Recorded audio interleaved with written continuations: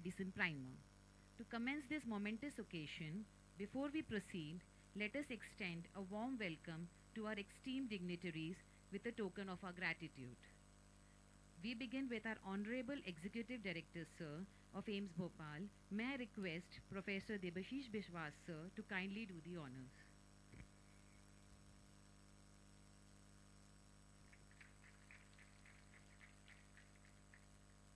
It's indeed a matter of pleasure and pride to have among us four guest speakers of this CME, right in the inaugural session. May I request Professor Deepti Joshi ma'am to present them with a flower bud as a token of regard and respect. Dr. Vikram Patel, Paul Former, Professor and Chair, Department of Global Health and Social Medicine, Harvard Medical School. Dr. Pratap Saran, Professor and Head, Department of Psychiatry, AIIMS Delhi.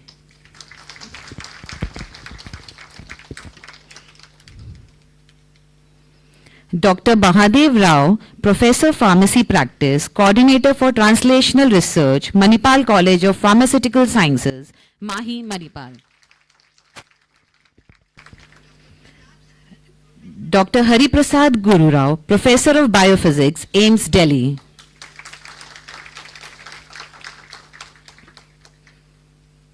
Next, I request Dr. Bhavna Dingra ma'am to honor our Dean of Examination, Professor Bhavna Sharma ma'am.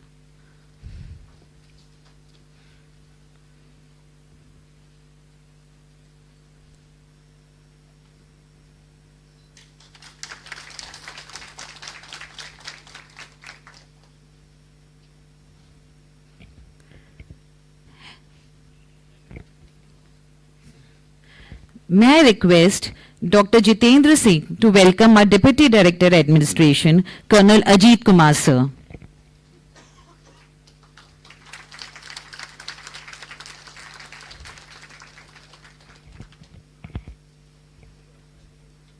As a symbol of wisdom and knowledge, we now proceed to the lighting of ceremonial lamp. I invite our distinguished guests to please come forward to light the lamp. Sir.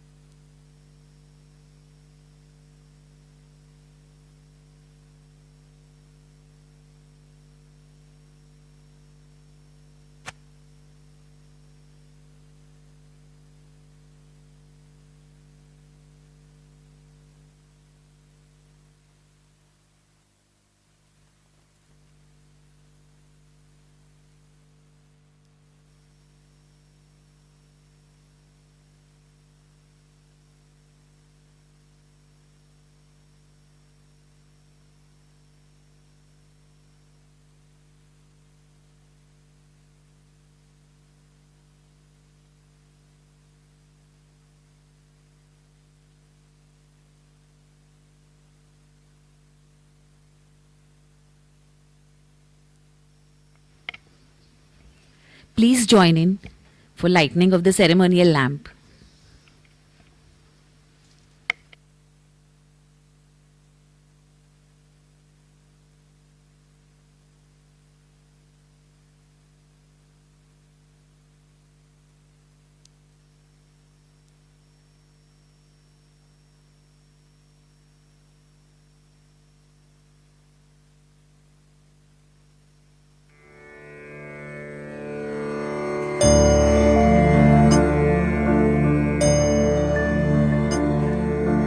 या कुन्देन्दुतुषारहारधवला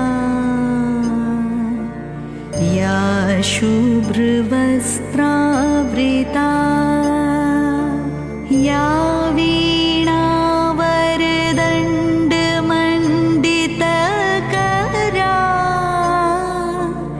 या श्वेतपद्मासना या ब्रह्माच्युत शङ्कर प्रभृतिभिः देवैः सदा Vandita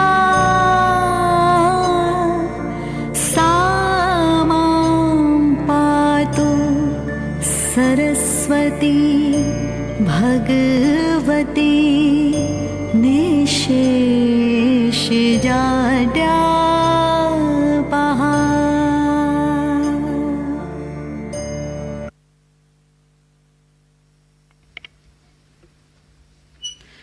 May the light of knowledge guide us all today. Thank you. It's my privilege to invite Professor Debashish Biswas sir to give an overview of the event and set the tone for the day. Sir.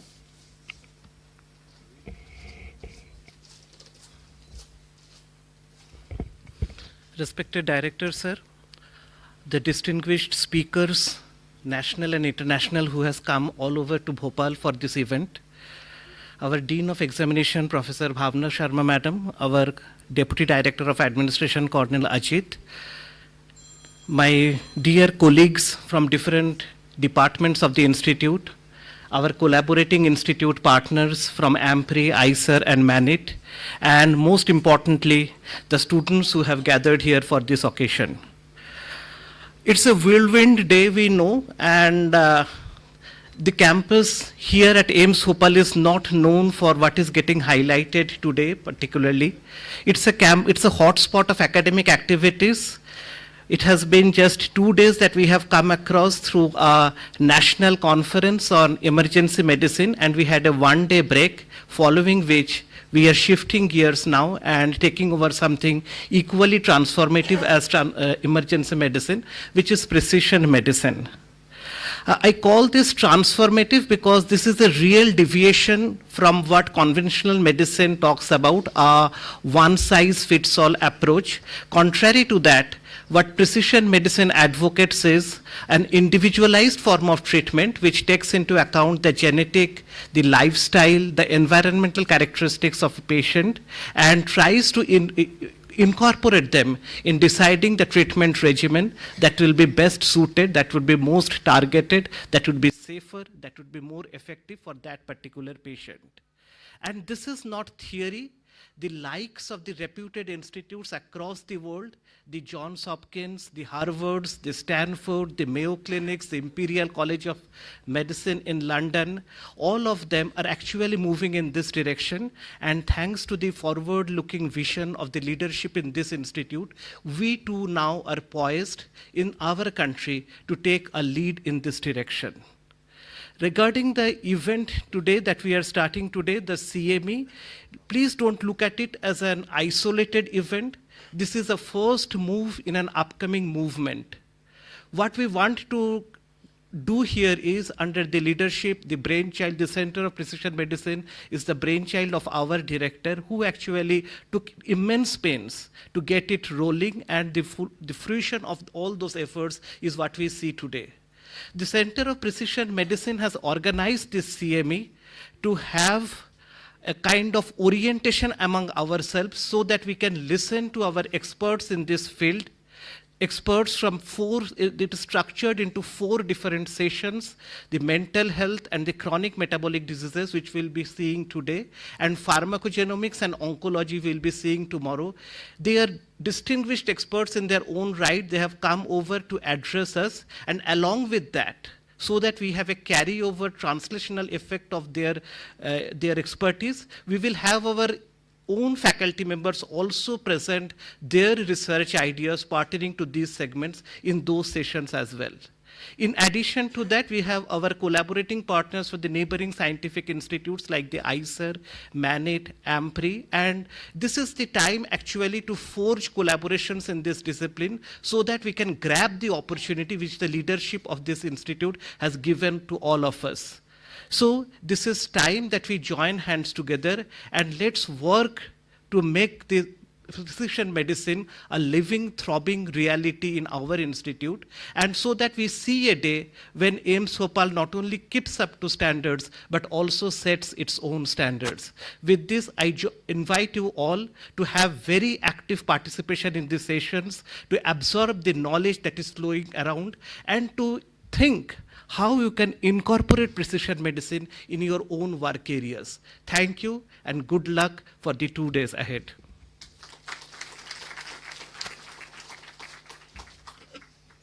Thank you so much, sir. We now move on to hearing from our esteemed keynote speaker, Professor Vivek M. Rangnekar, who is Professor and Alfred Cohen Endowed Chair cum Associate Director of Markey Cancer Center of the University of Kentucky at Lexington, USA.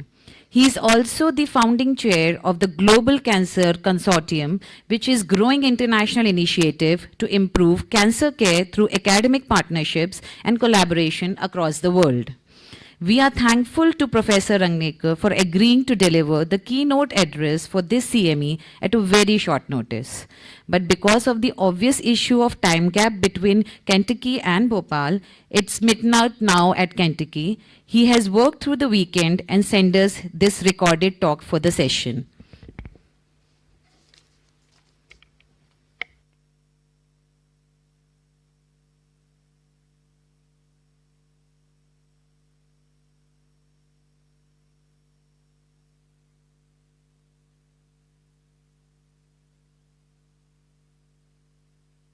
A very good morning to you all.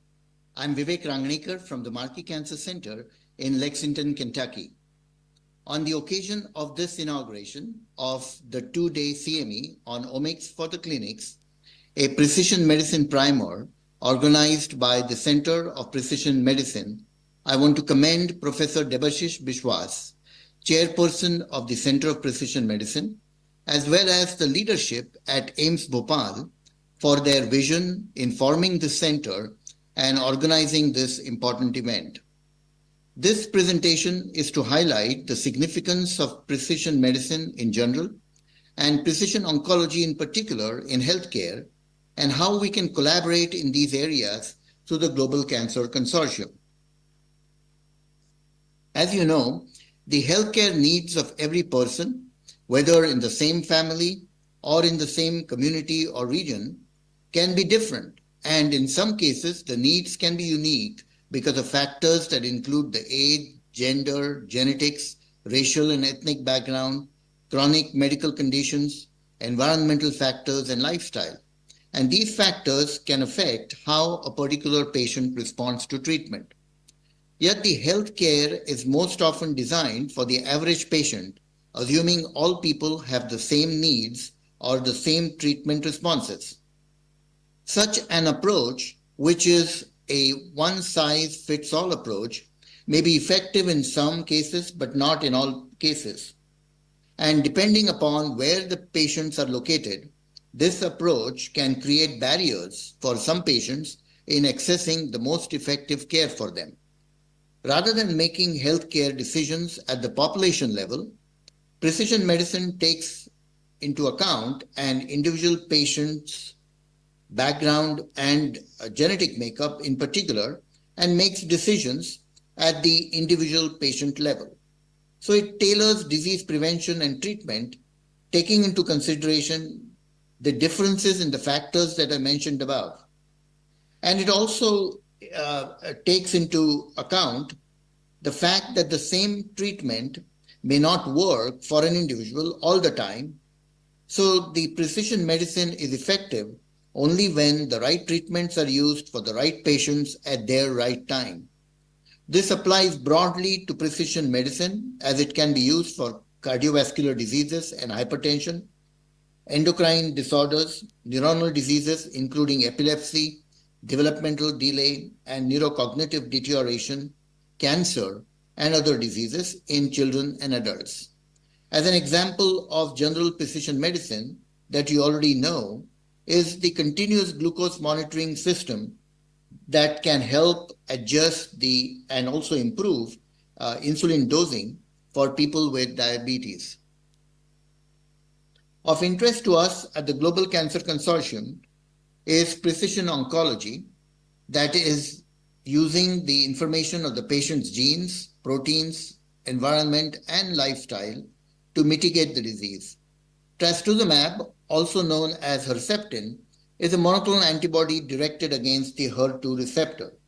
This is a poster child for antibody-based targeted therapy in breast cancer. For physicians treating patients from both government hospitals and private clinics, taking into account the value added and cost effectiveness of precision oncology is an important decision. So the cardiotoxicity of Herceptin has to be factored in the treatment plan for the patient.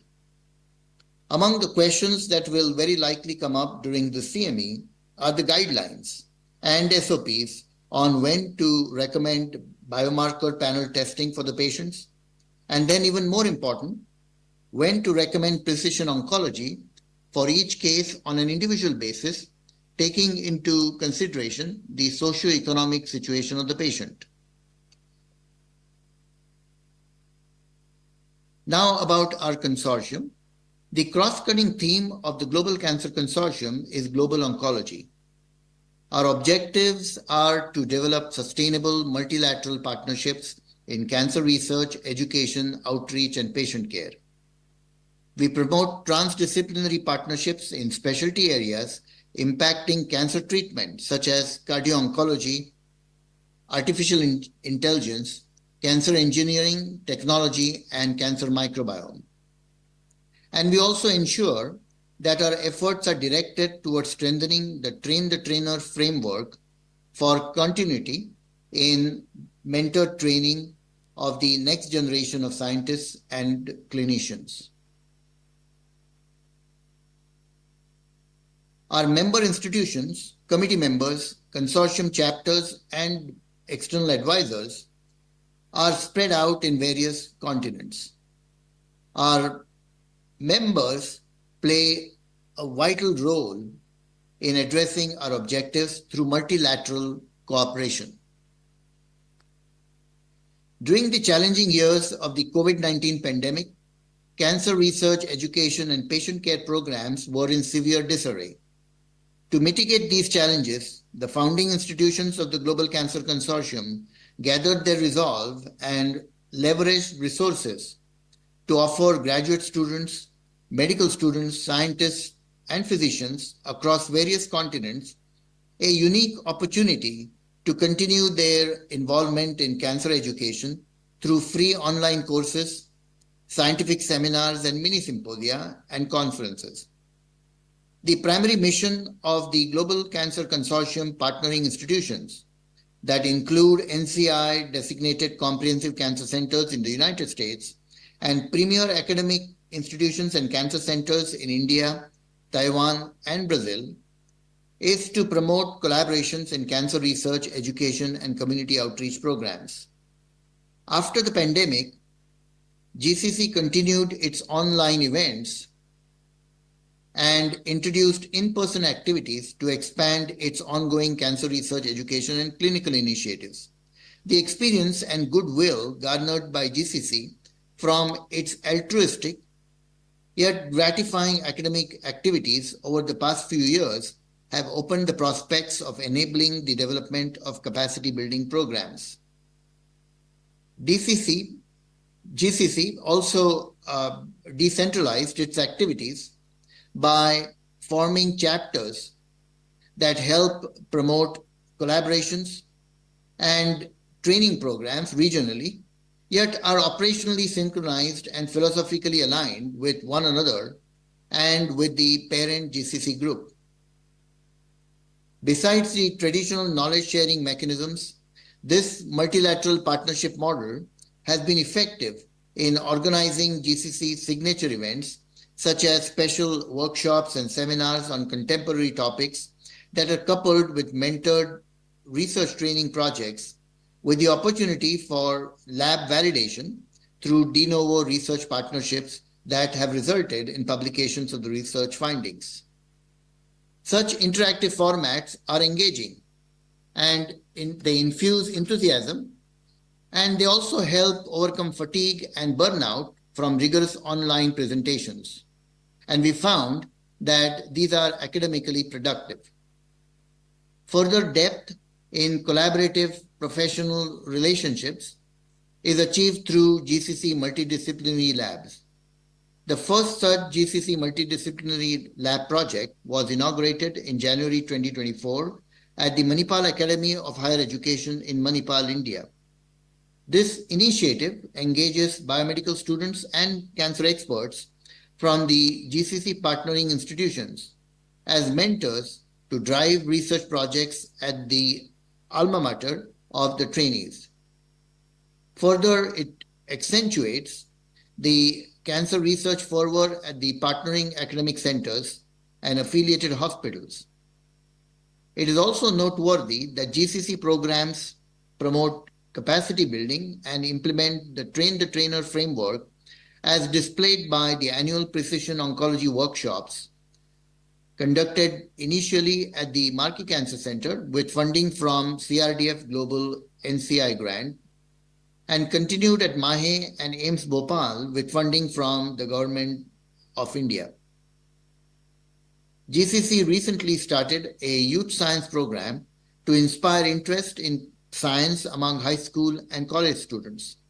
These activities have built-in training for the next generation of physicians and scientists to develop organizational management and leadership skills, some of whom may opt to become consortium executives in the future. The sustainability of the consortium is dependent on continued funding and tacit support of the participating institutions, as well as the passion and persistent efforts of all the stakeholders to stay continuously involved in the depth and breadth of the academic activities and add new pioneering programs. We held 4 international conferences so far. The first was held virtually during the COVID days. The second was organized by the Manipal Academy of Higher Education in Manipal. The third was organized by ACTREC, Tata Memorial Center in Mumbai. And the fourth was held in Brazil at the Cancer Center of Sao Paulo and the University of Sao Paulo in Sao Paulo. Each conference had its own translational research and clinical theme and included enthusiastic Q&A sessions and panel discussions.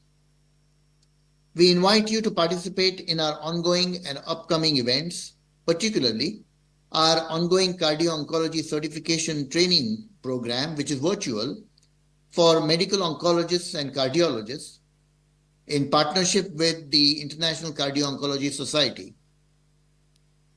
We are also starting Precision Oncology virtual series that's being led by Dr. Sridhar Ganesan of the Rutgers Cancer Institute. This will start in October this year, and the 5th International Global Cancer Consortium Conference is being organized at Amity University in January next year. I'm honored by your invitation to speak here today, and I wish you the very best on this 2-day CME event. I would also like to welcome AIIMS Bhopal to the GCC South Asia chapter. Thank you.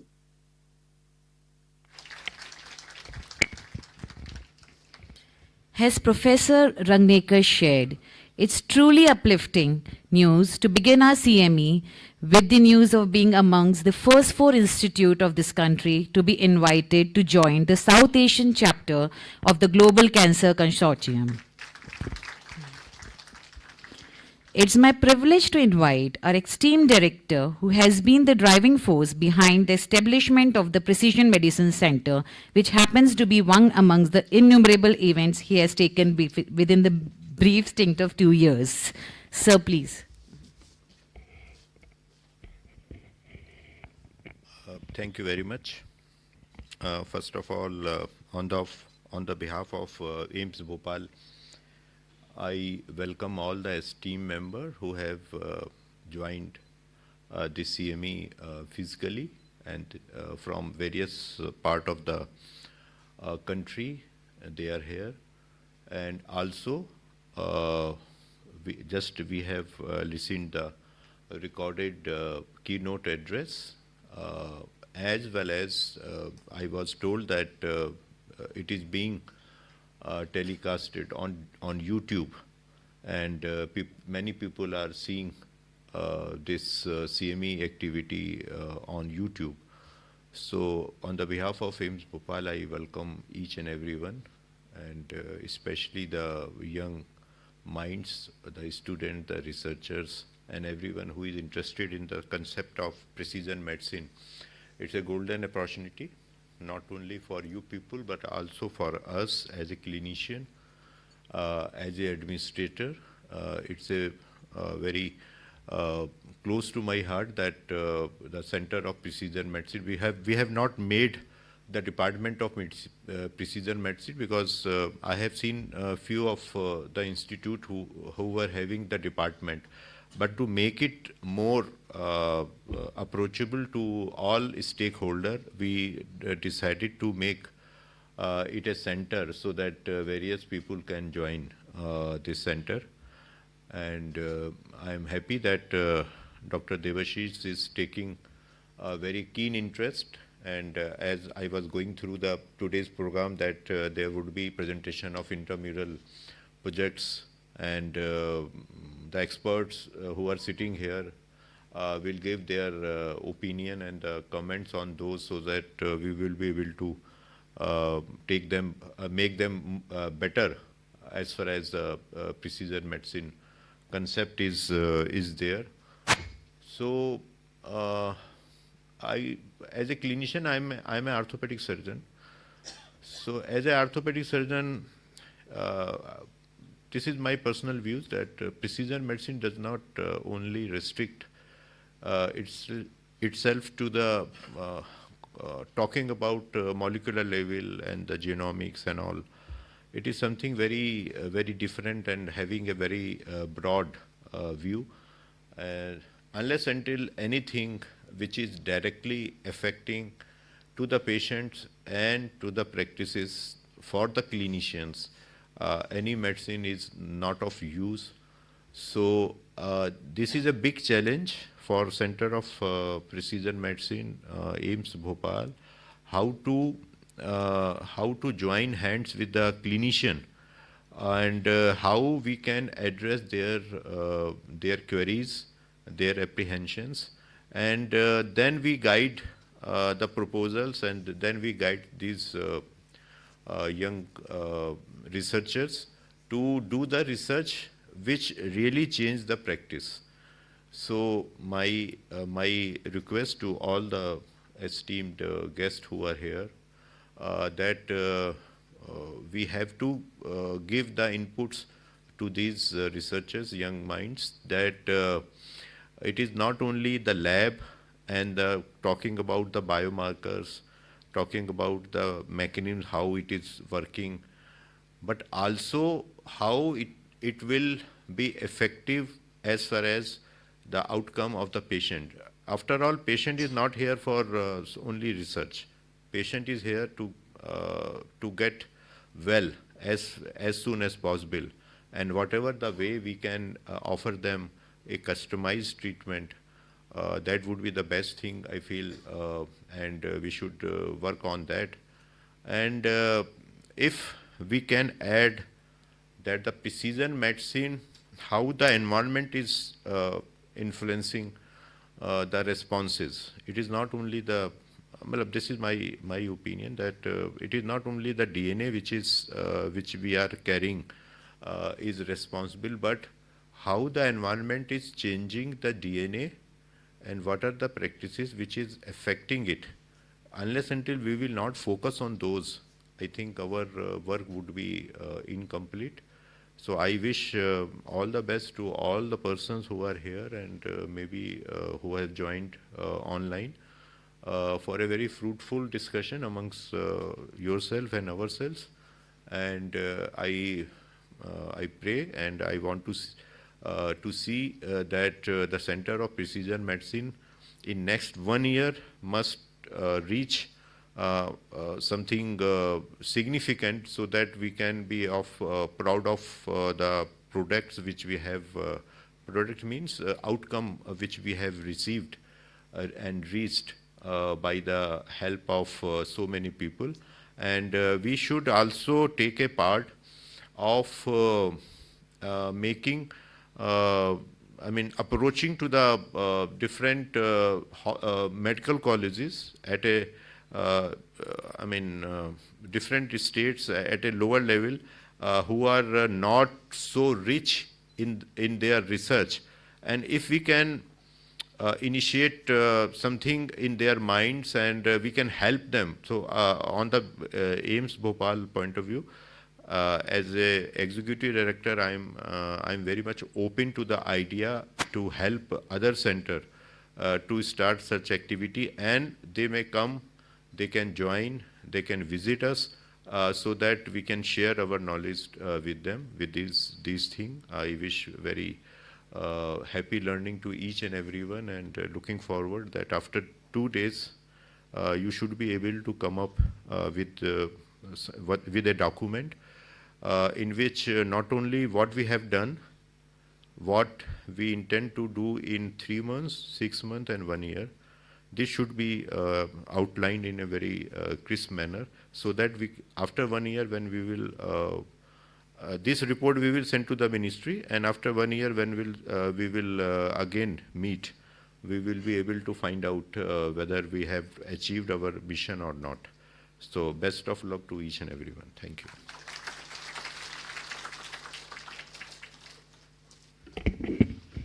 Thank you so much, sir, for the inspiring words and laying out the roadmap for the journey ahead. We will now have a group photograph of the event and then go for a quick tea break. Please join us for the group photograph.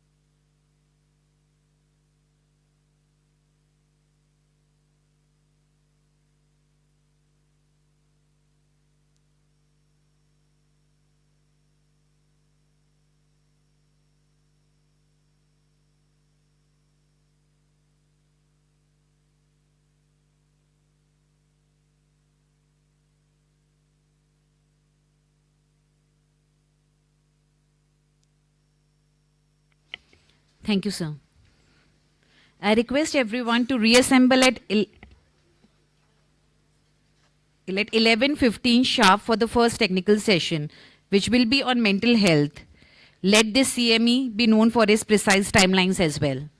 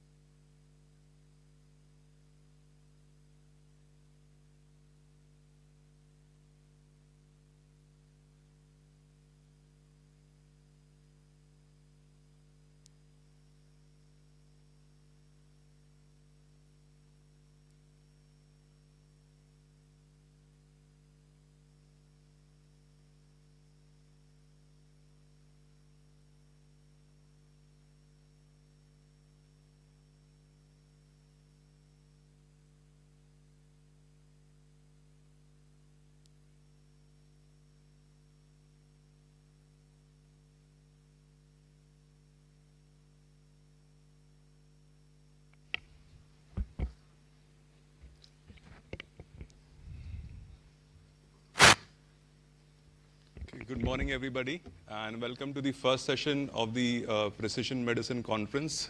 This session is for mental health. In this session, we have two eminent speakers. One is from Professor Vikram, is from Harvard Medical School, US, and Professor Pratap Sharan, who is from AIIMS, New Delhi. In this session, we'll have two presentations.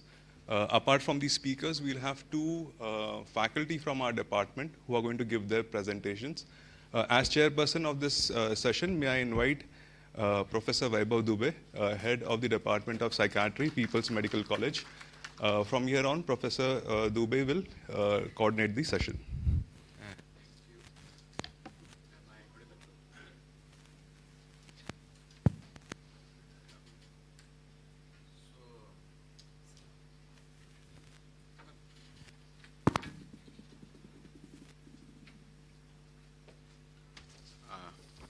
Thank you very much for inviting me for such a wonderful CME on such a wonderful and new concept.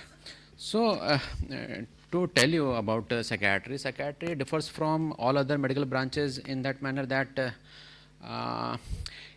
all the mental health and mental health illnesses are basically multi-dimensional construct, and it is very difficult to decide boundary between the different disorders as well as between the normality and the disorders.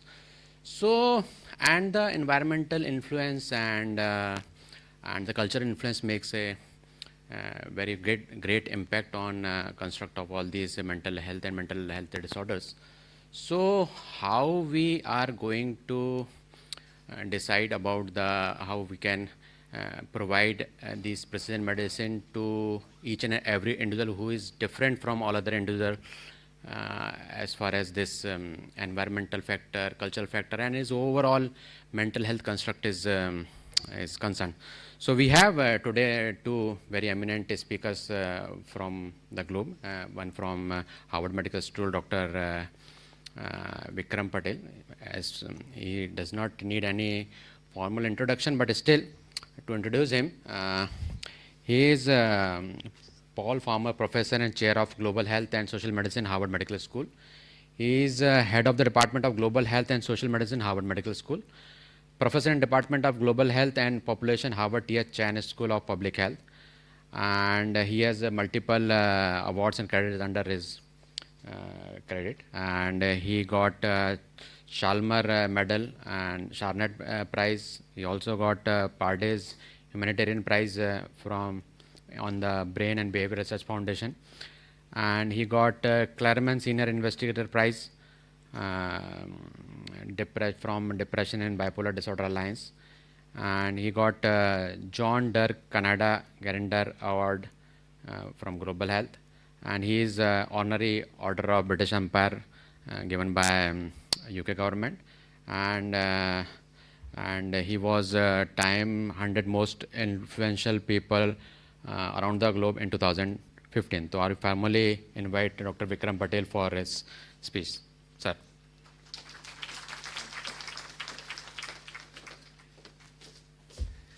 Thank you very much for that introduction. And I'd like to start, first of all, by acknowledging and thanking Dr. Devasis Biswas for having invited me to speak to you today at the CME. It was a wonderful timing since I was here spending a lot of time with him and many of other colleagues from AIIMS Bhopal for a trial that I'm going to be speaking more about in my talk today, which is really goes to the heart of precision medicine. And I wanted to just say a few words before I get going with, can I have my slides?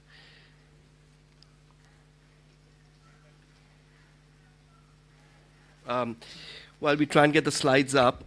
So I just wanted to say a few words, to amplify some of the points that were made by the previous speaker and the chairperson. The executive director said a couple of things that I think are really important, and you'll see illustrated in my talk.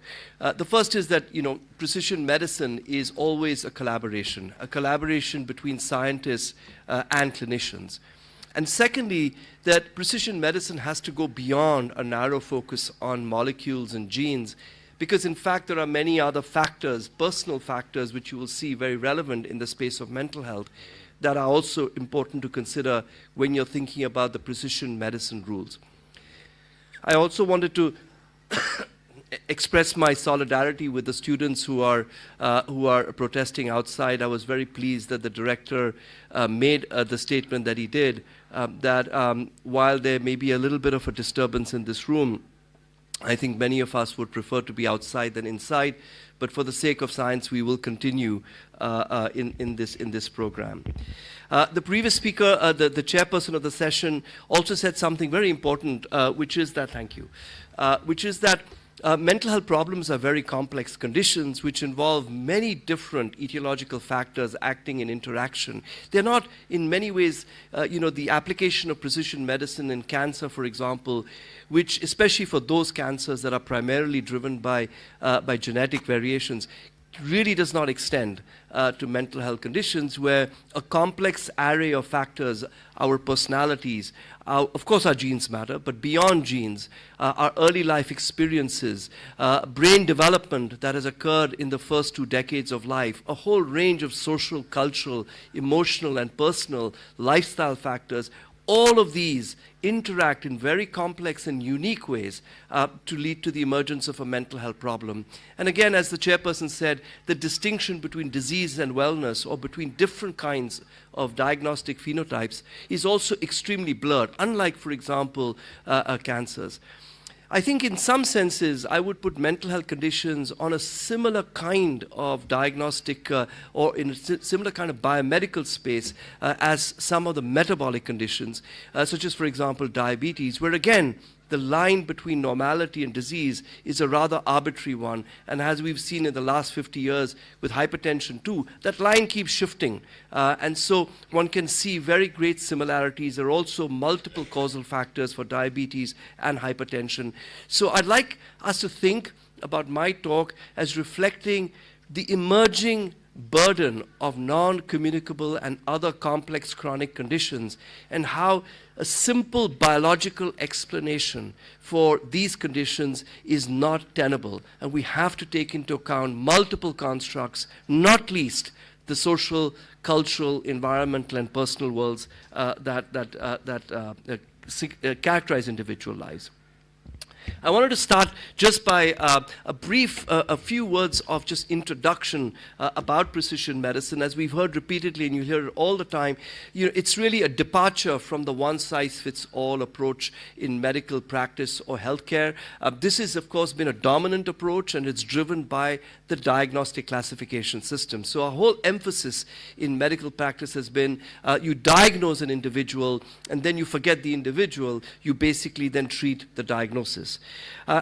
This is really a kind of a rebuttal of that one-size-fits-all categorical approach. And it's a tailoring of the treatment for the individual characteristics, and you can see in this definition from the National Research Council about the different ways in which that tailoring can take place. It's important to say that precision medicine, as you can see from this definition, is actually a fairly recent concept, and it is a constantly evolving one. And so this CME is a wonderful starting point for having conversations that will continue into the future, especially building on new science that demonstrates both the applications of precision medicine, but as you will see later on, the limits of precision medicine as well. I want to just remind ourselves of another term that is frequently heard of in medical research as well as in hospitals, and that is personalized medicine. Now you might wonder, what is the difference between precision medicine and personalized medicine? Because personalized medicine also emphasizes tailoring the intervention to the needs or the characteristics of the individual patient. I see precision and personalization really as part of the same overall dimension or spectrum. The difference is really the degree of sophistication in which we are personalizing the intervention for the particular patient. The more sophisticated that personalization becomes, the more precise it becomes.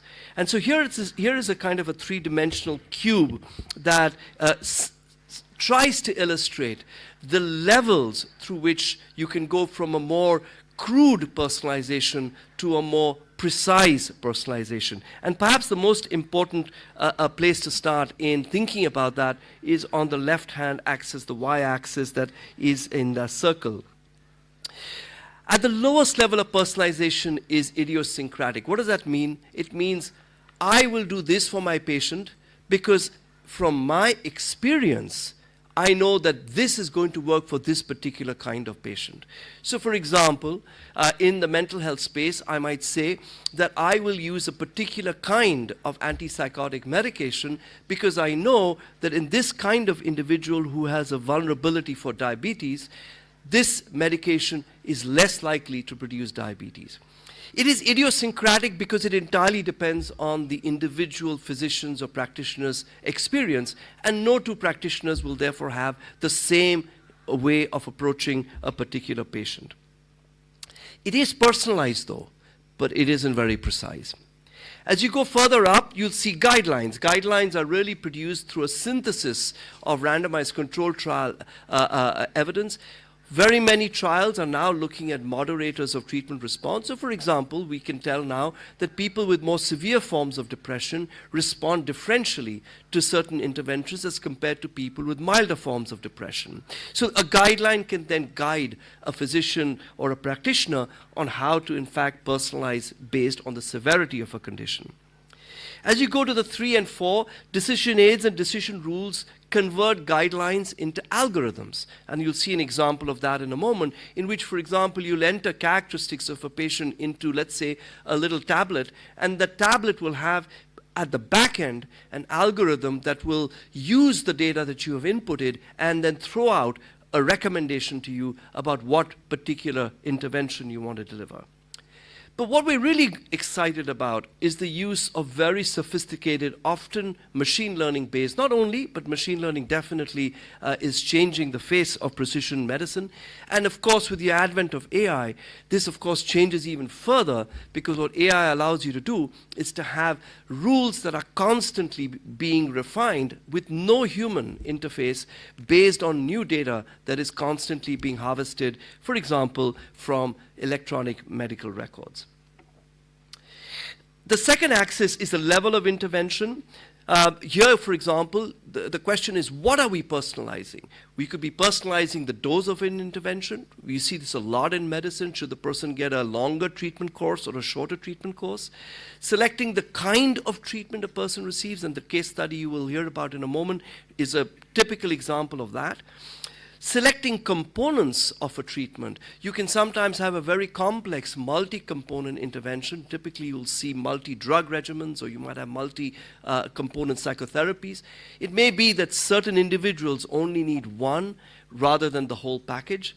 And of course, personalizing the delivery style. A very good example of this, of course, is in the advent of the pandemic, whether telemedicine, which has now become much more mainstream, does it work equally well for everyone? It's a perfectly good question to ask from a delivery point of view.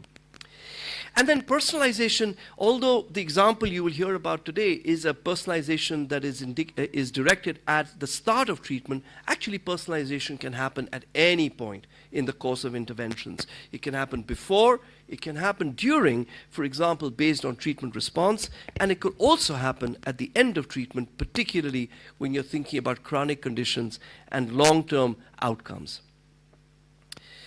So here is a slide that's an infographic, and I'll share these with you through the organizers. So those of you who may find these interesting, you can reuse them. What this slide is simply showing you is how we actually achieve personalization. So for all personalization or for precision medicine at its most sophisticated end, we have to start with a data source. And that data source will then go through, will produce outputs that are both either quantitative or qualitative or both. They'll then be filtered, or sometimes not filtered at all, by a human provider, and ultimately a treatment decision or an intervention decision will be made. So what you can see again, as in the previous slide, as you go from the top of the slide to the bottom of the slide, is the increasing sophistication with which personalization ultimately becomes precision medicine. So for example, and I won't go through every single row, but just to illustrate, at the top you will see the least precise is, as I said, the idiosyncratic. I believe this will work because I have this experience for the last 20 years. This, by the way, was all that we had when I was a medical student. It was entirely at that level. Every bit of personalization was what your medical guru told you was the thing you should do based on their experience. And as you can see, there are no actual quantitative or qualitative outputs. The human filter is entirely the clinical judgment of the judgment of the clinician, and sometimes patient preference. Patient preference, of course, where choices do exist and where, for example, do we in fact have choices to offer patients? Where they do exist, patient preference can also be important. And then as you go further down the left-hand column, you will see you get to more and more sophisticated kinds of personalization. And then at the bottom, you have what some would argue is the holy grail. I don't think it is, actually. I think human filter should always be there. But certain kinds of personalization are really where you have a purely statistically driven model that is using a range of patient data to predict whether or not an individual will respond better to one or another form of an intervention, and will then generate a recommendation that is automatically then given to the provider who is required then to implement it. In actual practice, it's row number 5 that really I think is the right hybrid. It's where you do get a recommendation, but there will be a human filter because, as you will see a little later, data are often not necessarily representative of all the patients that we see. So the goal really is to move from a more arbitrary, idiosyncratic, personalized approach to a more data-driven, precision medicine approach in healthcare. So now I want to turn to the case study that I want to use to illustrate some of these principles. And what's exciting is this case study is happening right here in Bhopal. So we're not talking about a case study from far away. And this case study refers to one particular condition, but I hope that you won't get sort of lost in this condition, but really, hopefully, think about the principles that we've applied in the study design, which could then extend to many other complex health conditions. So depression is a very common mental health condition. It's the leading mental health cause of disability around the world, and has a lot of negative consequences when not treated. The National Mental Health Survey of India, that is the largest population-based study of all mental health conditions in adults in India, which was sponsored by the Ministry of Health and led by NIMHANS. It reported, here you can see the prevalence of all the mental health conditions in the NMHS. And I've just circled the ones that are both narrowly defined depression, and as the chairperson described, actually narrowly defined depression blurs its boundaries with a broader group of neurotic stress-related conditions that often includes anxiety conditions and trauma-related conditions. But if you have to apply the diagnostic framework of ICD, roughly 3% of the adult population in India is currently living with a clinically diagnosable depressive disorder. That's a pretty large number by any account. So I mentioned the adverse effects of depression on individual well-being. One of the most important ways in which depression can be fatal in multiple ways. We don't often recognize depression in death certificates, but in fact, the single most important cause of suicide is depression. And suicide is the leading cause of death. This is actually a paper that I did with the Million Death Study.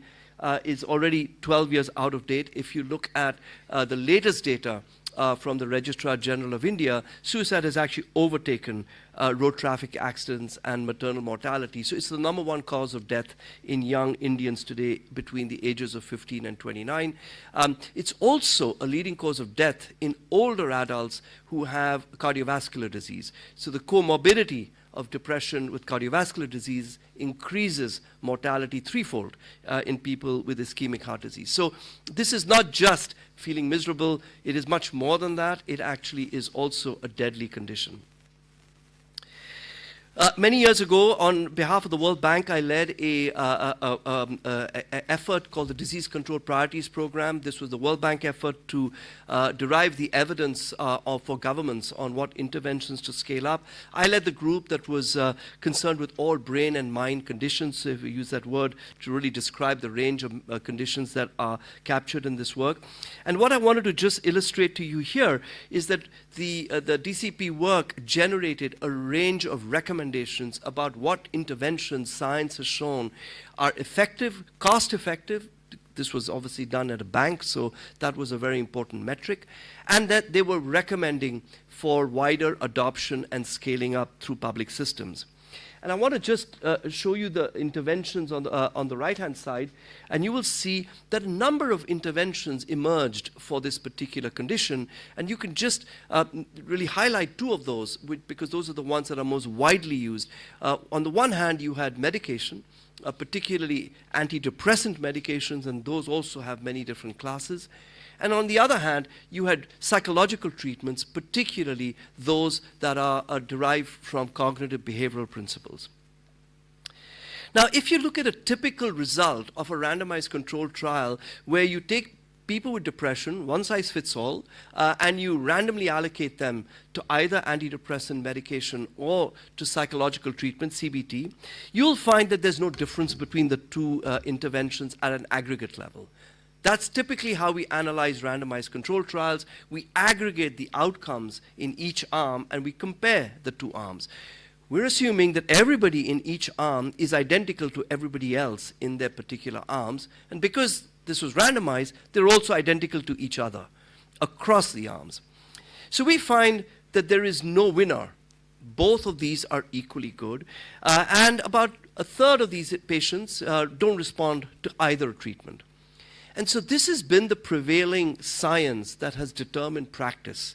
And this has therefore left the psychiatrist or the primary care doctor to decide what treatment they give, because it makes no difference. Either of them is equally good. And if you're lucky and you have a choice, then patient preference may join in. Of course, because as we know, the pharma companies and doctors prefer to prescribe, the net result of this is that 95% of all people with depression who receive any care in India, which itself is a very small fraction of the total number, will only get antidepressant medication. This is what we currently do. We don't know whether there's any difference we know there's no difference between the two, and so the question mark really reflects, at the clinical interface, we just choose whatever we like, or whatever is available. Either of these two are the idiosyncratic choices. But imagine if there were different kinds of people who responded more to one intervention versus the other. What if, for example, there were certain individuals that if you gave them CBT, they would do much better than if they got the antidepressant medication, and vice versa? If that was the case, and you could allocate people according to which treatment they are more likely to respond to, what currently is a 2/3 response rate or 60% response rate to either treatment could theoretically be increased to 80 or even 90%. That is the goal of a precision medicine intervention. This was a very important research question in depression care, because we have so many options for depression care, and right now we're just randomly giving it whatever option we like or whatever is available. There is no science in how we actually allocate these interventions. And this is why the Lancet World Psychiatric Commission on Depression, which I co-led, identified the precision medicine area as one of the most important research questions in the field. So in summary, we have two very effective first-line interventions. There are many more interventions for non-responders, like ECT, but in the first instance of care, there are two very effective interventions for depression, but we do not know what works for whom. We also must recognize that about a third of people don't respond to either intervention. And they have to go through many weeks, sometimes months, of waiting to find out that they have not responded. This is like a trial and error game which dominates clinical practice. What if we could actually identify those patients who will not respond to either of these two interventions? Wouldn't that be an amazing way to actually immediately allocate those patients to more intensive interventions like ECT or TMS? And of course, there are even more interventions coming for depression, including a whole new generation of psychedelic drugs. So with so many treatment options, precision medicine can help make care far more efficient, as well as much better value for the patient. And that precisely is the goal of the OPTIMIZE-D study. This will be the largest precision medicine study in psychiatry in India and probably in the global south. We are going to randomize 1,500 patients for moderate to severe depression, and they will be randomly allocated to 2 evidence-based interventions. I'll speak about them in a moment. And the whole goal is to generate a precision treatment rule that will use baseline characteristics, and again I'll talk about that in a moment, what baseline characteristics can help the clinician predict whether a person with depression should receive antidepressant, should receive a psychological treatment, or actually it doesn't matter which they get. And of course the fourth group is they won't respond to either, and I should refer that a patient to more specialized care. The trial, which is funded by the National Institute for Mental Health in the US, also has a number of other outcomes. There's an economic outcome because there's a cost to personalization of precision medicine. And what we want to ask is, does that cost pay for itself by improving the aggregate level outcomes? Remember, in a randomized controlled trial, we're looking at aggregate outcomes. If we apply precision medicine, can we increase the aggregate level outcomes in terms of remission and recovery? And is that additional cost that is required to do that good value for money for the public healthcare system? We're looking both at short-term outcomes, which is remission, as well as long-term outcomes, which is called recovery. That is to say, in a chronic relapsing condition like depression, we're not only concerned with controlling symptoms in the short term, we're actually concerned, more importantly, does this person stay well? And that is a long-term outcome, very important for chronic conditions. We also have mediators of treatment effectiveness. And of course, you wonder, you might be thinking, many of you, that biological and genomic predictors, isn't that what we do always in precision medicine? Well, not necessarily, as you'll see in a moment. That is what the history of precision medicine is. But as the dean, as the executive director remarked earlier, we need to go beyond that. And in OPTIMIZE-D, we have a much broader range of baseline characteristics that we're assessing in addition to biological and genomic predictors. So the trial is happening right around us. In 11 primary health centers of the city of Bhopal. And I must say, express my deep acknowledgement to the hard work that my colleagues at Sangat and AIIMS Bhopal have done to establish a memorandum of understanding with the National Health Mission of the Government of MP and the Office of the Chief Medical Officer of the city of Bhopal. This is, for me, a remarkable example of how high-end academic institutions can actually work in partnership with the public healthcare delivery system to conduct what is really quite cutting-edge science in our field.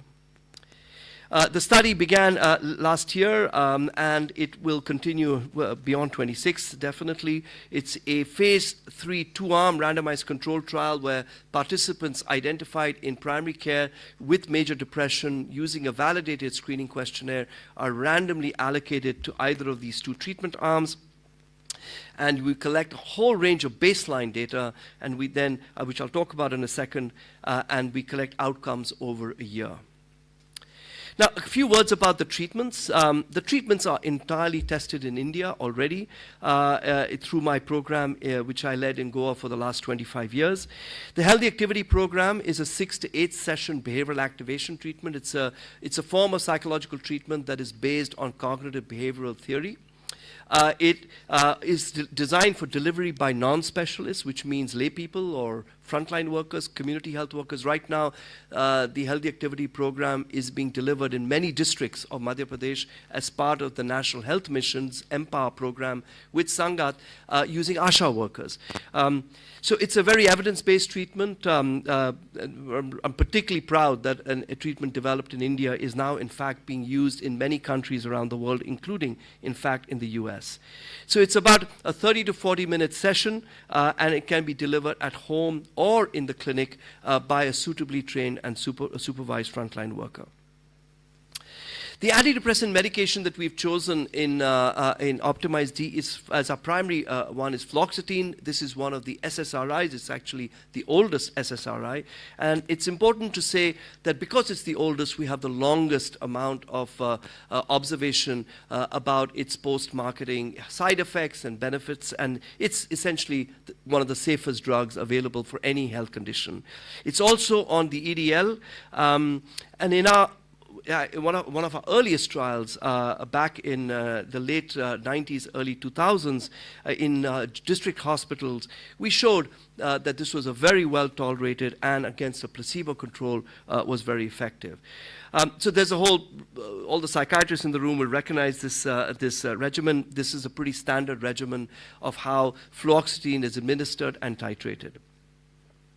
Now, I want to go to the probably the most important question in a precision medicine study. What baseline characteristics are we going to measure?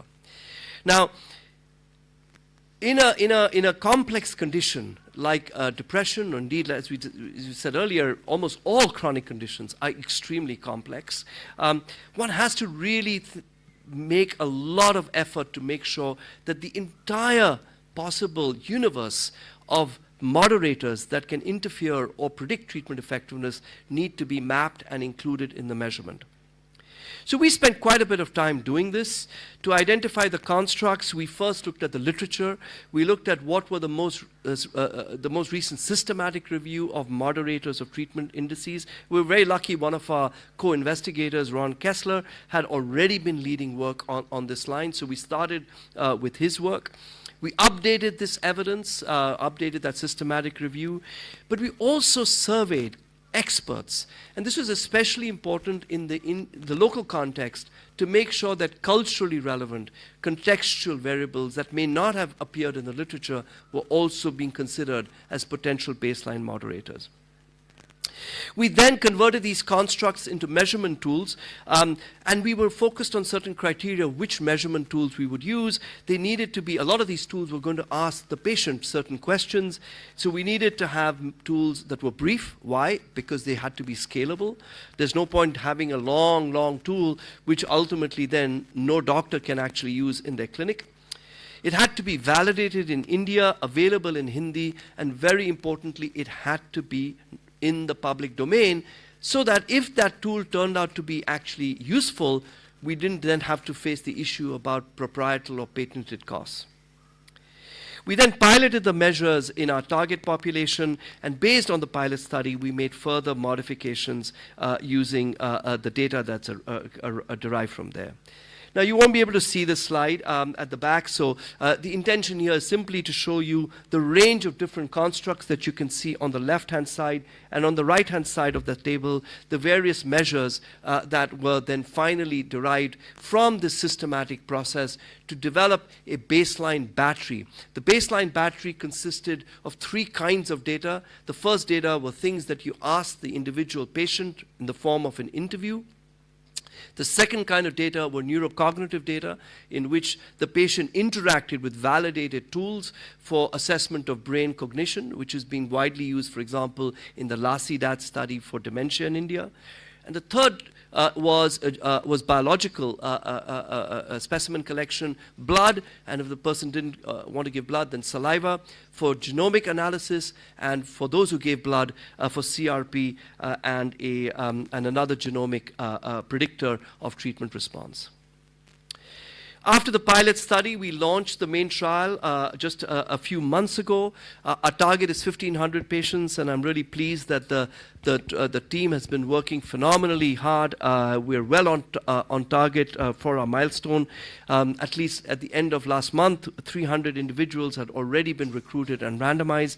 And because of the pilot study, the original baseline battery, which was running at 3.5 hours, remember, we have to collect every bit of data. That doesn't mean the precision treatment rule will need 3.5 hours. It's that we're making sure that we collect all the baseline data in a trial, and then we can identify a subset of those variables that will be used in the final precision treatment rule.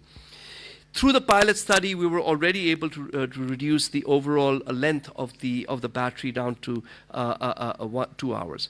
I want to finish by just describing some design innovations that I'd encourage those of you who are really thinking about the application of precision medicine beyond the hospital into the wider population to be thinking about. First of all, I don't know how many precision trials are actually located in primary care. Precision medicine is often associated with high-tech medicine. This is a terrific example of an effort to actually take precision medicine out of the hospital, where 95% of our patients actually receive care. We have used a comprehensive battery of potential predictor variables that go across biological, behavioral, psychological, social, and neurocognitive domains. We're using very sophisticated machine learning techniques in order to generate the treatment selection rules. We have also got a range of different mediators that we are measuring that help us explain why certain treatments why a particular treatment may work better for a particular patient and not another. Our outcomes are not just clinical outcomes. We also are very concerned with patient-level outcomes such as, and policymaker outcomes such as self-defined change, as well as economic outcomes. Very important for the government, for example, to be able to know what does it cost to do this precision treatment assessment, and what is the saving that I will make if I am able to allocate patients to the treatment that they will benefit from. And I think in a very exciting way, and I'm really delighted, this is a critical role that AIIMS Bhopal is playing through really examining how polygenic risk scores, something which has rarely been examined in the depression treatment literature anywhere, can enhance the precision of the prediction. So ultimately, this is what care could look like 3 years from now when we have the precision treatment rule. A patient walks into the clinic. Based on the final subset of variables that we have identified predict treatment effectiveness, they will have that assessment.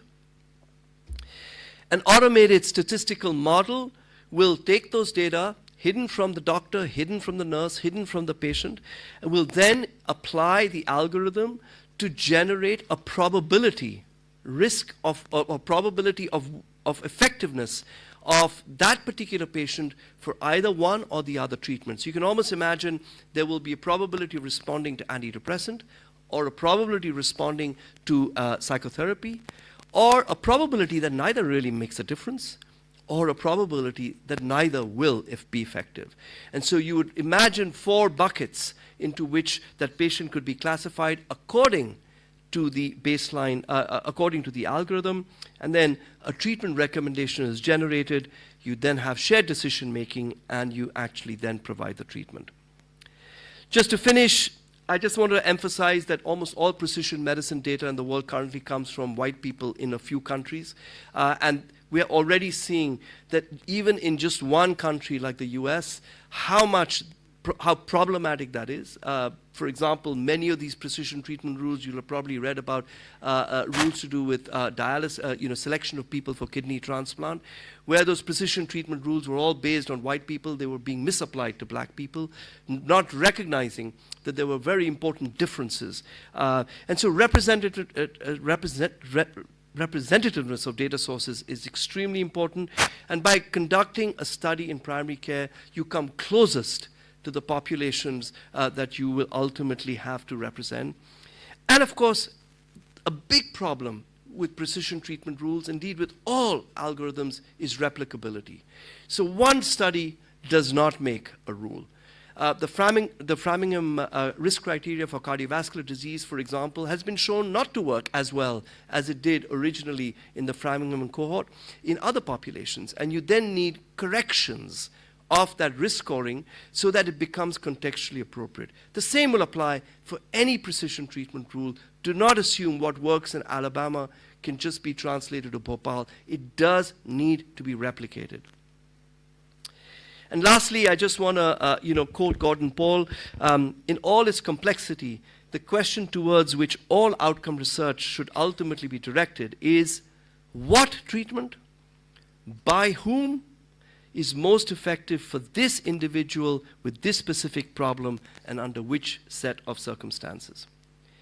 I want to acknowledge the very large OptimizeD team that involves multiple institutions. Again, to amplify what the director said, precision medicine research is always collaborative.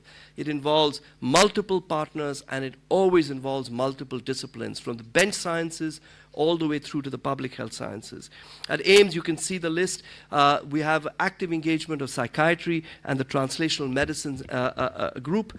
From Sangat, and Anand Bhan, who's here, is the PI. A very large team of health researchers, economists, who have deep engagement with primary healthcare and community health research. And of course, I have a wonderful team of scientists working with me at Harvard University, mostly at the medical school. And I'm also, again, very grateful to the NIMH. I also want to thank my two younger colleagues, Zach Cohen and Julia Ruiz Pojelo. I'm sure I've mispronounced her name, who's sitting here, for their help in making these slides. Thank you very much.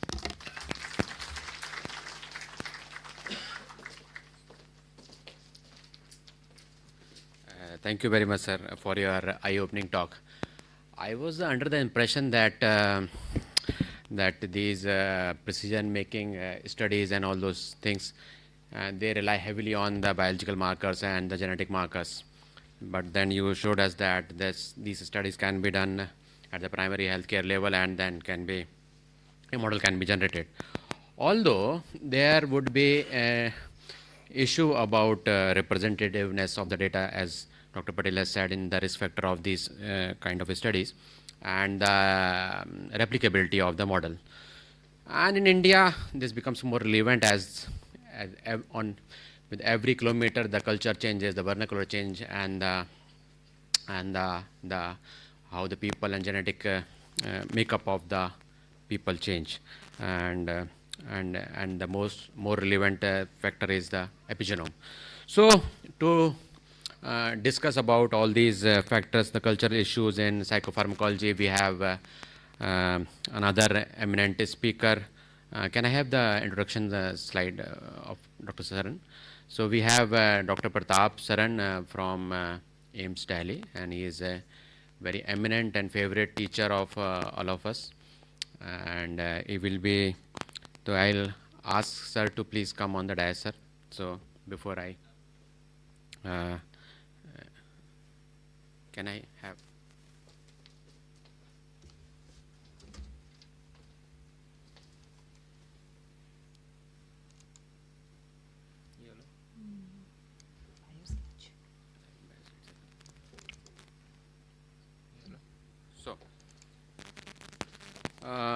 So, Dr. Pratap Saran, our next speaker, is from AIIMS Delhi. He is currently Professor and Head Department of Psychiatry, AIIMS New Delhi, and Professor in Charge Student Welfare, AIIMS New Delhi.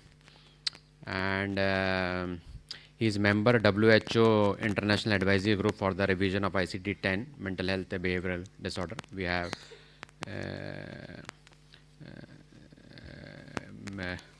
seen him delivering his talk on personality disorder and this about newer changes in the ICD-11. And he is a member of WHO International Advisory Group for training and implementation of ICD-11. Ex-President Indian Association for Child and Adolescent Mental Health. He was ex-President Indian Association of Social Psychiatry. He has multiple award and about more than 300 publication under his credit. And his area of interests are cross-cutting issue in mental health, like public mental health, occupational mental health, psychotherapy, psychometry, and cultural issues in psychiatry, which we are talking about today only. So I'll invite sir to please enlighten us. Thank you, sir.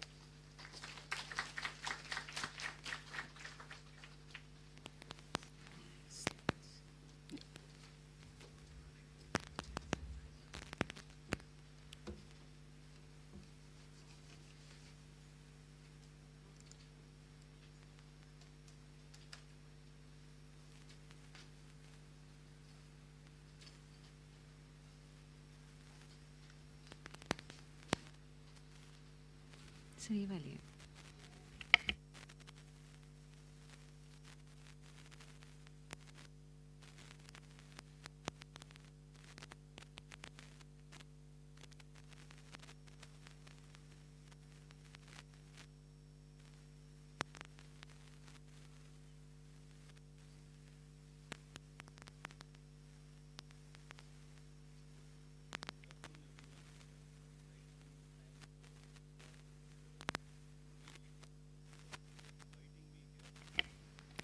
and Dr. Dubey for his kind introduction. Vikram is a hard act to follow, so I will not try to do that.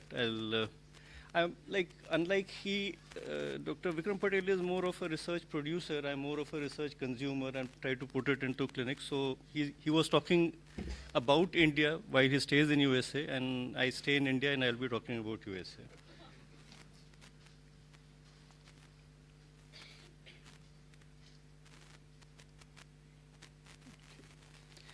Okay, so since this whole CME is about precision medicine, I just put some points of precision psychiatry here to basically let you know that some work is going on.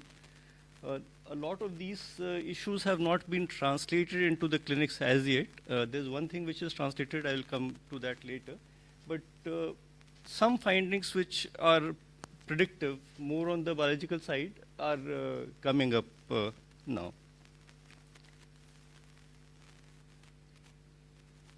Okay, so as Vikram had also told you earlier, majority of data on psychopharmacology relates to populations of European and American ancestry. America, mostly it's again semi-European in certain ways.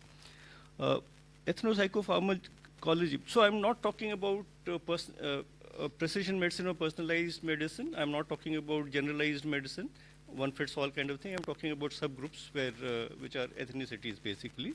So ethnopsychopharmacology calls attention to the variability in psychiatric medication responses due to biologic and non-biologic. That is the thing that I want to emphasize, which may include ethnicity, but could also include personal lived experiences, social, cultural, and environmental influence. These are points which Vikram has already made. Some of the intrinsic factors could be things like genetic predisposition. Till now, precision medicine has kind of focused most on it. But other factors like sex and age and height and weight all could play a role. Extrinsic factors can be very many, from cultural environment, climate, pollution, psychiatrist prescribing patterns, various kinds of support, including mental health policies and other ways in which people take help. Okay.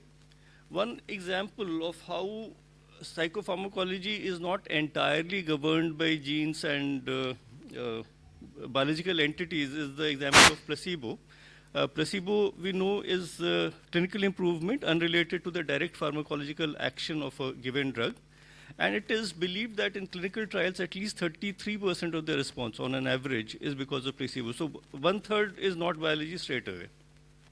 Unless we say that placebo also can have biological elements into it.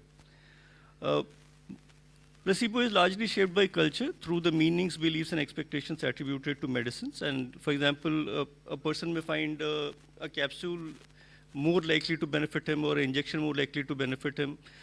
Many antidepressants are blue in color because it's supposed to be peaceful. So these kind of things do play a role. And the most important probably will be the patient-provider relationship, because if there is hope and expectation that the provider gives to the patient, they are more likely to take the treatment as such.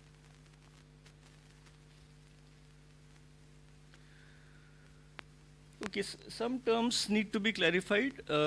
Race is defined by physical features like whites and blacks. These are color-based decisions.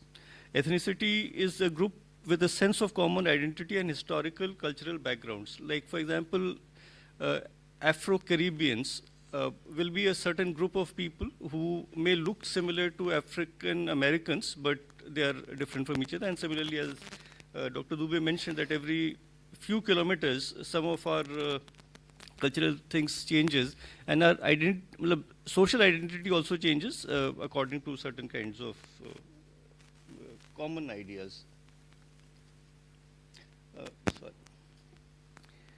So the issue with race and ethnicity is that they are social constructs. So it's defined by a group of people, and they are not necessarily genetic in their structure. And so they should not be used as proxies for genetic inheritance. If we are talking about genetic inheritance, it's not a straightforward proxy.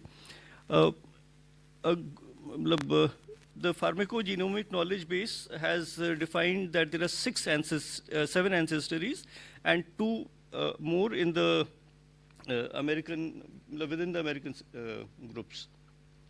So this is a rough kind of presentation of the various ancestries. It includes American ancestry, sub-Saharan ancestry. Then there is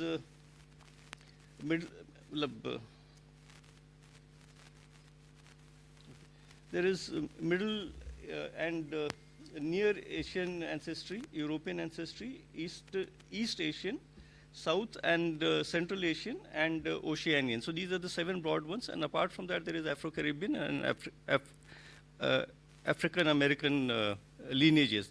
So people who are working on ethno-psychopharmacology believe that this is a better way of understanding the genetic variation as compared to ethnicity per se.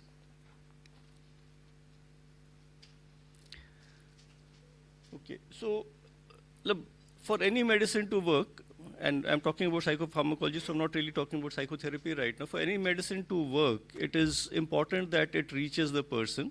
And we find that rate of prescriptions and utilization varies a lot across the world and across different populations. So cultural factors can influence the rate of prescription. It could be the psychiatrist's education and culture. For example, blacks are generally diagnosed with schizophrenia to a higher rate. So if they may have personality problem or mood problems, the chances of misdiagnosis into schizophrenia is higher for that group. Similarly, the availability of medicines will depend on whether it is available in the country, and this depends on mental health policies and also what are the license indications. So sometimes there are certain medicines which you can use safely or legally for certain conditions, and other medicines are considered either they're taken, they can be used in an experimental basis, not for the specified indication. Patients' beliefs make a difference as to whether they will take the treatment or not, and we know that European American ancestry people are more likely to come for treatment and to get treatment as compared to the other groups. And it may be because they tend to psychologize more while other groups tend to somatize more. So those are kind of patterns which make some kind of a difference. In the rate of prescription and utilization for antidepressants, it's in Europe and US, it's found that the highest utilization is for European and Americans. African Americans have the lowest rate, and the Latinos or Hispanics had the lowest utilization. So the prescription rates were not lower than blacks, but they utilize it to a lesser degree. Even as the prescription rate for antidepressants doubled in USA in 10-year period, the increase for African Americans and Hispanics was much lower. So the whites were already getting more treatment, but after the increase occurred, the gap kind of increased, even though the blacks and Hispanics started getting more treatment. This kind of ethnic difference is not reported for SSRIs and SNRIs. In antipsychotics, African Americans are more likely to be prescribed higher than recommended doses. They are 6 times less likely to be given second generation antipsychotics. On the other hand, for clozapine also, they have a lesser chance of getting clozapine, but that is because they tend to have lower neutrophil levels, which is something which is called benign ethnic neutropenia. Current set of works seems to suggest that benign ethnic neutropenia should not be a factor for not giving clozapine, because usually they tolerate it well, and actually blacks seem to have less of agranulocytosis as compared to other groups. There can be very different kind of prescription practices across the country. For example, clozapine is prescribed at the rate of 10 per lakh in Japan and 180 per lakh in Lithuania. So this is an 18-fold difference for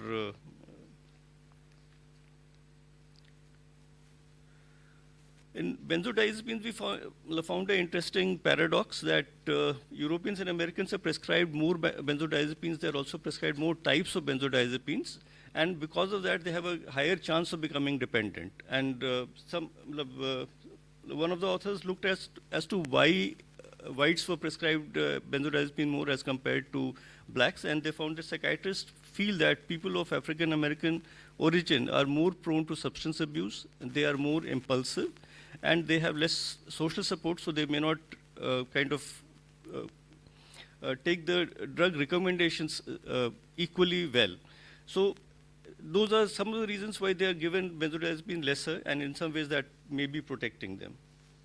Asian patients, on the other hand, show good compliance and outcome because of their family bonding. So these are some findings. These are not kind of very strongly evidence-based things. There is some data around it. About prescriptions in youth, it was found that Africans and Hispanics are less likely to be prescribed psychotropic drugs as with adults. But an interesting thing was that after the FDA black box warning in 2004, the antidepressant prescription rate came down for youth. The fall was much more for the whites as compared to the black and Hispanic groups because of the slow spread of information.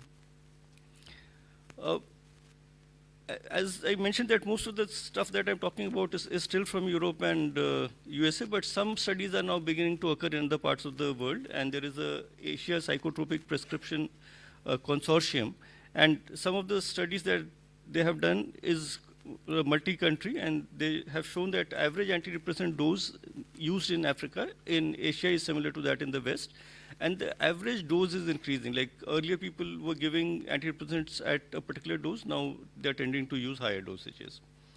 Another study on schizophrenia showed that mood stabilizers were given with antipsychotics at a much lower rate in Asia as compared to the Western countries, which may not be a bad thing if it's being used non-specifically, then it's probably good that the combined thing is not given for schizophrenia particularly. Coming to clinical response and side effects, in antidepressants, Africans have a lower response to fluoxetine, and this is based on prospective studies, but the STAR-D study also seemed to suggest that African ancestry was associated with a low rate of antidepressants. Africans, Asians, and Hispanics require lower dosages, so the drugs may be equally effective, but they require lesser dosages for it to become effective. In antipsychotics, Asians seem to respond to lower doses of clozapine, and their blood levels was higher in Asians at equivalent doses. So if they're given standard doses, the chances of getting side effects are more, and that is one reason why Asians should be given lower doses of clozapine, at least to begin with. African Americans are not, as I have mentioned this earlier, they are prescribed clozapine less often because of benign ethnic neutropenia, and if their neutrophils fall, they are discontinued much more easily, but research seems to suggest that that shouldn't be done. If their usual rates are lower and slight falls should not lead to the discontinuation of clozapine. Clozapine is important because it is being given for treatment-resistant cases, and if you are stopping the medicine for certain small doubts which are not scientifically proven, you are taking away something which is very important from the therapeutic armamentarium. African Americans are also more prone to weight gain, and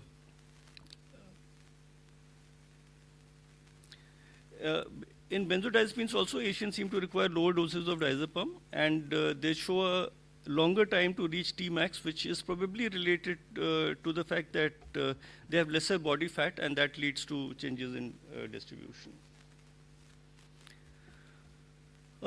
In terms of lithium, some findings that have emerged is that African Americans seem to improve more on their depressive symptoms compared to people of European and American ancestry. They also tend to report more adverse responses, which may be related to the higher RBC to plasma lithium ratio that people from African American ancestry show. Similarly, Iranian population also has a higher RBC to plasma lithium ratio. Some of the most important, the most replicable and most definitive finding from pharmacogenomics is that Asians have high rates of cutaneous reactions like as Stevens-Johnson syndrome and toxic epidermal TEN, and for this it has been found that HLA-B1502 and HLA-B1511 are more associated with this kind of skin problems. This is one finding that you can apply in your clinics. This is comes with a lot of evidential support to it. Certain other HLA genes, gene polymorphisms may be protective, and now SNP has been found at microsomal epoxide hydroxylase gene, which seems to suggest that people who have this SNP are likely to have more of carbamazepine epoxide levels, which is a metabolite of carbamazepine, and that may cause them to have more side effects, and this particular thing has been seen more with Japanese. In terms of compliance, compared to the American Europeans, all other groups seem to take less of psychotropics, less of antipsychotics, and also less of antidepressants. Coming to more neurobiological issues, genetic difference between individuals is till now believed to be about 90% of the variation observed in psychopharmaceutical efficacy and toxicity. But as I said, that if you even look at the placebo response, culture plays a much bigger role than what this kind of datum seem to suggest. Much information is available about genetic polymorphisms, about cytochrome enzymes, 5-HT transporter genes, some neurotransmitters and related drug targets, but there is very little data on certain other parameters. Much of psychopharmacology actually revolves around cytochrome P450 system. It's a system with 18 families and 44 subfamilies. It has it is coded by a number of genes. About 4 or 5 of this family is important for psychotropics, that I'll be discussing a bit later. And the CYP metabolizers can be counted as ultra rapid metabolizers, extensive metabolizers, intermediate, and poor. So poor generally will have elevated, since they are the enzyme is working less, drugs will stay in the system for longer, and it reaches higher levels, so they will have elevated blood levels and more side effects, and because of discontinuation probably they will have lower efficacy. Ultra rapid cyclers on the other hand have increased elimination rate, so they need higher dosages, and if they are given standard doses then they will not respond. We will not go into the details of this, but essentially what it shows is that for chromosome, for cytochrome P2D6, Europeans may have higher rates of poor metabolizers, and they could have more side effects because of that. An interesting finding is that poor metabolizers may respond better to fluoxetine as compared to other SSRIs. Why that is coming through is not very clear to me. People from African or Middle Eastern backgrounds may have a higher rate or higher prevalence of ultra rapid systems, so they sometimes require higher doses and reduced drug efficacy.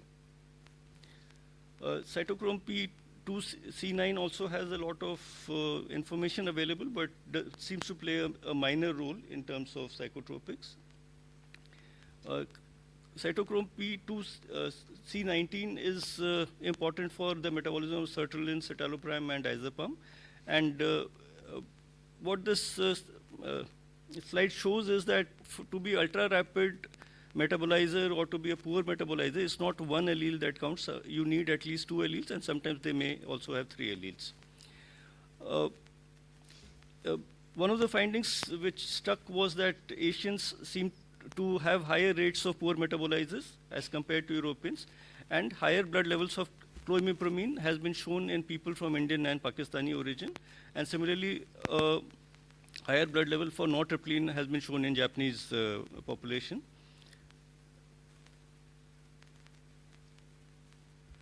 Cytochrome P1A2 is important for clozapine and olanzapine metabolism, and it is known to be low in Africans and in Japanese, which means that there will be more poor metabolizers in these groups, and clozapine levels may need to be kept at a lower level in these groups. Cytochrome P3A4 is metabolizes alprazolam and reboxetine, and again it shows that African Americans and seem to have more of poor metabolizers, and this may lead to higher clearance in Europeans because they are not poor metabolizers, and for reboxetine higher concentration has been found in Asians and Africans. So in general what we are finding is that findings which are generated in the West may not apply to other kind of genetic heritages. Some findings are available about drug targets like serotonin transporter. It has 2 polymorphisms. One is called a short allele and the other is called a long allele. And within the long allele, there are also 2 subdivisions. One is the LA, which is long allele with adenine, and the other one is long allele with guanine. And what has been found is that LA has higher activity as compared to the other 2 alleles, and this makes a difference in the responses that people have.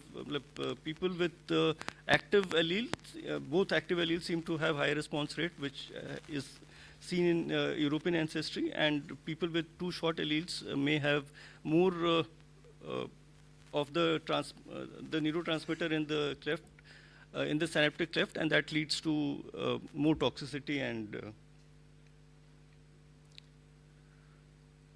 other serotonergic genes for serotonergic receptors have been found to be associated with drug response for clozapine and risperidone, and also for weight gain. Similarly, dopamine D3 receptor has been found to be related to clozapine, olanzapine, and risperidone. And some other findings are also there. An important one is that polymorphism of AKT1, which acts downstream for D2 receptor, is associated with tardive dyskinesia, and HLA9 polymorphism is associated with granulocytosis in a particular set of people. Other factors which may be important may be smoking. It decreases the concentration of antidepressants and antipsychotics by 50%. Diet, like it's been found that cabbage and the cabbage family tends to stimulate CYP1A2, and which may lead to decrease in concentration of several antipsychotics and antidepressants. Grapefruit juice inhibits some of these enzymes and can lead to increase in concentration of certain things. Similarly, plasma protein bindings may also be important. I will now shift. Well, this is theory, largely a literature review kind of a thing. I will be presenting 2 cases where we see how ethnicity and psychopharmacology connect with each other. The first case is of a 31-year-old non-smoking man with treatment-resistant schizophrenia. He was started on the standard regime of clozapine, starting from 12.5 milligram and going up. After about 10 days of treatment, he developed severe constipation, siluria, and after 14 days, fever, increased heart rate, and altered mental status. There was no NMS, and the clozapine and norclozapine levels were done, and they were much higher than what is normally expected. The person also had high levels of C-reactive protein and eosinophilia. Troponin was negative, and X-ray chest showed pneumonia, so he was treated, but after the treatment he refused to take clozapine. So sometimes if you don't dose it right in the beginning, it can create problems of non-compliance.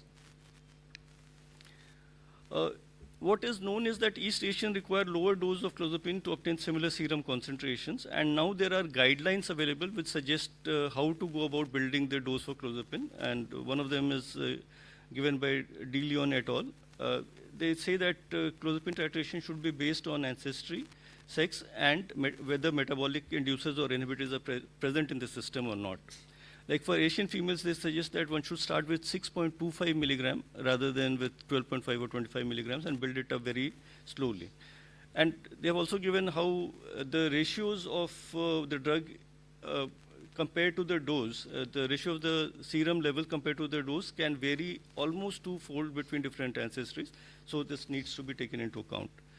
Another thing which the case had kind of indicated is possibility of a inflammatory response. So inflammatory response to clozapine can be benign, like one may have fever for a day or two, or it can be very severe, like myocarditis, in which case a person can also die. Mostly inflammatory responses are seen in the early in titration, and it's important to detect it because inflammation reduces enzyme activities further. So this is something which could be taken to the clinics, that weekly CRP and troponin monitoring could be done for the initial 4 weeks, because after that the risk of this kind of inflammation comes down significantly. A second case is of a 33-year-old woman with major depressive disorder for 2 years. She has been tried on multiple medications but could not be given proper dosage because of adverse drug reactions. By herself, her family obtained pharmacogenomic testing, and it was found that she was a poor metabolizer for CYP2C19. FDA has approved certain pharmacogenomic kits in the West, including one in 2018, which is direct to consumers. So people are able to get some of these tests done.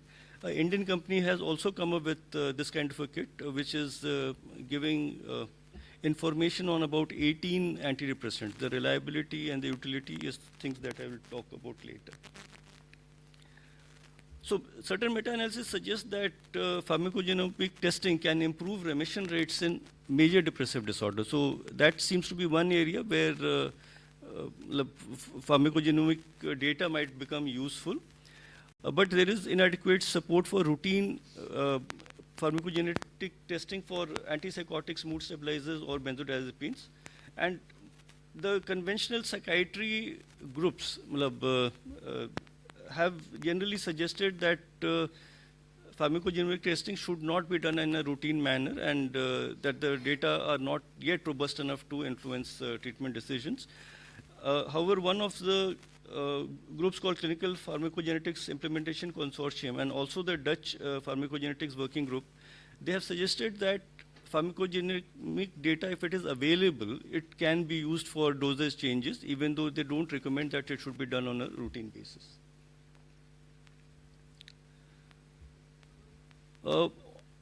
As far as pharmacodynamic gene variation information is concerned, this we are talking about the levels and other things for pharmacokinetic. For pharmacodynamic gene variation information is till now very limited, and currently no recommendation is made for utilizing that in the clinical situation. And it's believed that any data which comes from commercial firms should be seen with caution, and appropriate patient education should be done so that they don't feel that they are dealing with very scientific genetic level information, and instead shared decision making, explaining things to them should be done. One important exception, this is something which I have pointed out earlier also, is that testing genetically at-risk population, like for example patients of Asian ancestry for HLA-B15 allele before starting carbamazepine or oxcarbazepine should be a part of clinical practice. If you feel that there is a risk, you should get this test done. So planning pharmacotherapy based on ethnicity, if we are not using pharmacogenomic testing so much, we should check for the diet before starting treatment, check religious taboos, check smoking, alcohol, drugs. While prescribing, start at a low dose, have low threshold for identifying side effects, and particularly in those groups where there is evidence that poor metabolizers numbers may be higher. One should adjust dosage regularly if required, provide a lot of information to people so that they can monitor their own treatment. After prescribing, one has to monitor for side effects, check for compliance, and check for environmental dietary factors which may change as the person goes further. So in conclusion, ethnopsychopharmacology explains and non-biologic factors. Researching both of these in one study is sometimes difficult because you need large data, but one has to understand that medicine is not practiced in a social vacuum. There will be social cultural factors which will always play a role. In certain cases, drug dosage may be guided based on knowledge of a patient's ancestry. Psychopharmacology gives us certain leads, and particularly clozapine, when it is given to Asians or Africans, one has guidelines which support ancestry-based decisions. However, awareness of P40, 450 polymorphism trends across patients of different ancestries may be helpful when pharmacogenomic testing is not completed or available. So at times, if you do not have access to the testing, knowing the minority status may help you to take certain decisions about which drugs to give and which not to give. However, specific dosing decisions should be based on known pharmacogenomic data at the individual level. Now, when I make that statement, I'm not meaning that for every patient you should get a pharmacogenomic data. It is that if you have very high suspicion, then you can look at it, but again, evaluate it based on all the other parameters that you would use for making any decisions on treatment. So this is what I wanted to tell you. Thank you.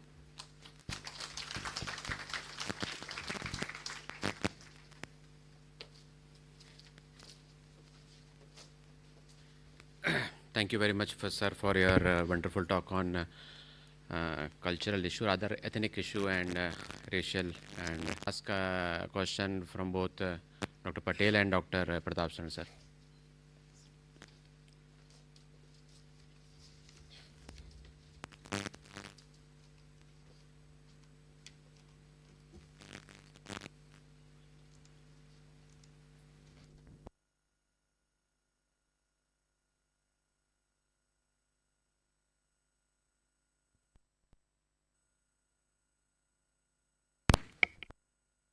Psychiatry residents wants to have a Q&A.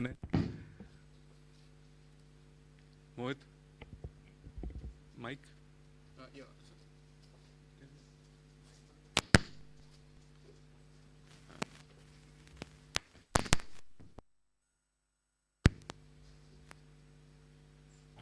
Sure.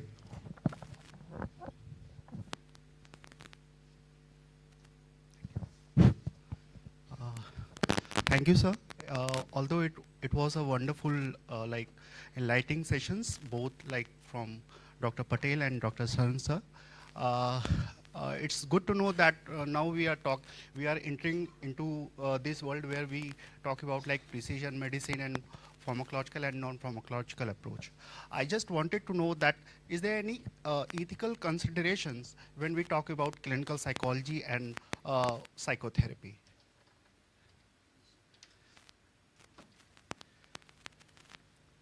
Your question is for? For Patel, sir. Patel, sir.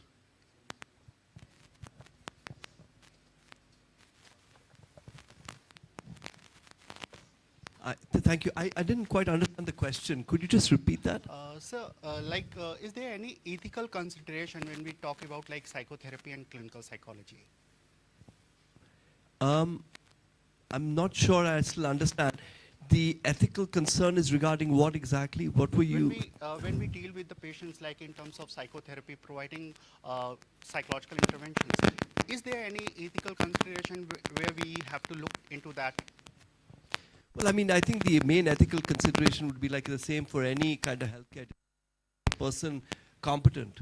Have they achieved some degree of competency that is accredited to provide that particular therapy? So I think that maybe, I don't know if that answers your question, but that would be what we would want to see.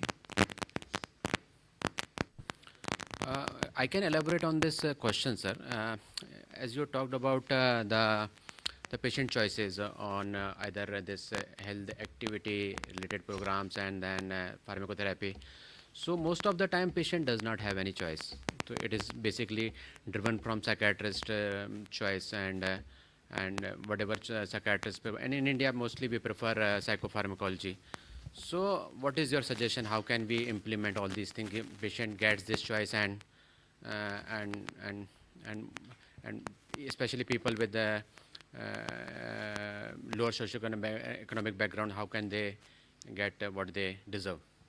I see. If that's the question, that's a very different and very important question that you ask. And it's really about how do we make sure that evidence-based care for mental health problems is available to the, reaches the last mile. And I think what we really have to do is to think of this as a stepped approach. That is to say that, again, one size does not fit all. What we must emphasize is the delivery of interventions at the coalface of care, which is primary health care, and sub-centers, the health and wellness centers. As you all know, the government's health and wellness centers now have, literally in Madhya Pradesh alone, more than 7,000 new community health officers. One of their key roles is mental health, wellness, and promotion, including also NCDs. And so some of these psychological interventions that are relatively brief, they're designed actually specifically for delivery by people who have no formal or extensive training in psychiatry or psychology. And if they do not respond to that, then they need to be seen by more specialized providers like psychiatrists or clinical psychologists. And this is precisely the reason why this optimized D trial is actually happening in primary care. It's happening in primary care because 99% of people with depression in India, when they seek care, are seeking care in primary care. They're not actually seeking care in psychiatry. So we need to actually have precision medicine that primary care can actually be using, rather than waiting for them to fall so ill that they have to come to the psychiatric or tertiary care facilities. Okay, sir.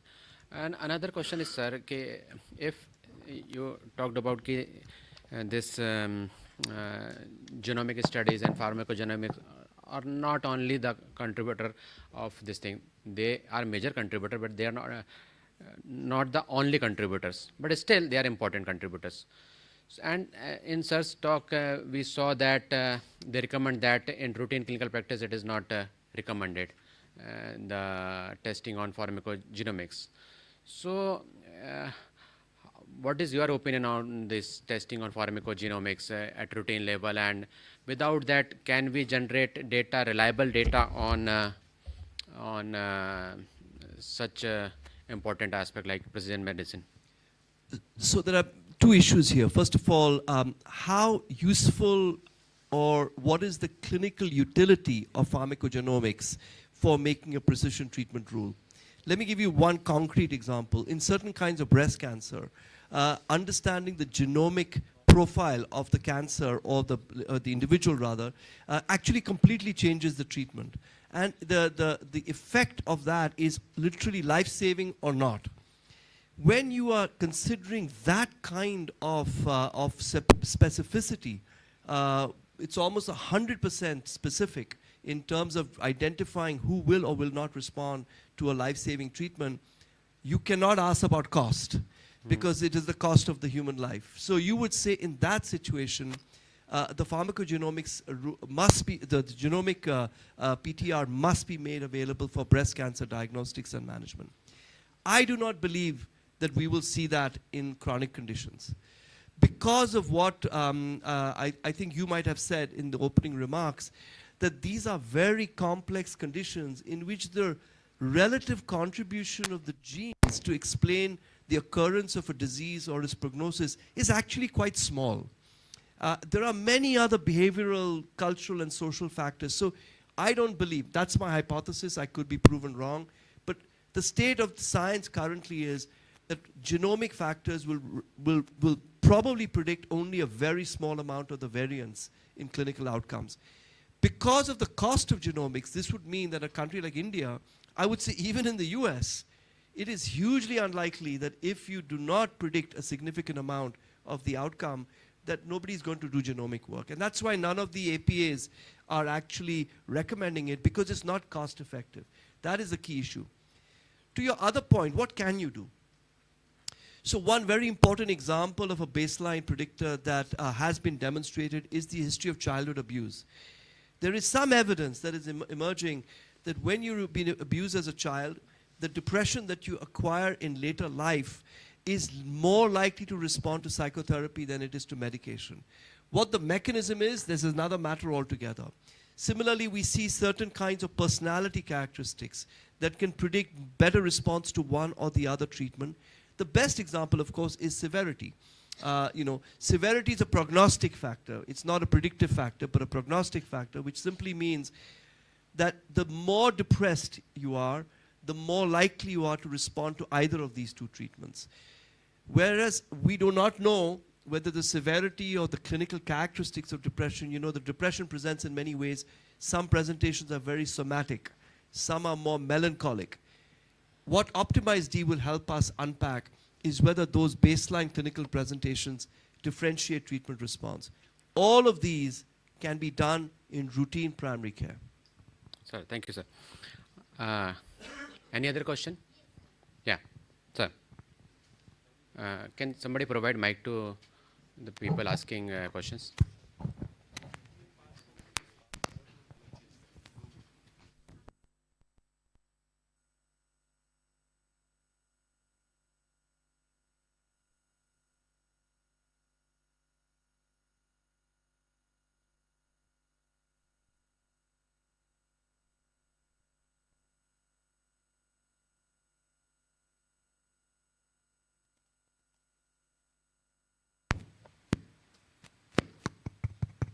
Regarding pharmacogenomics, I think we have just begun.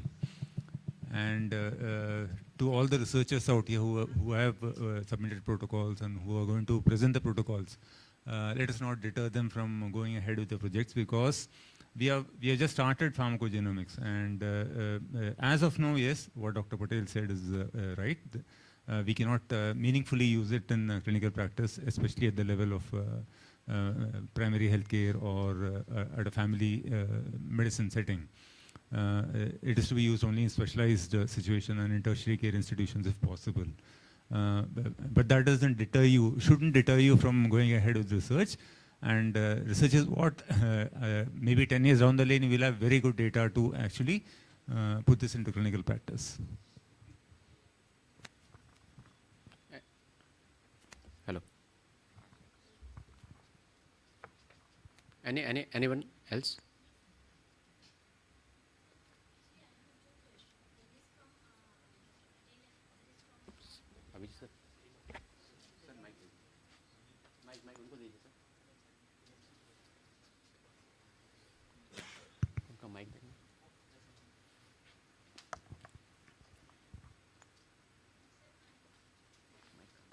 I have two questions. One is from Dr. Patel and one is from Dr. Sharan.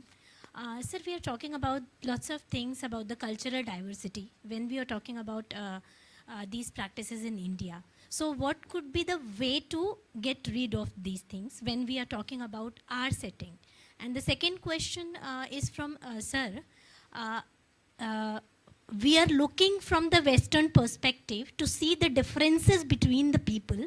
But when we are talking about the India, can we see from the Indian perspective to see the similarity between the people and do the researches over it? I hope my questions are clear.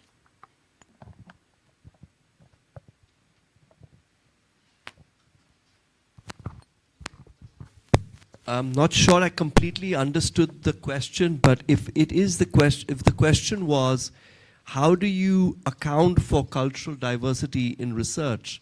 Then the answer really would be, first of all, to recognize it in your design by measurement. Secondly, if you had some broad groups of or subgroups, to ensure that you have adequate numbers of individuals so that you can conduct meaningful or sufficiently powered subgroup analysis. The truth is that these subgroup analyses are very underpowered in most research, and it is very difficult. It's all about ultimately the size of the effect that that variable is going to have. If the size of the effect is modest, your sample size will become improbably large. And this is again going back to the genomic point earlier. It's all about the effect size. If the effect size is very large, it'll scream at you. This is an obvious moderator. But it's when the effect sizes become small, for whatever it may, it could be genomic, it could be a cultural subgroup, then it becomes more and more hard to detect unless you have a fabulously large sample, which most people unfortunately, will not have the resources to do. Yeah, as you rightly put, most of is post hoc, which is means by definition it's underpowered. Yeah. Okay. The other problem with post hoc is that the subgroups are not defined well, so it's difficult to do any analysis in that sense. Coming to the other question about whether we should be studying similarities and differences, obviously we should be. There is no reason why we shouldn't be, but that kind of data is not available to a large degree in Indians who stay in India. Well, most of the data that I was talking about is, even for Indians, was about people who stay in Western countries. So more data definitely is needed, but it will take time and effort to get there. Okay. So, sir, you want to ask some question? Yeah, please. Last question. You are taking. Okay.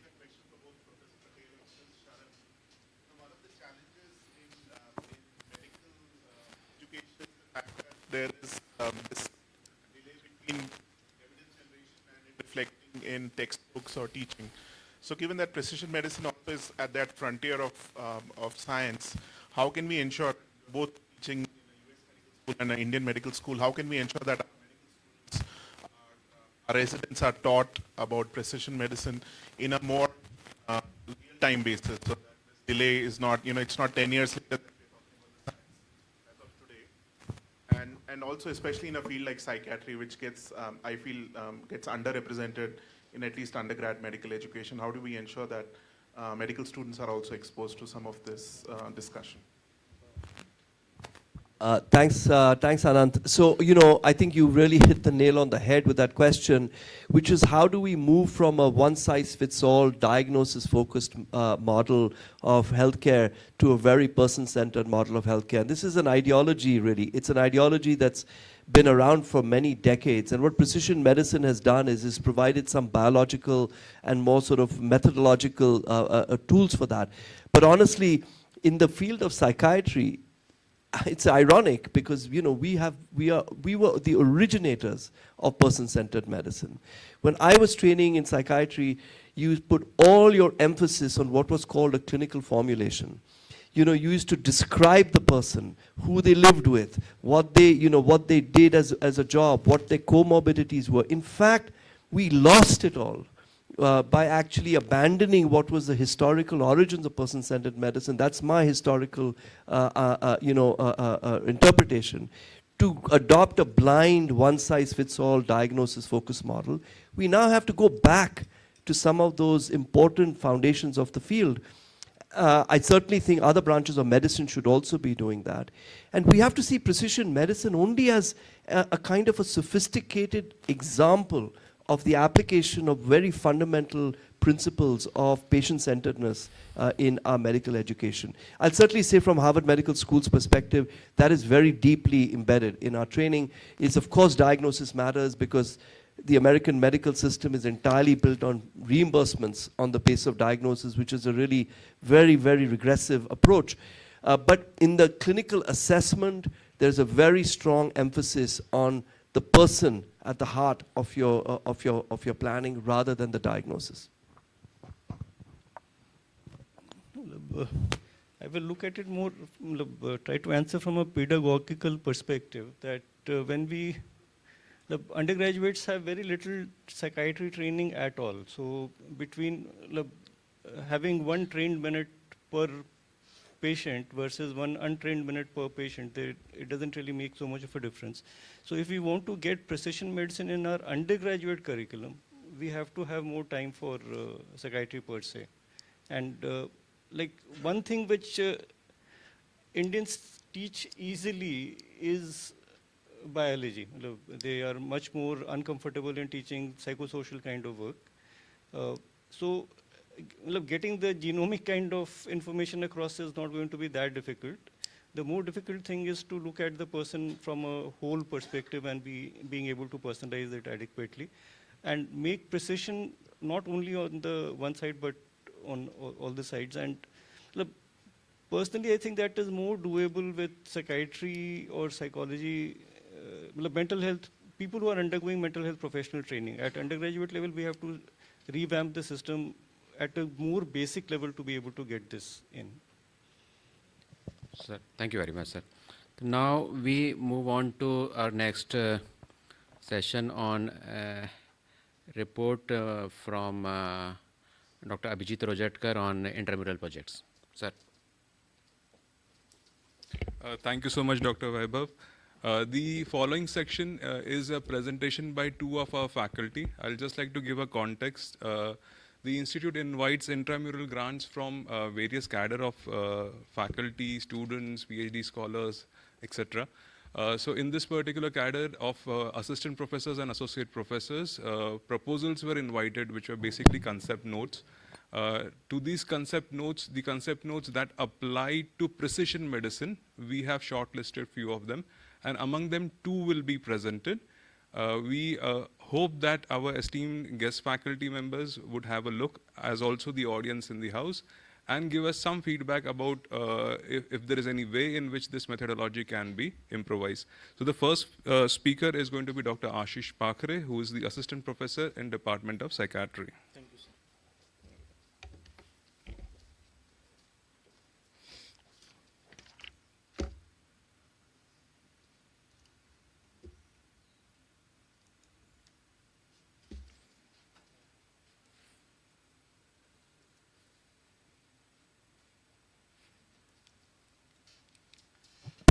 Okay, so good afternoon, respected dignitaries, chairpersons, faculty members, colleagues, and dear students.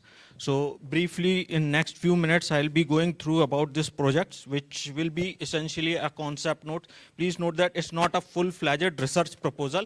It's a non-funded protocol. So considering time limit, I'll briefly go through. So basically, because the audience is mixture of mental health professionals, other field also, so major depressive disorder is a most common debilitating public health situations. So there are recurrent depressive episodes, single episodes, morbidity, mortality. These issues are clinically challenging, and there, when we come about etiopathogenesis or diagnosis, there are new domains or new ways. For example, assessment of cytokines, hormones, neuroimaging techniques, neuropeptides. These are being studied, but at research level. And considering the CME is on precision medicine, so we will be focusing on that. So it is possible to learn more about the etiopathogenesis, and those biological markers can help in understanding the onset, progression, relapse, response to medications, as well as other things. So it also provides some insight into developing novel treatment modalities which can be developed future. And we need to know that pharmacological treatment and other modalities may have some issues. For example, treatment resistant, and previous sessions sir has also discussed that cultural related issues also we need to be considering. So identifying precise inflammatory biomarkers that can have clinical significance is the need of this time. And there are markers which have been studied. List has been there, interleukin 1. There are number of interleukins, for example, 18, 12, 11, C-reactive protein, then TNF-alpha. All these have been studied at research level, but these studies mostly have been conducted in Western countries. So in this scenario, there is new marker which has been anti-cardiolipin antibody which has been studied. Considering the scenario in India where we have limited resources, assessment facilities related to funds and other things, so that becomes very important. So biomarker, if we try to understand, it is a objective, it can be objectively measured, it is a specific, it can give rise to information related to disease development, progressions, as well as response to treatment. So it could be in neuroimaging form, it could be clinical, it can be blood measurable, those kind of parameters. So these markers we need to understand, because we need to know the research domain criteria is also which has focused on biologically driven diagnostic systems. So anti-cardiolipin antibody is a potential candidate. Very few studies so far has been conducted. It helps as a signal transduction as well as neurodevelopment. So we need to understand that these biomarkers, if we can put some research and try to see the correlation between symptoms development, then response to treatment, it may give further clue for longitudinal and large databases studies. So considering the rationale, because I already explained that this inflammatory biomarkers can give rise to information on the pathogenesis. So it can help if we can, and it is also important to know that it has not been extensively studied. These are novel parameters which have been put up into research related. So considering why we decide to choose any particular, we need to see we are in a resource limited or developing country. So when we decided, we need to have whether which kind of biomarker we can have in our settings, which may not put excessive burden or cost or patient related factors, and which can have utility in this. So considering that, we have decided, so because of that, we have decided on anticardiolipin. So objectives will be basically to figure out or to determine the correlation between changes in depressive symptoms and baseline anticardiolipin IgM parameters, and whether these changes can use to predict the treatment response. Second will be to investigate and compare the baseline titers and longitudinal changes in the antibodies titer as well as the pharmacological interventions. So study design, it will be exploratory longitudinal case control studies. All the patients who will be coming to a Department of Psychiatry OPD will be considered for inclusion. Purposive sampling, because we will be taking only MDD patients. Juniors will be Department of Psychiatry. Then inclusion and exclusion criteria, briefly, if you can see, DSM-5 will be seeing the MDD for criteria. We will be excluding any other psychiatric disorders measures, whether F20, bipolar illness, any active suicidal ideations during the time of assessment, and any history of substance use disorder except tobacco in the past 1 year. And considering it's an inflammatory marker, we have decided to exclude any historically proven, any patients who has SLE, RA, and those kind of disorders which can affect or maybe a confounding factor. For controls, similar, except they should not be having any MDD or any other major psychiatric illness, and sample will be from friends and colleagues who will be visiting along with the patients. So methodology, sample size, because it's an exploratory study, very few, we have decided, considering it's a non-funded also, and the cost of one sample is around 500. So because of that, we have decided all these parameters, like cases will be around 40 and control 40, and to fulfill the criteria of random sampling, for example, considering the attrition rate also 30, we decide that we will be at least will be getting. So study procedure will be followed in this. Patients will be visiting the OPD, will be assessing the eligibility criteria, will be taking informed consent, then rating scales will be applied at baseline. The sample collections will be at baseline before starting medications at 2 to 4 weeks and 6 to 8 weeks. And this three-way, it will help in giving rise to trend rather than two endpoints. Samples will be assessed in consultation with the co-investigator, one of the faculty member from Department of Microbiology, Dr. Naveen sir, who is specialized in immunology, will be assisting, and there will be no financial incentives for the participants. So coming to anticardiolipin estimations, the quantitative approach will be used. This is the detail about the protocol which will be followed, which is available in our lab settings. And it has a specificity of 99%, a sensitivity of 80%. And the normal reference range, you see 12 picoliter is less than this negative, and more than that is a positive. And other information related to this, we can have discussion with Professor Dr. Naveen sir. Study tools will be sociodemographic proforma. HAMD rating scales, it has been widely used. It is in public domains. So considering and clinically ethical considerations, we will follow ICMR recommended norms. Written informed consent will be taken, and refusal to participate in the study will have no bearing on treatment and privacy. So regarding the stats analysis, we'll have correlations analysis, man-with-new test for comparison of the two different groups, and other things. Last slide I added to, because it's a very in short span of time, sample collection evaluation will be coded to ensure to prevent any bias. The research team will attempt to telephonically encourage the participants to ensure they come for regular follow-up. Further discussion and steps to limit the influence of any potential confounder, considering logistic, financial, and practical aspects. Considering if we get funds, then we'll probably modify before submissions to ethics committee, and we'll ensure all efforts to finally tailor the inclusion and exclusion evaluation, because this will be clinically based. Thank you so much.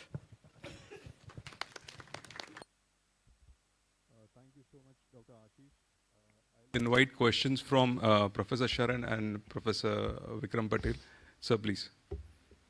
Ashish.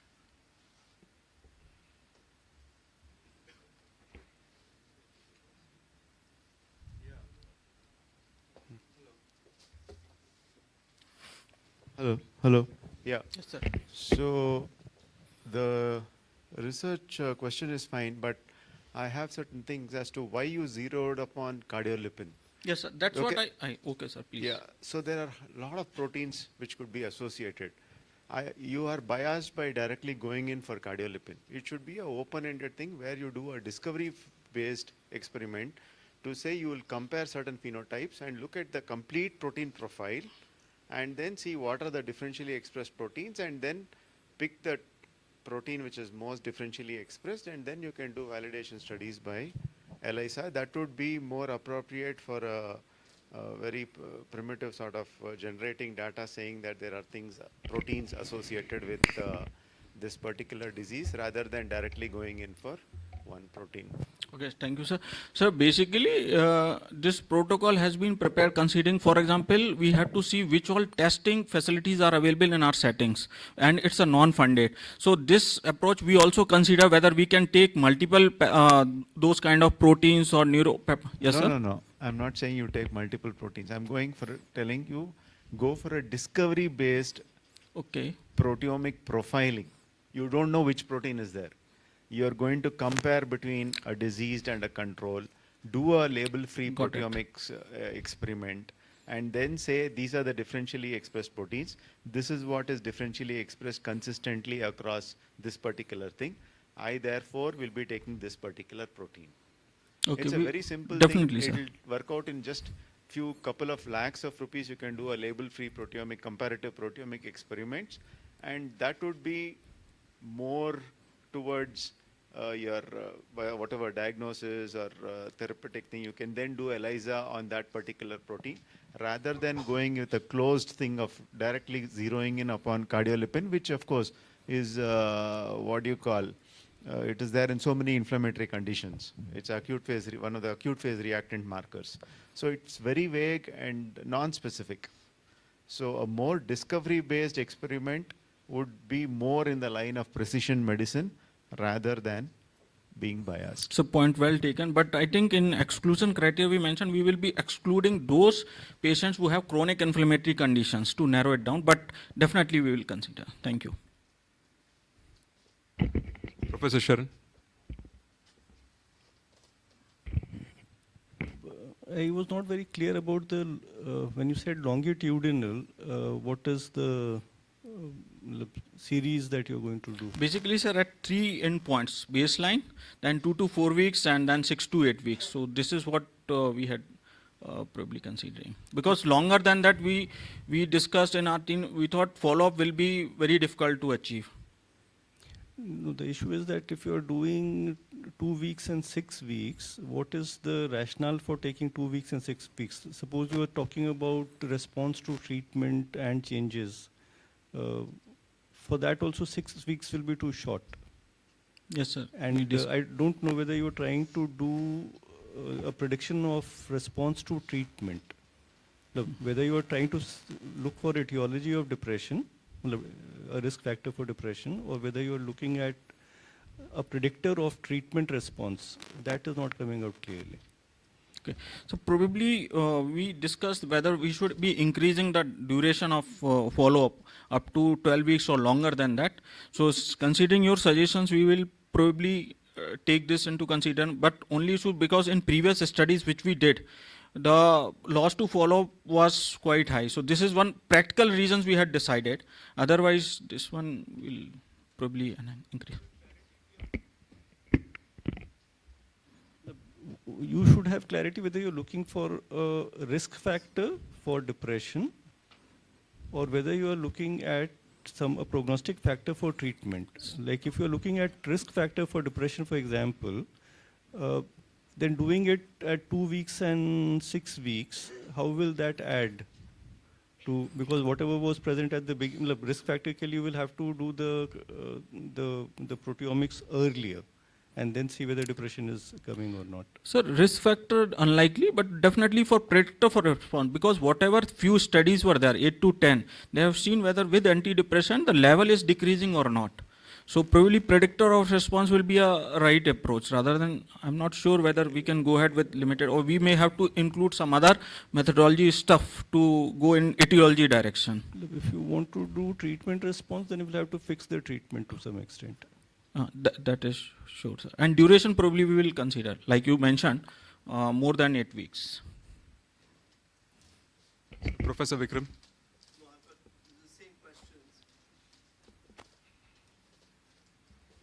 No, it is exactly the same as the two previous questions. I think the justification, I understand what you're saying for only using cardiolipin, but it is a very hard justification to explain to reviewers when you are publishing. You know, it's very difficult to convey this. It'll be something you have to think about long term. You know, how will you communicate this? But also to your response to Dr. Sharan's question left me also confused. Is this an etiology study or is it a PTR study? The case control design doesn't have follow-up typically. I think that's what Dr. Sharan was alluding to. A case controlled design is a etiological study. It's an epidemiological design. You never do follow-up usually. There's no reason for it. And if you're doing precision treatment study, you don't have a control group because you know, everybody has to have the condition. Otherwise, there's no need for a control group with no condition. And then you can actually model your cardiolipid as a continuous score. You would not categorize it because you would want to see whether there is a continuous relationship between your cardiolipid at baseline and treatment response, which is also modeled continuously. So I think there needs to be with your team, you need to clarify exactly what it is that you want to do because the design follows the question rather than the other way around. Thank you, sir. Those are very insightful tips. We will definitely include. Any other questions, especially from residents, SRs, GRs, from psychiatry, from other colleges? If there are no more questions, thank you so much, Dr. Ashish. May I invite the next speaker, Dr. Tomanud. I'd just like to remind you, Dr. Tomanud, that the longer you talk, the delay in our lunch. Right, sir. I'll definitely keep that in mind. I'm also getting messages from the members of the audience that they're very hungry. Right. So, as I load the presentation, I would like to speak less and ask more from the opinions from the members of the audience. Right. This idea, change the.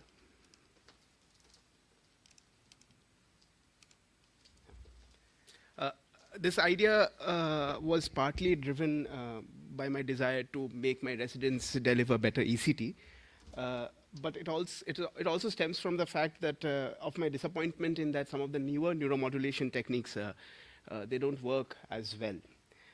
ECT, of course, as the psychiatrists in the audience would know, is one of the most effective treatment modalities in psychiatry. And for the non-psychiatrist members of the audience, what we do in ECT is we deliver electric current through the brain.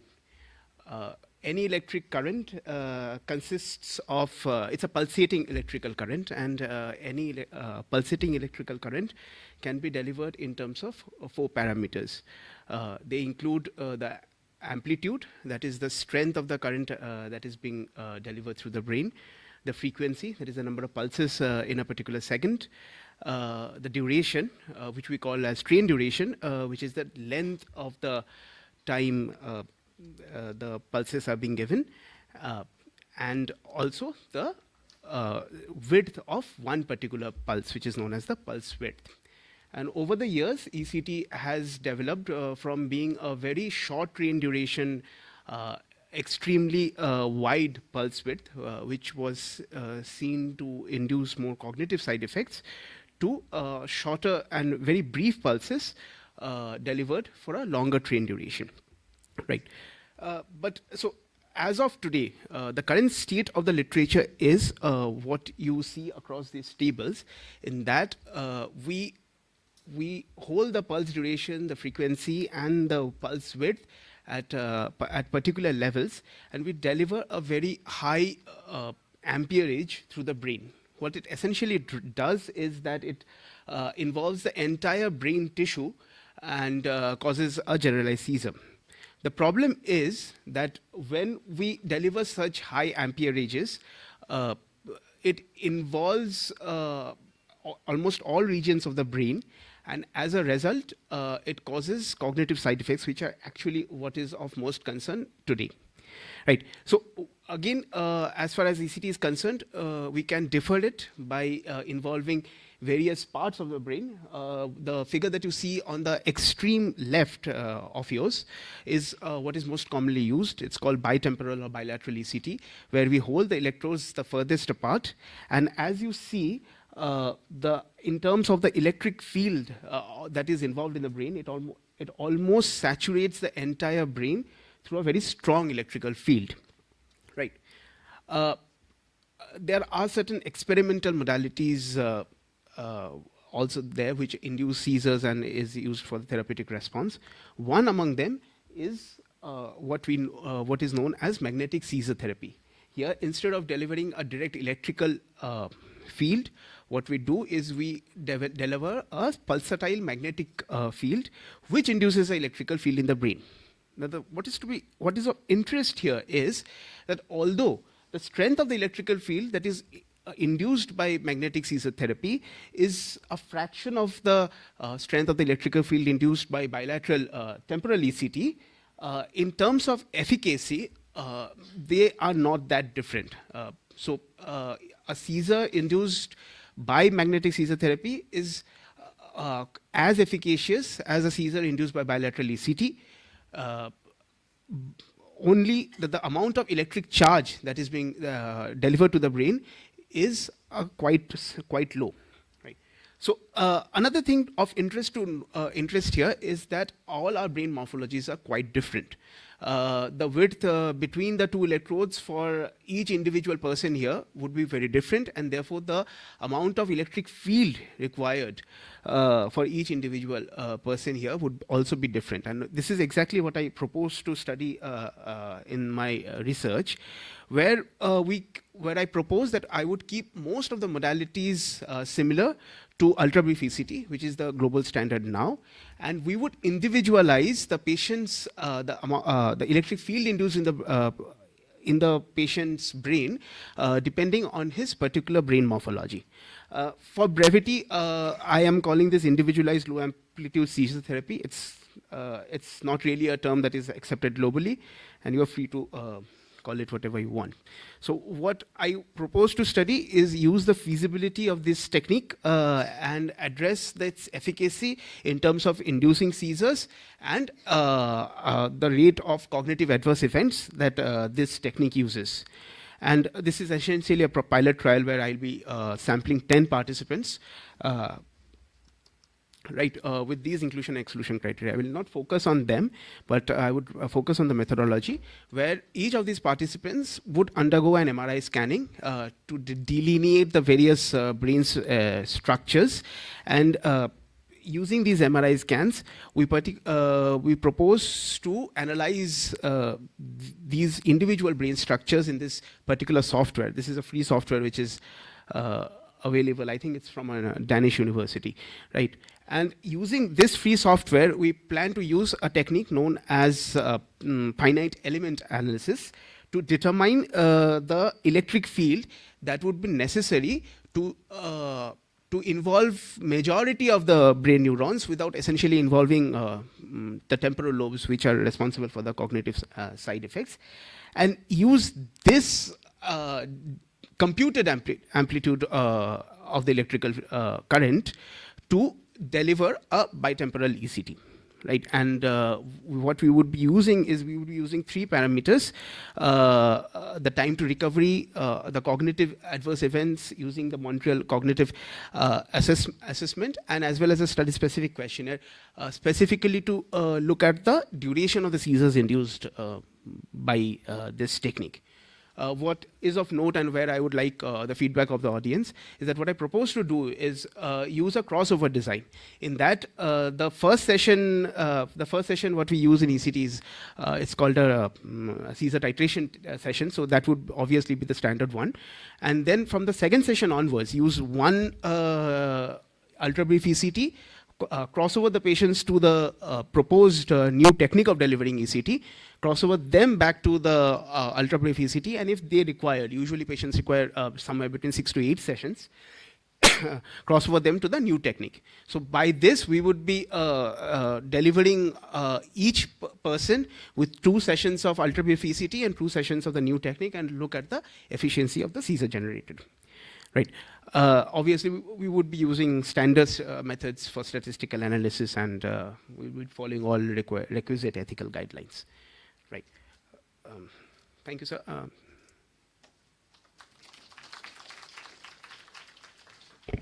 Questions from Professor Sharan and Professor Patel.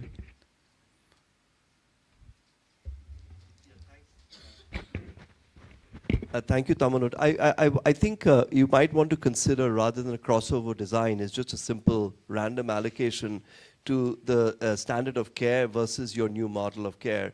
I think you'll probably find it'll be much easier to analyze, not least because ECT has an incremental and cumulative effect. It isn't really that a typical crossover design is used when the effect of each intervention step completely washes out before the next step.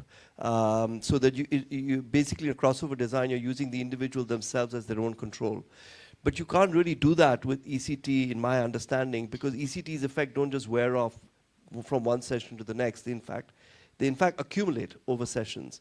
So you may find that it's easier to interpret half the group getting, the standard of care, and half the group getting your novel approach to really ask questions about, mainly, I think, side effects, really, at this stage, which is a small sample. Right, sir. Thank you. Thank you for that feedback. What I was actually trying to avoid is ethical considerations, because what I understood talking to ethical experts is that if I exclusively give one particular procedure to one group, then that would involve extensive permissions from authorities. No, that is true. If that is the case, then you need to have a stopping rule.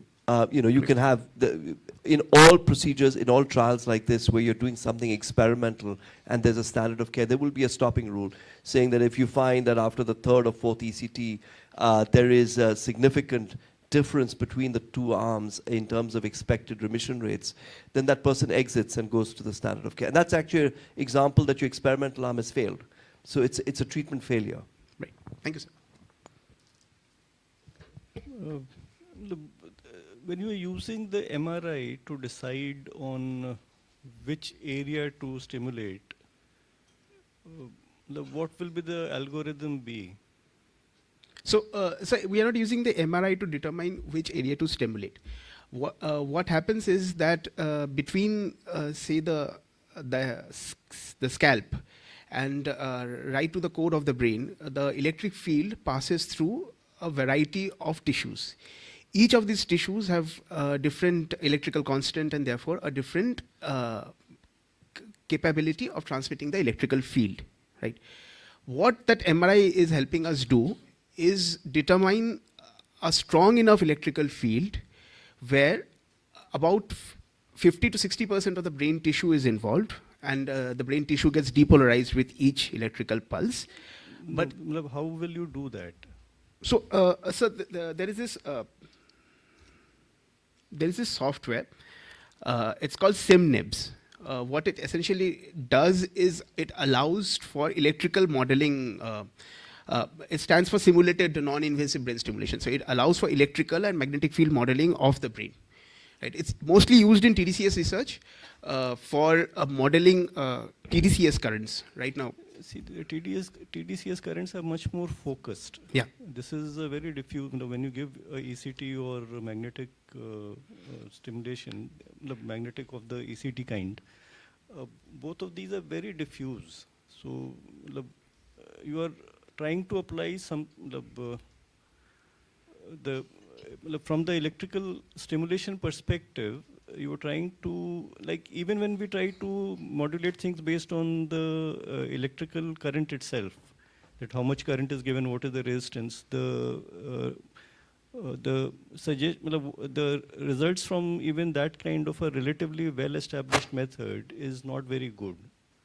Here you are trying to do something which is completely at a level of estimations and modeling, without having any kind of research evidence to support it. It is difficult to understand how you're going to use it.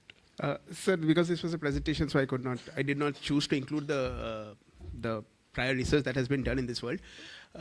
This method has been used in primates, non-human primates, in institutions abroad. You will have to support that, otherwise it is difficult. It seems too much of a jump otherwise. Okay. And if you're shifting one session to the next is not possible. Even if you try to do a crossover, it should be a series of one and then a series of another. But ideally, ECT does have a lot of cumulative effects, so ideally it should be a parallel group only. Right. Thank you, sir. Any more questions from the house?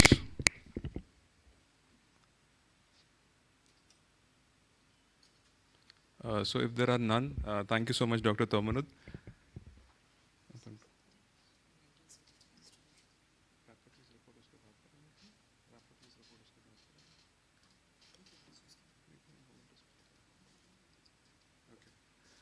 So sorry for that confusion. I will briefly present the rapporteur's report, what is the events that have transpired in this particular session.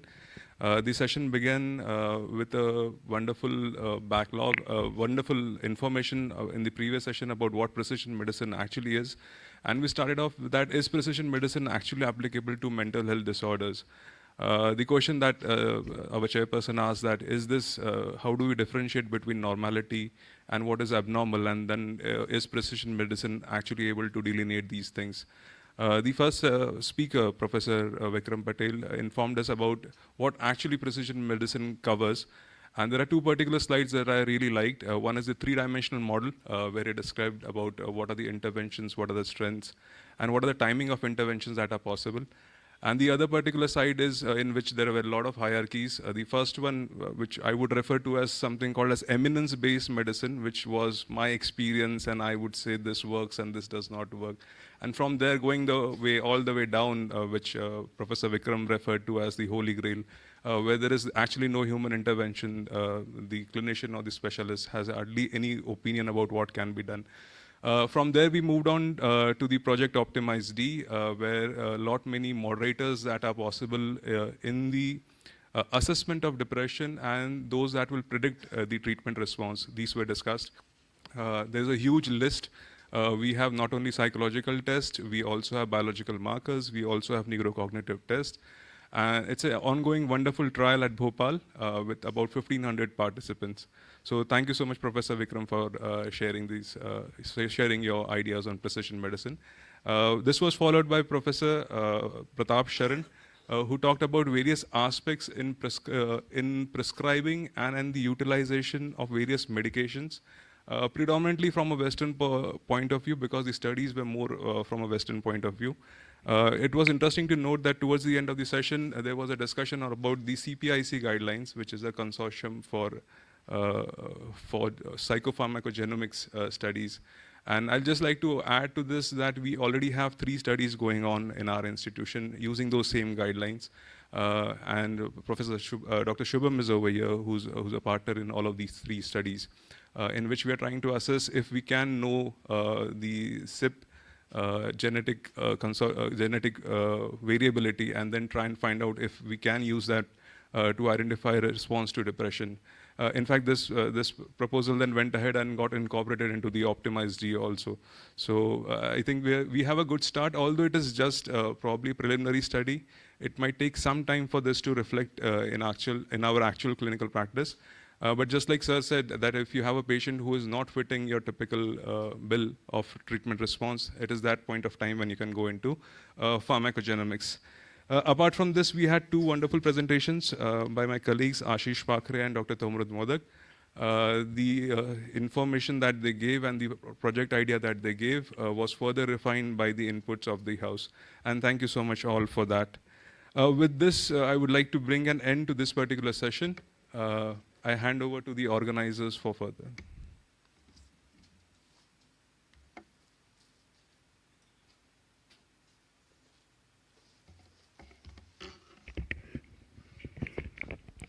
It's time to express our gratitude to our esteemed speakers, chairperson, and presenters who have contributed immensely for the success of this session. May I please invite Professor Vaibhav Dubey sir to the stage to present the certificates and mementos.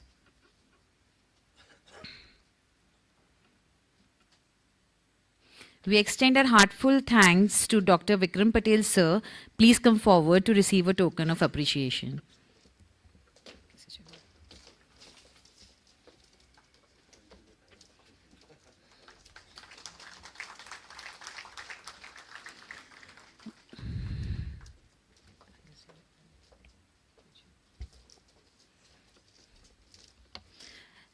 Dr. Pratap Saran sir, thank you for sharing your invaluable insights today.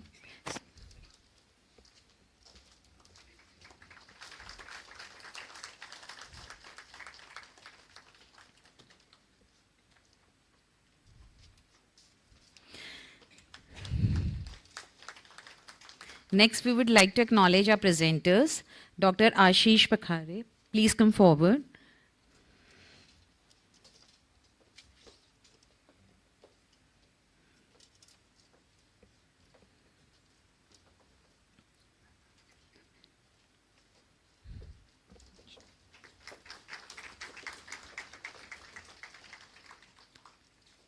Dr. Modak.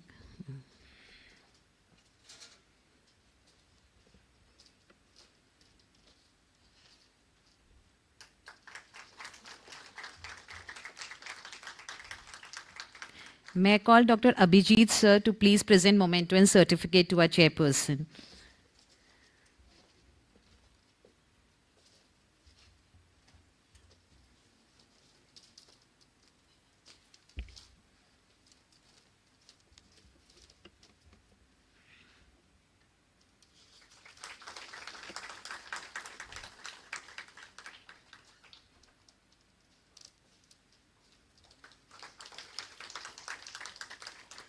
Thank you. We'll break for lunch now and we'll resume back for the next session by 2:15 p.m.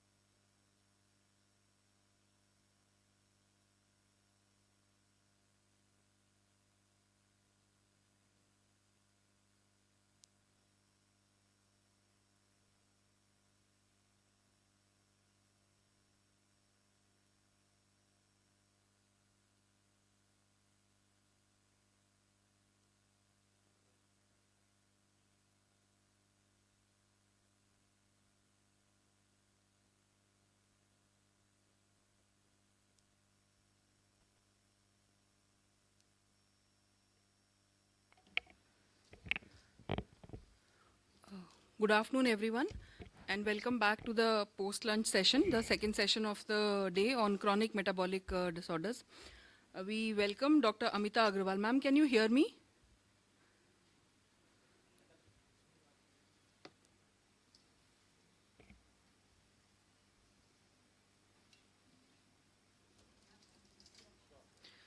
Good afternoon, ma'am. We welcome you on behalf of the Center of Precision Medicine, AIIMS Bhopal. Can you hear me, ma'am?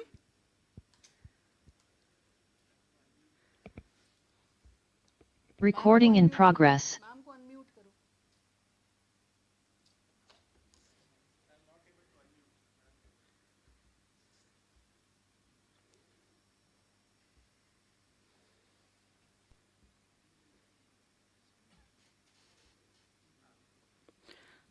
Ma'am, unmute कर दिया आप एक बार try करिए ma'am.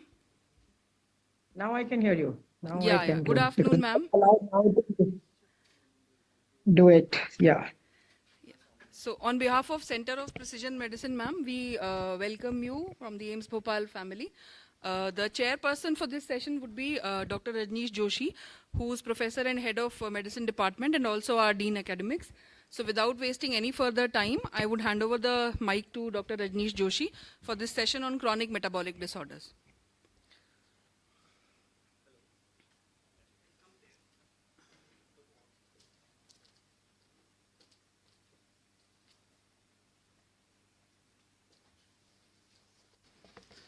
Good afternoon, everyone. It's my privilege and honor to introduce Professor Dr. Amita Agrawal, who is Professor and Head in Department of Immunology at SGPGI, Lucknow.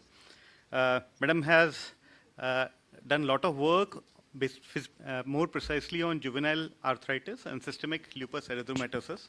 And she is also currently coordinating a multi-institutional lupus cohort, which is supported by DBT, which has more than 2,200 patients to understand diversity of SLE. Rheumatological disorders, especially immunology and rheumatology, is itself diverse, and we have various therapeutic options, and we have various diagnostic challenges. And it could not be more ideal to take up this particular area when we are talking about chronic diseases, because given the diversity, we would like to know more how precision medicine and precise molecular targets can be more helpful as far as understanding the disease process as well as its therapeutic response.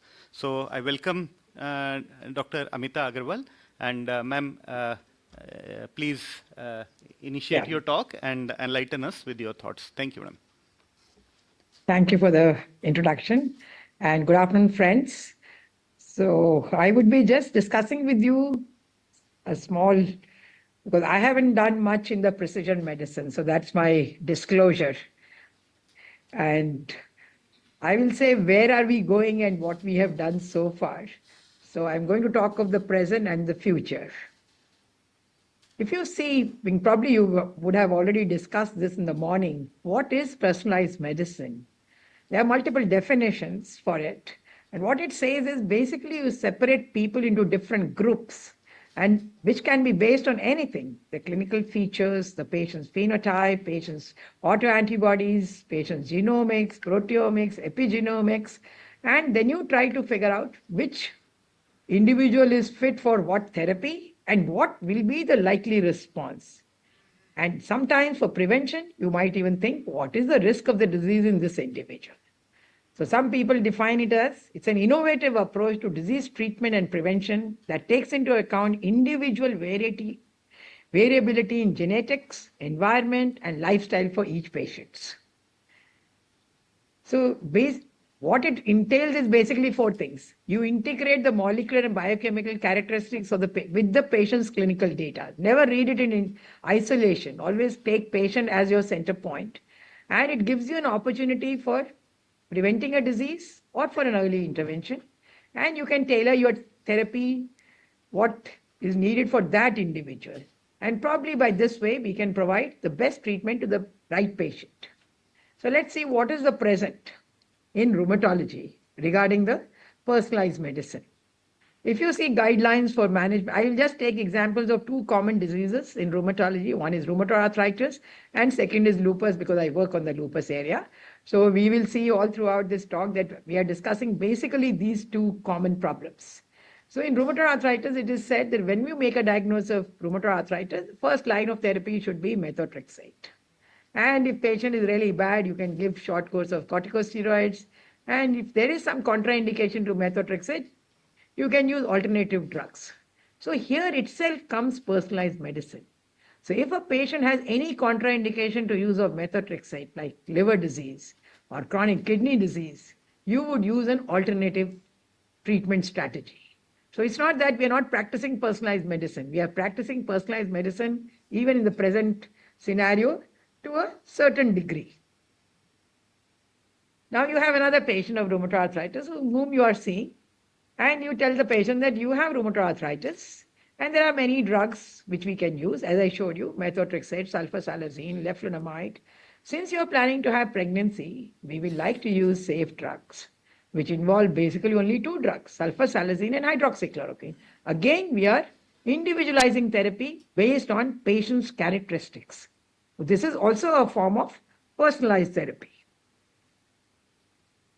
Then sometimes we know that this drug is going to be harmful to this patient because of pharmacogenomics. Like a patient who has problems with any of the genes which are involved with drug metabolism, or some of them involved with drug action.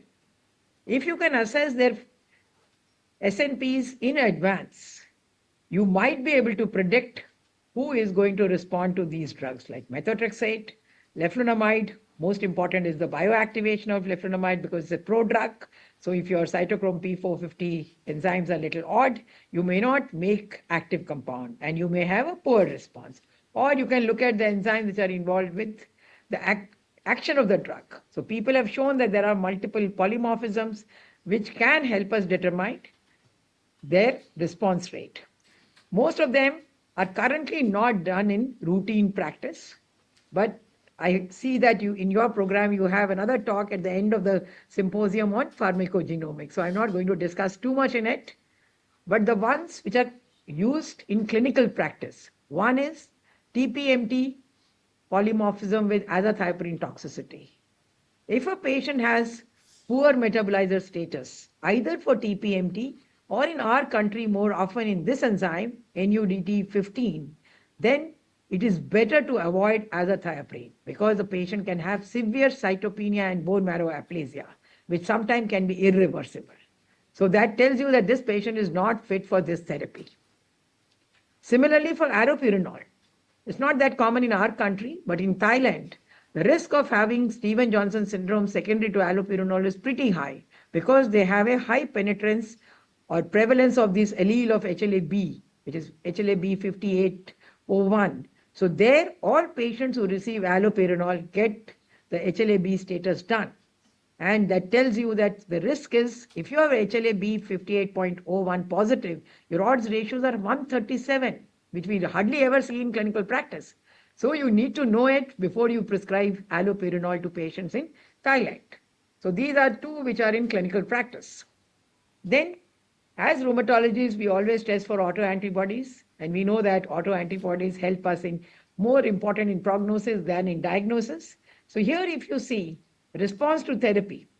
So response to therapy, if you are seropositive and you receive abatacept, then you have a much better response at 24 weeks. Similarly, if you get tocilizumab, the seropositive patients respond better as compared to patients who are seronegative. But after some time, all drugs will work.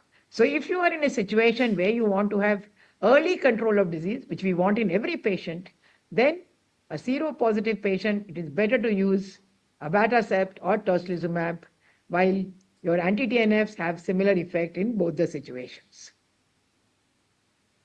The other thing is that if you are seropositive, if you are looking at how long will the patient continue to take this therapy, means how long the patient is either having good response or is not having side effects to the drug, rituximab has the least risk of discontinuation as compared to your TNF inhibitor, abatacept, Abatacept, as I showed you, is better, but TNFI, there is not much difference between patients who are seropositive and seronegative. So you don't need to test if you are giving TNFI, but if you are giving rituximab, always see if the patient is seropositive, because that patient is likely to respond much better if you see the response rate in the bar diagram, and the patient is likely to continue this therapy for a longer period of time. So we generally like to use rituximab for seropositive patients. Now coming to another state disease like lupus, there also, even based on the clinical phenotype, you do personalized therapy. You look at the activity of disease. Does the patient have mild activity of disease, or a moderate activity of disease, or a severe activity of disease? Depending on that, you will choose your drugs. Though every patient will receive hydroxychloroquine, the dose of corticosteroid will vary from mild to moderate to severe activity. Similarly, the choice of drugs from methotrexate to mycophenolate or cyclophosphamide. So, similarly, it depends on the organ involved. In lupus, you know that multiple organs can get involved. Depending on what is involved, we choose our agents. If it is neuropsychiatric lupus or lupus nephritis, then you like to give either cyclophosphamide, and because mycophenolate has very poor penetrance in the brain, so we generally like to use cyclophosphamide as a first-line therapy. Mycophenolate comes as a second-line maintenance therapy because it doesn't really give us that good result, even though both organs, brain and kidney, are major organ disease. Similarly, for skin, you will choose a different kind of agent. So the clinical phenotype can also help you personalize therapy. Like rituximab, we have seen in most of our diseases, we know that they are antibody mediated. There is a B cell activation, but it doesn't work for everybody. Why doesn't it work for everybody? There is a failure rate of about 30%. Is it because of genetic variations in the molecules which are involved in the action of rituximab? So people have shown that single nucleotide polymorphism in your Fc gamma receptor or in the C1q, which mediate the action of rituximab, can also help us determine will this drug be effective in this patient or not. So how is the current situation which I explained to you? What are we doing? We are diagnosing patient as rheumatoid arthritis. We are giving initial therapy with methotrexate. We look at the response. If there is no response, we try another alternative agent. And if the alternative agents don't work, then we try biological therapy. This is how we treat rheumatoid arthritis currently. In a personalized therapy, what people say is that you phenotype the patient more granularly, that you find out, is it undifferentiated arthritis, it is seronegative arthritis, it is seropositive arthritis, and depending on your overall evaluation, you decide which therapy is better for this patient. And you can also add on the biomarkers, and these biomarkers could be serological biomarkers, these could be genetic biomarkers, these could be markers of the RNA level, that you looked at the messenger RNA level. You could look at microRNA levels. You can do the proteomics. You can do the lipidomics. You can do metabolomics. Any of the things can be done. And if you can stratify the patient better, then you can give them individualized therapy with the same agents. So how do we do when we do individualized therapy in these patients? What you need to do is you need to collect sample from the patient. You have to identify the pathological state. What is driving the disease? So you look at the different kind of cells by using single cell multiomics, which could be looking at RNA or at the phenotype of those cells. Then you reconstruct the tissue pathology in situ. You find out that, okay, if all these cells are there, what will be driving it? Is it macrophage driven process? Is it B cell driven process? Is it T cell driven process? And then in some other labs, what people do is, with this synovial tissue, they will make an organoid, a synovial tissue-like thing in the lab, and then try out what kind of drugs work on that. And then see, as we do culture sensitivity, we look at the bacteria, we add antibiotics and see which drug is working in this patient, and we use the same antibiotic for treating that infection. Can we do same thing in patients with rheumatoid arthritis by growing organoids from their synovial tissues and then giving the right treatment to this patient? It may look that this is like a story, but probably in future we might have this. So I will give you a few examples which have been done in the recent past. So this was a study which came about 6-7 years ago. This is one of the first few studies in personalized medicine in rheumatoid arthritis. They took patients' biopsies and they did a RNA-seq. They also did a histology, and they using machine learning of looking at the gene expressions, they could identify 3 different situations, that either there's a high expression of these molecules, there is a mixed expression, or there is a low expression of these molecules. So they looked at both the gene expression and they looked at the histology.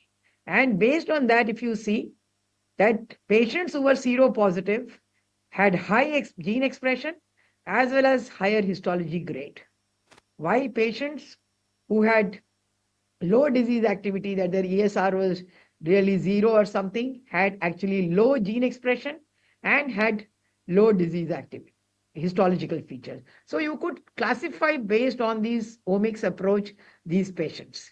And if you see further, the patients who had high signatures both on the histology as well as on gene expression had much higher chance of having antibodies. That is the antibodies to CCP, while who had low levels had lesser chance of having antibodies to CCP.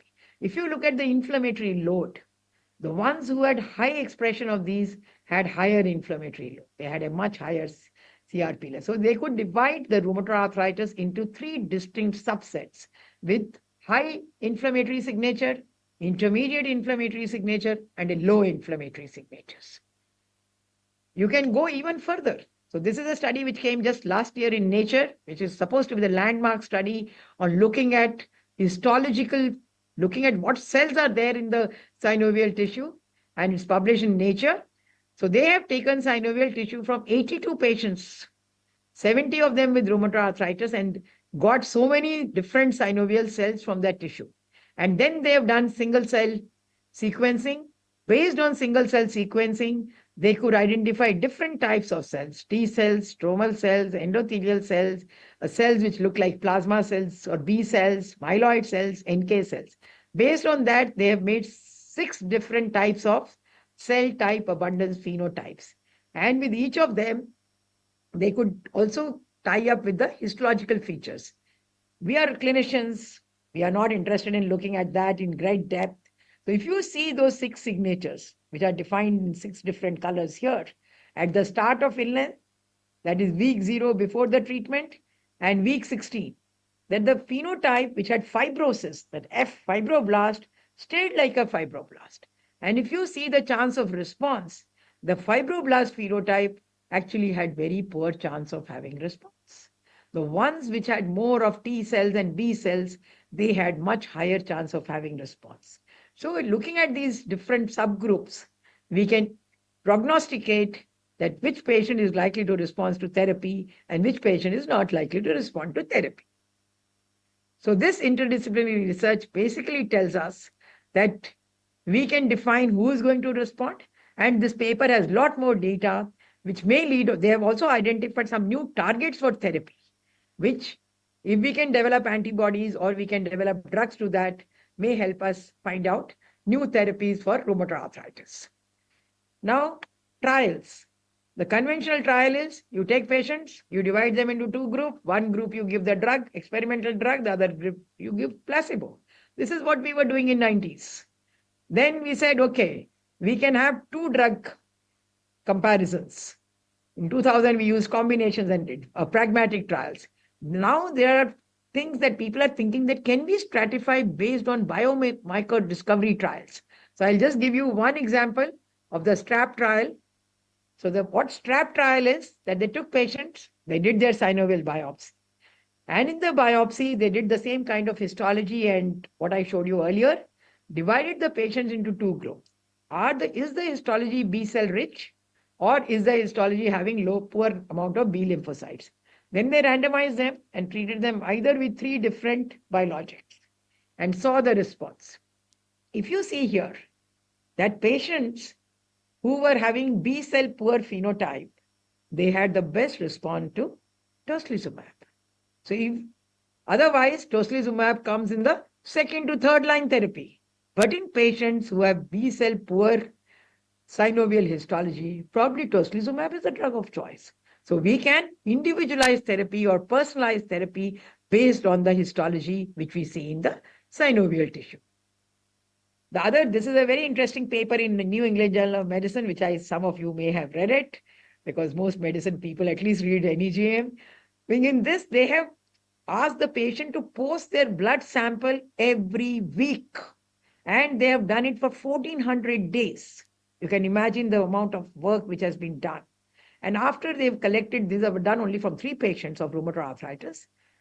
And this clearly shows, the purple one shows you how many flares each patient had.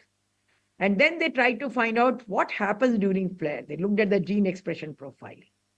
Then they were interested in knowing, can we predict flare? Can I make out a few days earlier that this patient has had flare or was going to have flare, and I can intervene at that stage? So if you see in this lower figure, I don't know if you can see can you see my mouse or are you able to see the mouse? If you can see the arrow. Okay, so at the start of the flare, you can see here in the figure B that there is a very distinct gene expression. This brown color has come up. And when they try to identify what this brown color is, which cells are giving this color, they could find that these are the prime cells. These prime cells increase just before the flare. About 2 weeks prior to flare, the B cells get converted to these prime cells, and then they migrate to the joint, and that is when they cause the flare. So we can identify flares 2 weeks prior to their coming. And if you can increase the therapy at that time, you can prevent flares and you can avoid joint damage. That is all what we are interested in. So now moving to lupus. So lupus is a much more heterogeneous disease. It's much, much more than what we see in rheumatoid arthritis. So that's why you've seen in rheumatoid arthritis, everybody is looking at synovial histology and blood.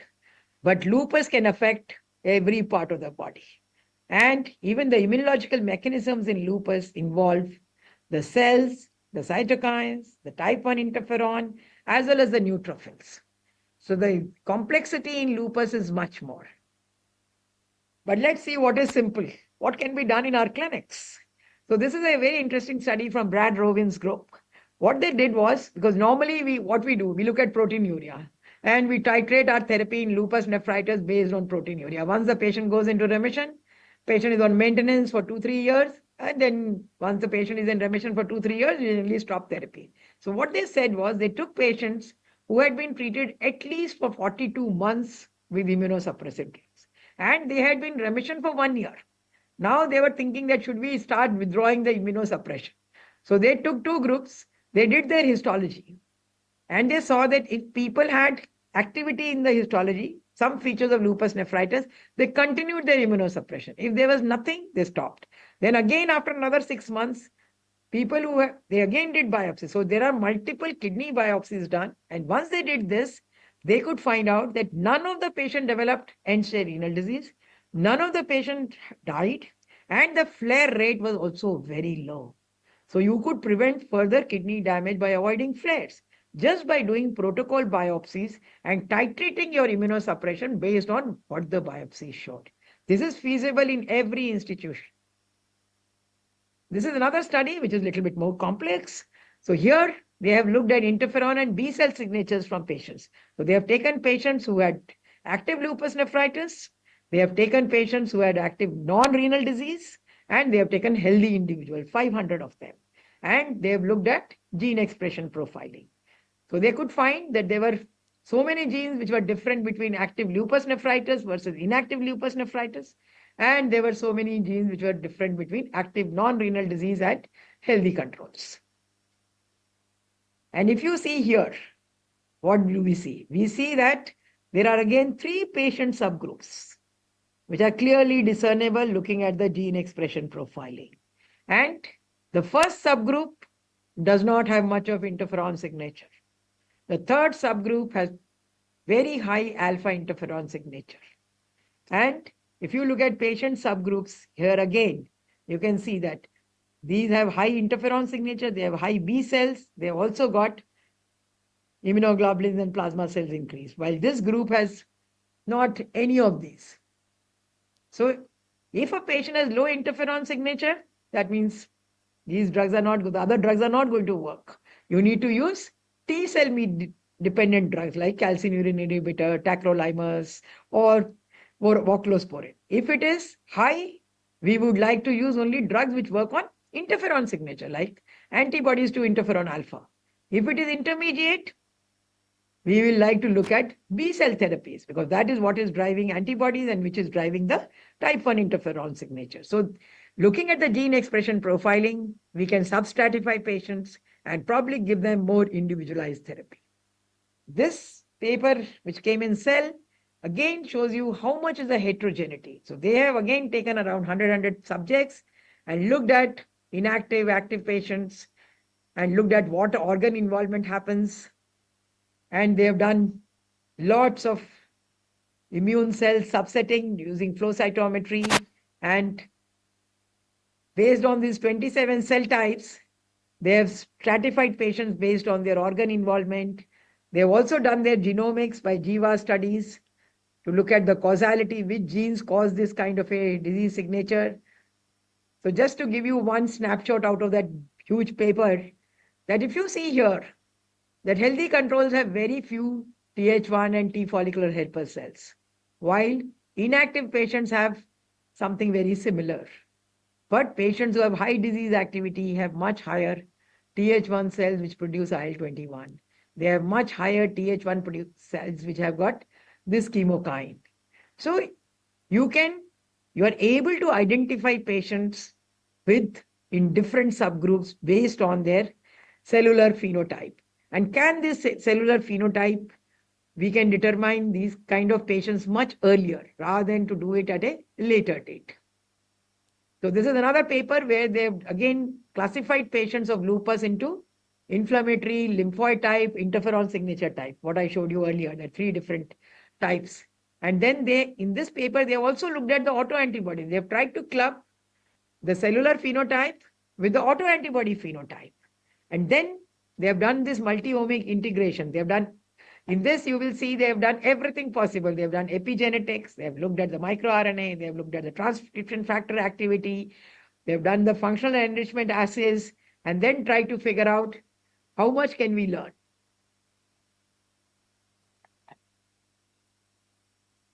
I showed you that in that Brad Rovin's group paper, that kidney biopsy was very effective in titrating the dose of immunosuppression. But kidney biopsy has risks. You can have complications following kidney biopsies. There may be centers which can't do kidney biopsies. So people are trying to figure out, can urine be a good substitute for kidney biopsy? Can it reflect everything what is happening in the kidney biopsy? So this paper in Nature Immunology basically looks at the urinary cells and the kidney cells. And if you see here, that the urinary cells, so they identified some 15 different types of urinary cells, and they looked at those cells in the kidney also. And you see the correlation. There's an excellent correlation between the cells of the same type which are seen in urine and the kidney. So they believe that deep immunophenotyping of urinary cells can give you a substantial information about the kidney. And maybe in future, if we can correlate this with the kidney histology, we might be able to replace urinary flow cytometry or urinary gene expression profiling and may not need to do kidney biopsy in future. But every center may not have facilities to do gene expression profiling and all those things. We need to come to much simpler things. So this is a paper from Chandramohan's group where they have looked at the 1,000 different proteins in the urine. And they came out with these 3 molecules, which are very different between patients who have serious renal disease versus mild renal disease, which is IL-16, your TGF-beta-1, and CD163. And if you see in this line diagrams, that patients who had complete response, there the levels come down. The patients who have partial response, the levels stay in between. And patients who do not show any response, their levels stay higher. So you can measure these biomarkers by just doing ELISA in the urine, and you can find out, is the patient responding or not responding, even though the proteinuria may come down, but the kidney inflammation may still be persisting. So the ELISA is available nowadays at every center. So from genomics, epigenomics, and proteomics, we finally have to come down to very simple tests which can be done at all centers. So we haven't done too much work in this area, but this is our cohort of lupus, which we have developed over the last 6 years, which includes 2,503 patients with lupus. And when we looked at their autoantibody, we had done about 20 autoantibodies in them. And if you see here, you can see 4 clusters in these of autoantibodies. And each cluster goes with a different phenotype. So the cluster 1 has predominantly proliferative lupus nephritis and has more high disease activity. The cluster 2, which is identified by antibodies to nuclear RNPs, there goes mainly with the skin disease. While the cluster 3, which has mainly the phospholipid antibodies, goes with autoimmune cytopenia. The cluster 4 has rare antibodies. It doesn't go with anything except it's a protective for kidney disease. So we also looked at our mortality. We had significant mortality because this cohort was developed during the period of COVID. And so some of the patients died related to COVID. Some died because they had poor access to healthcare during the COVID time. So we had definitely a little bit higher mortality in this COVID. So we tried to figure out that what is the factors besides this COVID thing can we find out on day 1, when the patient has come to us, who is likely to die more or die early? And if you see, like these 2 groups have same amount of disease activity. They have very high disease activity, that cluster 2 and cluster 4.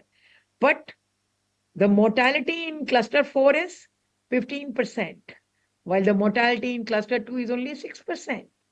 So what are the other factors which are contributing to having higher mortality in this? What it shows us that the antibodies to U1 RNP and antibodies to SM, which stay all their life, which actually appear 5 years before the onset of disease, are the 2 major factors which are coming up as predictors of early mortality in lupus. So patients who have these antibodies probably need more aggressive therapies. We really don't know at this time. This is still an observation we have. So what is the future paradigm for this? So what will happen gradually is we are still at the basis of clinical phenotype. We are looking at autoantibodies. We are looking at the kidney biopsies. But in future, we might have precision medicine, which will integrate the multi-omic analysis, which is done using RNA-seq, flow cytometry, or deep immunophenotyping using CyTOF, and then decide which patient is going to get what kind of therapy. Should we give B-cell depletion therapy in a patient who has a B-cell signature? A person who has an alpha interferon signature, should we be giving anti-interferon therapy? A person who has a pan-inflammatory signature, we want to dampen the immune system totally. Should we be using JAK inhibitors? Or if the person has predominantly a plasmacytoid dendritic cell expansion, should we be giving antibodies to BDCA in that patient? So there is a lot more happening in the drug discovery scene because you have a separate lecture on pharmacogenomics, so I'm not going to go into depth. So people are evaluating drug efficacy using in silico evaluation. After you have characterized the patient using multi-omics, you can find out which drug is likely to work more, and you can do a simulation studies and then decide which is the best for the patient, just using computers and AI. But everything, what is great, also has a problems. So in the current scenario, when we are not using the kind of multi-omics personalized approach, we have multiple benefits. It's cheap. We don't need to do tests. Patient is happy, doesn't need to give more blood. Treatment can be started based on the physician decision. The disadvantage is that patients definitely have side effects, which we don't know of. Why this X patient has side effects, the Y patient doesn't have side effects. Will the patient be beneficial? We always say, okay, this therapy works in 70%. So you have a 70% chance of having the improvement. What is the dose? Some patients don't respond to standard dose. If you use personalized medicine using those multi-omic approach, you will be probably reducing the overall cost. That's what people believe. Because otherwise your hit and trial method takes you time. You're trying one drug, second drug, third drug. So again, you are spending a lot of money. So maybe the overall cost may come down. It may be more beneficial to the patient. It may be safe. And it could be predictable that you know that this patient is going to respond. But the disadvantage is cost. It will obviously take some time for the data to come in, for the data to be integrated, for the clinician to come to know of that data. And we need to have some information on what genes are available. So the major obstacles at present, what I think, are to this personalized medicine is that omic technologies are not available everywhere. We need to have good methods of integration. You need to have crosstalk between medicine and computing. Most of the physicians don't understand computing at all. They find it very difficult when they see these graphs. There has to be equitable availability. It should not be that it will be only for the rich who can afford to do it. Every person should have access to it. And then the last, what is the ethics of doing so much of genomics and things? Suppose I find a variant for Huntington's chorea. Should I tell the family that you're likely to suffer from Huntington's chorea in future? Or you're likely to suffer from XYZ disease, which may come at 40 years of age. So these are dilemmas which we haven't solved as yet. But people still think that personalized medicine hopefully will be predictive, preventive, and will be participatory by the patient.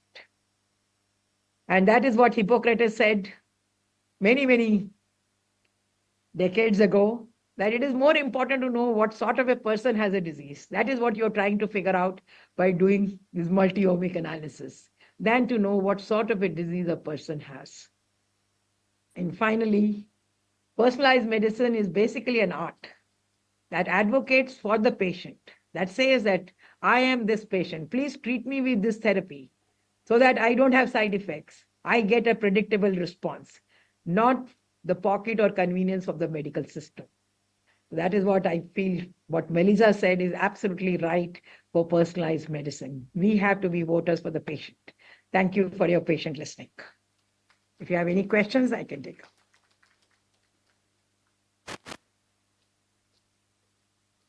Thank you, ma'am, for that excellent lucid talk. We have another talk, and at the end of both the talks, we'll have the question-answer session. For the next talk, I would like to request Dr. Debashish Biswas to kindly introduce our next speaker, Dr. Hari Prasad. I'll come over.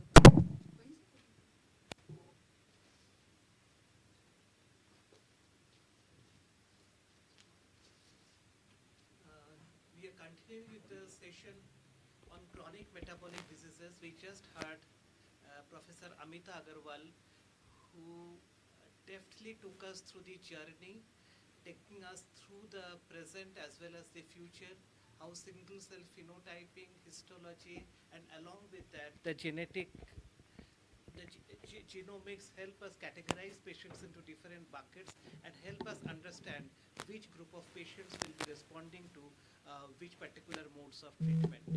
Switching gears now from genomics to proteomics and metabolomics, we have our next speaker, Professor Hari Prasad, who is an MD as well as PhD from the Department of Biophysics at AIIMS Delhi. I was hearing, sir, when you made your interventions regarding one of your presentations, and when I went through your biosketch, I could understand the flow of thought that made you get into that. So he basically is involved in proteomic profiling. For initially, he has two major areas of work. One is the structure-function relationship of molecules, and the second thing, which is more relevant to us in this CME, is the proteomics-based profiling of patients and to apply those insights into patient management. More importantly, and they put a translational perspective into his career, he has also been devising point-of-care devices which makes use of this. His research also encompasses that aspect in which he tries to develop those proteomic markers into a point-of-care approach that can be used for diagnostic applications. So without further ado, I have also heard that you are an excellent orator. So without further ado, I would like to invite our next speaker for his talk, Dr. Hari Prasad. Recording stopped. Thank you so much. Am I audible? Thank you so much. So it's always a challenge to give a talk after lunch. So it's a matter of whether the lunch is good or whether my lecture is good.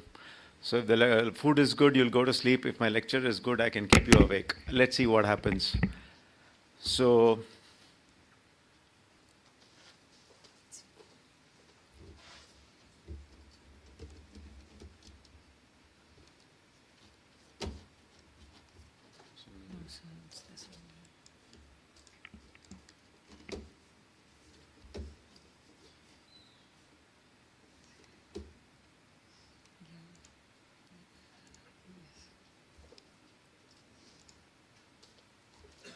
yeah, so I want to convince you that the way forward in medicine or health is by understanding what is happening at a molecular level.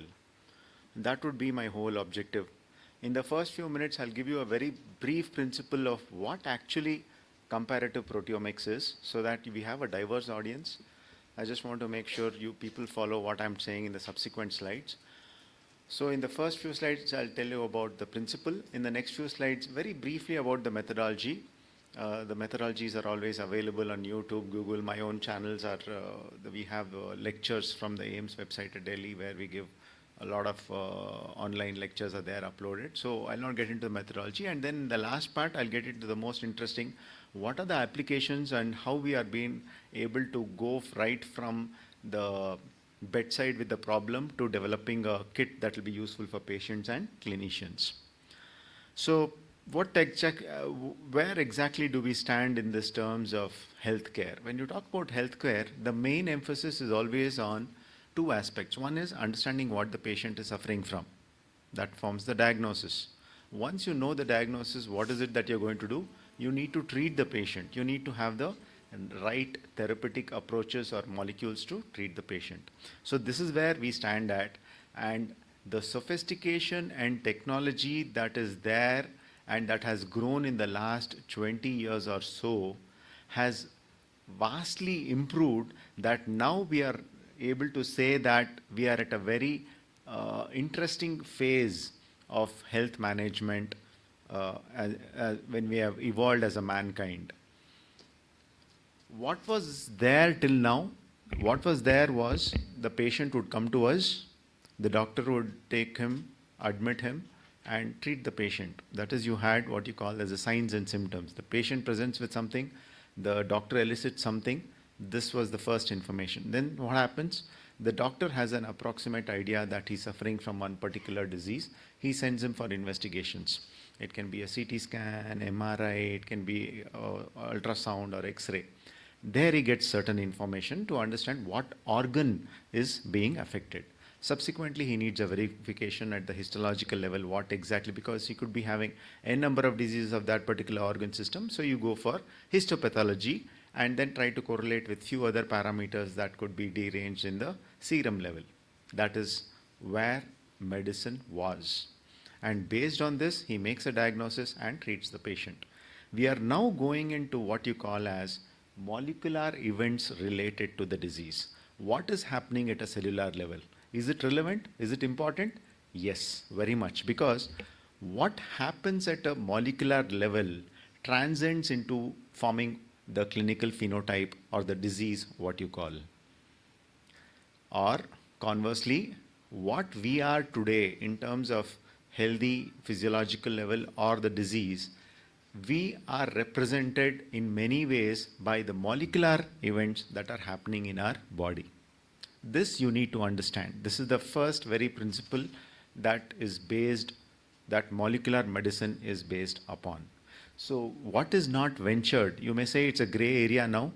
Believe me, trust me, we are going at a very fast pace. In the next few years or probably a decade, that would be a color. Everything is in color, that too would be in color because you would be applying and using it. For students who are here, biotechnology, biochemistry students, there are two panels here, biological system and the human body. What is it that is there in these? In the first panel, what you have is the eggs. You would, if you have to describe, you will say cute little eggs, caterpillar, a very ugly looking pupalis, and then you have a beautiful butterfly. The phenotypes are completely different, but what binds them together is the molecular genome. The genome is the same, but the appearances of all the four are completely different. Why? Why is it so? Anybody? The expression of the gene is different. The regulation of the gene is different. Genes are being regulated to different extent under different environmental conditions. That is the reason you have differences in the morphological phenotype. Therefore, in much the similar way, the human body also, even though we look to be the same, we probably succumb to different diseases and to different extents. We all will respond to different treatments to different in various ways. We probably will have certain side effects. One individual will have certain side effects and the other person may not be having certain side effect. So there are number of variations in our response to a virus, to a disease, to a pharmacological agent, to a particular therapy, vaccine. These variations need to be accounted, and if these variations which we come across in our lifespan have to be accounted, we have to get into understanding regulation of the genes. I am not taking anything away from genomics people, right? You have genomics, you have functional genomics, you have a lot of other things. In fact, it's not even a competition between genomics and proteomics. It is the complementation. When you understand both worlds in its own unique way, you bring a lot more to the table to understand what the human body is all about. So regulation of genes is what we believe is the way forward, because they become the effector molecules where you have enzymes, you have ligands, you have receptors, all are proteins. We therefore are looking at protein profiling and protein signatures and associating these qualitative and quantitative proteomic signatures to different phenotypes to understand the human body or the human health in a better way. Not too much about this, it's just a very brief introductory thing to explain what I've been telling. You had the structure of the DNA. When the DNA was discovered, people thought they knew everything. The Human Genome Project was there with Professor Francis Collins, the now NIH director. They thought everything about the human body was deciphered. In fact, it was the starting point. So subsequently, after the Human Genome Project, you had what you call as the transcriptomics, where messenger RNAs were studied, but of course RNA was very degradable, and you also had the alternative splicing theories which accounted for that not being a sustainable platform. We then had to have a robust, stable molecule. What is that stable molecule? It's the protein which is bound by which is held together by number of hydrogen bonds, hydrophobic interactions, ionic interactions, very stable for both experimental analysis and for protein profiling. This proteomic analysis, even though we say proteomics, we are usually in the current context of what I'm saying, it's the expression proteomics. But we also do a lot of functional proteomics to understand what the function of that particular protein is in implication of a particular disease. And if it is really implicated, we go on to solving the structures by doing X-ray crystallographic studies of the protein structure, and then look at possible molecules that can inhibit it and develop molecules in the laboratory. But my today's lecture will be confined not on the structural proteomics or the functional proteomics, it will be confined to expression proteomics. So we have this Central Core Research Facility at AIIMS. It was inaugurated by none other than the Nobel laureate, Indian Nobel laureate, Professor Venkat Ramakrishnan. You people have heard of him. So he won the Nobel Prize almost close to a decade back on the structure, where he deciphered the structure of ribosomes. So we have samples coming away from different collaborators and clinicians who are now trying to understand what proteomics is all about. Now coming to, just hear me out. What we say is, we compare two protein profiles. One, just to give you an example, we compare a normal person's protein from the serum, and we compare it with the serum protein profile from a cancer. The assumption that we are making is the only difference between the two individuals, A and B, is what you call as cancer. Rest everything is the same. Both are males in their 60 years category, coming from the same geographical location, belonging to the same race, approximately having the same environmental exposure and the lifestyle. The only difference between the two individuals, A and B, is that B has got one particular type of cancer. A is a normal individual. Am I clear? So when you compare the protein profile, and if you find a difference between A and B, what is the difference because of? Cancer. Because we went in with the assumption that both the individuals are the same except for that entity called as cancer. When we do a protein profile, if all the proteins are the same except for a few proteins which are either upregulated or downregulated, we extrapolate the difference of the protein profile to that particular phenotype called as cancer. As simple as that. But yes, you just can't compare two individuals and come out with a theory like that. You would have to do a comparative analysis of number of samples so that you get your statistics right and you get your validation results right. So we got a mass spec machine somewhere in 2005 in the department, a simple AB Sachs staff machine. And we did a lot of, it was like getting a new cell phone. We were very excited. We did not know how to use it, but we still wanted to use it. Such were the times in 2006, 2007. And we slowly started to understand the machine. It was, compared to today's times, a very primitive machine. But nevertheless, we started to get a hold of it by doing very simple experiments.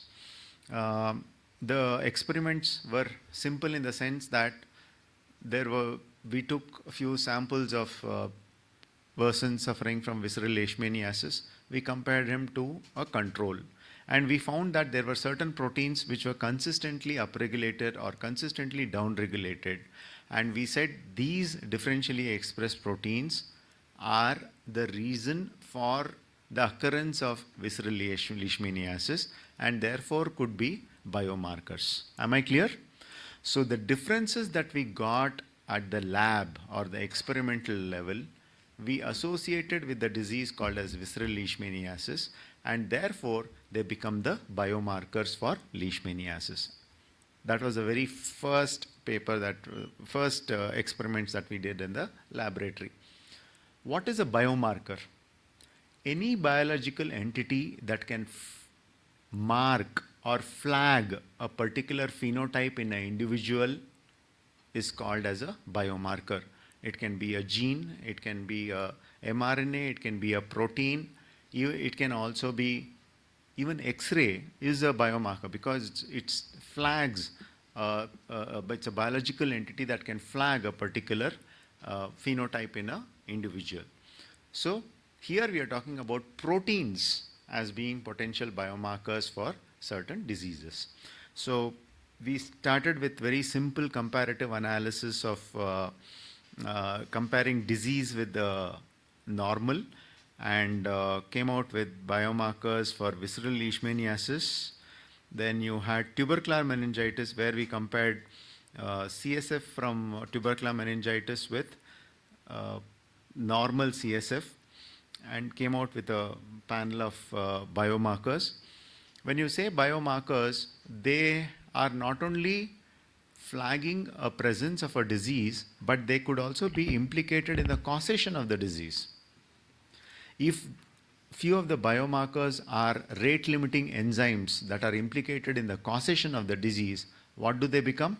They also become drug targets because they are rate-limiting enzymes. If you inhibit the enzyme, there is no possibility of the disease, so it gives you an opportunity to inhibit that enzyme.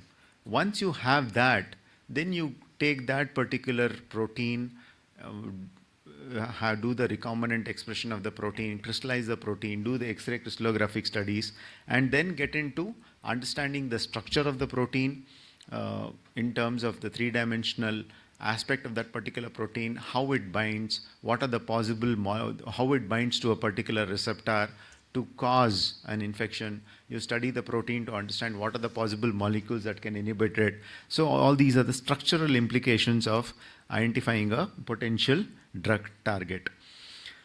So this is more from the structural biology lab of mine, but I'll confine myself to the proteomics part. So in a similar way, we did a number of comparative studies to come out with biomarkers for Alzheimer's disease. And this is one interesting paper where we compared the protein profile between responders and non-responders to ovarian cancer. Just to give you a very brief insight into this problem.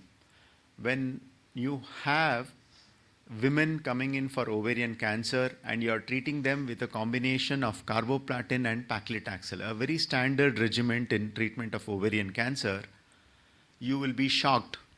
It's only 50% of the women who respond to the treatment. How much?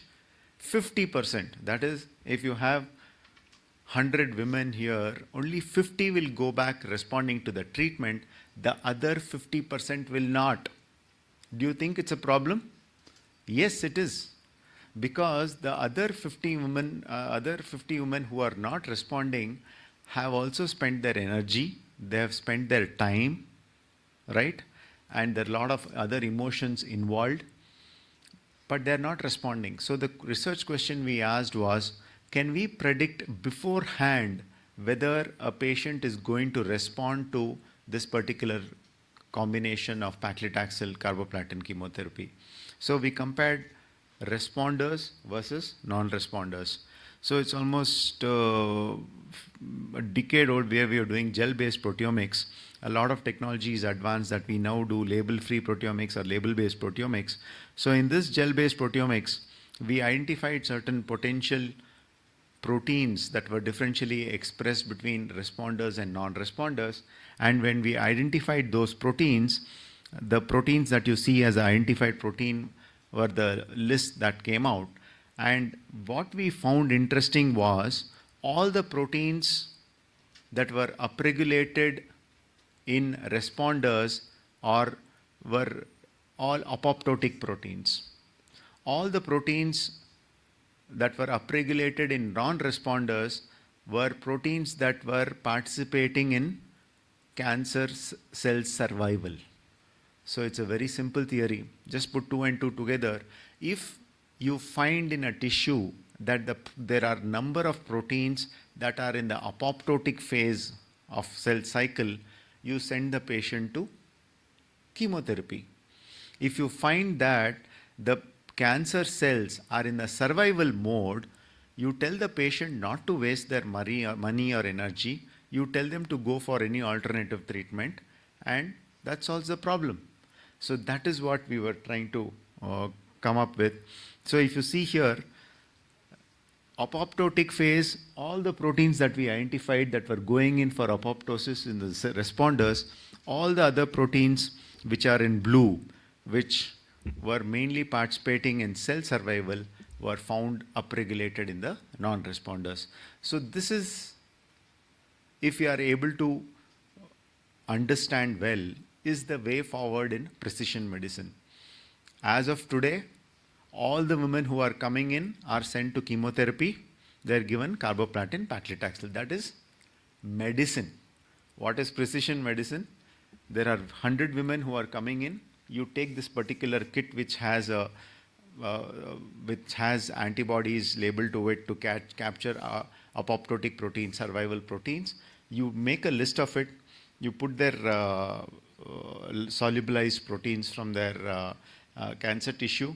You see if apoptotic or survival, you say you go to chemotherapy, medical oncology, or you go for any other therapy like stem cell therapy or something, because this particular carboplatin paclitaxel will not work for you. And here we are talking about saving lakhs of rupees for the patient and the attendants. So this is where we are talking about precision medicine. This particular example was on identifying certain proteins to understand breast cancer metastasis. Breast cancer metastasis is a problem because it first goes to what you call as a sentinel lymph node, and if it has affected sentinel lymph node, the surgeon will do one particular type of surgery. If the sentinel lymph node is not affected, he will do a variant surgery or he will do a different type of surgery. So how will he come to know today? What he does is on the table, operation table, he takes a little bit of sentinel lymph node tissue and sends it for biopsy. Are you people able to follow? He sends it for biopsy. The report will take probably 30 minutes to 45 minutes. And when the report comes, he will see whether the sentinel lymph node is affected or not. And if it is affected, he'll do one type of surgery or he'll do the other surgery. So we are talking about 45 minutes where the patient is lying on the table. Okay? The surgeon is ready. Surgeon is waiting for the report. All the other people are waiting. Anesthetists are waiting. Right? 45 minutes. We thought it's a waste of time that a surgeon has to wait for 45 minutes to get that particular report. So we did proteomics and compared sentinel lymph node versus sentinel lymph node metastasis. We identified 5 proteins, all matrix associated proteins that are implicated in proliferation, survival, metastasis, breakment of basement membrane. These proteins hold value in telling that the sentinel lymph node has actually been affected. So all that the surgeon has to do is take the sentinel lymph node, solubilize it in certain buffer of thiourea, urea, put it onto the chip. If these proteins are present, he says, metastasis is there, I will do this surgery. If it is not there, he'll say there is no metastasis, he'll do this surgery. So we have actually brought down the operation time of the waiting for that report from 45 minutes to close to 15 minutes. So we have brought down half an hour of the precious surgeon's time and also the patient waiting on the operation table.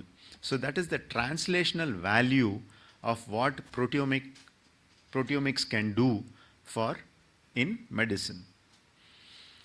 A couple of other examples where we look at protein profiles to tell about the predilection of certain precancerous conditions to oral cell carcinoma.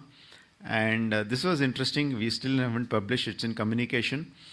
You all have gone through the phase of pandemic where people suffered from COVID-19. Yes?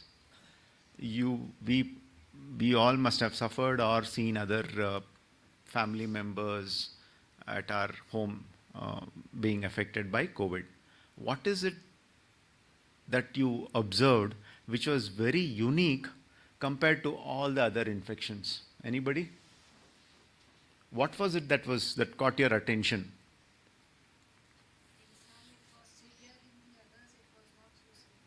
That is one answer, very correct. Anybody else? Compared to any other infection or any other viral infection? Correct. Yes, ma'am, you nailed it. What was different was there were no 2 people affected by COVID-19 who presented the same way. The symptoms varied. The organ that was affected was different. In few people, it affected only the cardiovascular system. In few, it affected the respiratory system. In few, the hematological system, gastrointestinal system. Few, it affected the neurological system.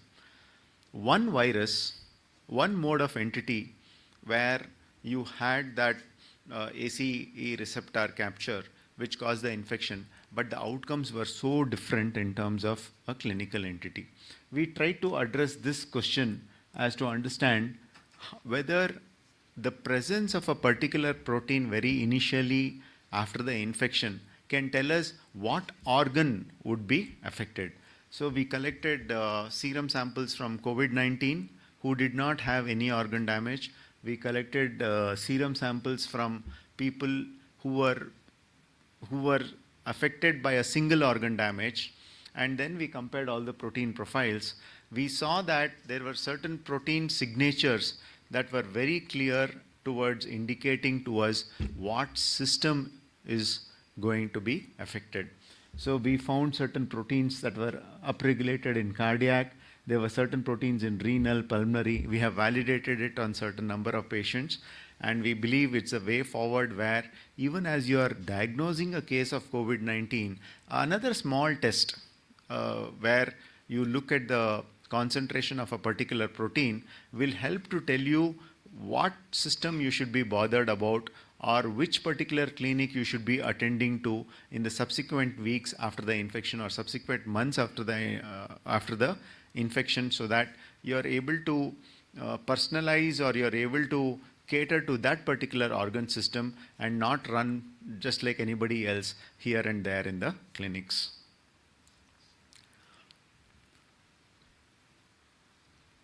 Now I'll come to the most important part.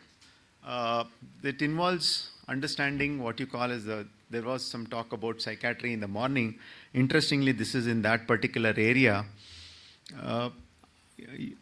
It's very clear cut, it's very logical problem, and I'm sure you would like to participate in this particular thing of mine, where I have certain questions. First question is, anybody knows what Parkinson's disease is? Anybody here? Parkinson's disease, which is indicated here on the green panel here, D, as the figure D, pertains to low dopamine concentration in the midbrain. Please follow me clearly, it will get very interesting. This is the plot. If you don't understand the plot, you'll never know what the ending is. So Parkinson's disease is a low dopamine state. Schizophrenia is a high dopamine state. So you have two spectrums. So what happens when a Parkinson's disease patient comes to the clinic is, he's being treated pharmacologically to increase the concentration of dopamine in the midbrain. But the clinician does not know when to stop. The clinician doesn't know what that particular window period is when the patient is normal. He over exceeds that limit, and very soon you have the patient is no more Parkinson's, he is now schizophrenic. You know schizophrenia? In Hindi they say pagal. So very soon the patient with Parkinson's disease is going now to a psychiatric clinic. Why? Because he is having schizophrenia, which is the high dopamine state indicated by that red color there. The dopamine concentration has exceeded so much. So he was going to a neurology clinic and now he's going to a psychiatric clinic. Now another problem. What is the other problem? A psychiatric patient comes, schizophrenic patient. The doctor starts him on anti-dopamine.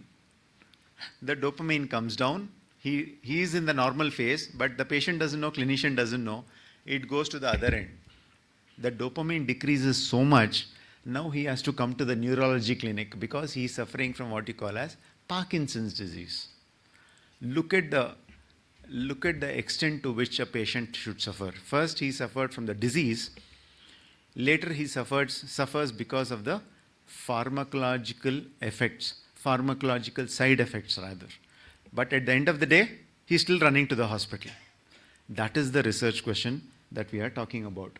So before we looked into that actual experimental part, we needed evidence to convince the reviewers and the people who were going to give us money that there was a problem. So you can see here in this extensive review that we made, patients with schizophrenia who are taking therapy, there are psychiatrists here. So there are sophistication in terms of the quality of the medicines that are made, but still you will find, irrespective of whether it's first generation or second generation, all the people are having what you call as Parkinson's side effects. It can either be extrapyramidal, they are nothing but the extrapyramidal symptoms, or the motor side effects, or the actual thing that defines what you call as Parkinson's disease. Then you have Parkinson's disease. When Parkinson's disease patients takes dopaminergic replacement therapy, you see the side effects: hallucinations, delusions, compulsive gambling, visual or auditory hallucinations. Then you have psychosis, vivid hallucinations. These are all symptoms of schizophrenia. So I am sure you people are convinced that taking treatment for Parkinson's disease and schizophrenia is actually, we are talking about two ends of one dopaminergic spectrum. Two ends, low dopamine state, high dopamine state. So this is the actual problem that is there at the hospital bedside. So what is the research question we asked? The research question we asked was, can we identify potential biomarkers in CSF and serum that can be used to monitor pharmacological therapy in Parkinson's disease and schizophrenia? What it means is we want to capture the patient in that physiological window. You people understand that from high dopamine state, it's falling to low dopamine state. That means it has gone through a physiological window. We wanted to identify biomarkers and capture the patient in that small physiological window. That was the research question. So we generated, the research question was there where we wrote the review paper in 2011. Then we did the preliminary data. Then we got into identifying discovery phase proteomics. I was telling about discovery phase proteomics. In the morning, there was one presentation by one of the young faculty where he was trying to look for cardiolipin for some depression or something. That is what was my question. Why at all zero upon one particular protein when you have so many proteins? You have to go at discovery phase where you're not biased. It's almost like saying, I want to go into an ice cream parlor where there are 40 flavors, but beforehand you have decided that you want to have vanilla. There is a mistake there. You go in there are 40 flavors, take a taste of everything. Who knows? There could be some flavor which is better than your vanilla that you came in for. In much the similar way, when we talk about discovery proteomics, you're not biased at all. You're just seeing the entire protein profile and looking at all the proteins. There could be a possible protein that is more relevant to the disease that you're discussing as compared to a biased protein you already are going in for doing whatever experiments. So we recruited the patients and we did gel-based proteomics. So not to bore you people, the protein profiling that is done in many ways. One is based on gel-based proteomics. Of course, it is outdated, where you profile patients based on isoelectric charge, the proteins based on isoelectric charge and molecular weight, separate out the proteins, look at the differences, and try to make sense of what is upregulated and downregulated. Second, label-based proteomics. You put certain isobaric tags for each set of proteins that is got from one particular subset of patients, and then you subject it to mass spectrometric analysis. The reporter ions are released from these isobaric tags. You make a mark of all those reporter ions and see how much of the protein has come from which phenotype, so that you can see the quantitative expression of protein across different phenotypes. And the last one is label-free proteomics. Label-free proteomics is you're not labeling it, you're just taking a particular sample, putting some small amount of it in the mass spec, looking at the proteins and then trying to compare. So these are the three platforms that are usually used. So we use gel-based proteomics. This was the reporter ion, what I told you, the label-based proteomics. And then we came out with a list of proteins. The main proteins is apolipoprotein E, alpha-synuclein, and alpha-2 macroglobulin. Alpha-2 macroglobulin, of course, is acute phase reactant. We didn't bother much about it. The main two things that we were interested was what we found in our own discovery phase results was apolipoprotein E and alpha-synuclein. These things had a very linear expression across the phenotypes. So if you see, the green is what I've indicated as Parkinson. Those who took treatment, it slightly fell, the concentration came down. And those who were in the physiological state when I say, they were just like you and me, normal people.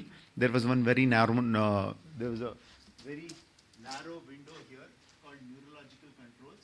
And then if it further started to drop, you can see that they are getting into the opposite end of the spectrum where you had either schizophrenia or the patients who are taking treatment for schizophrenia.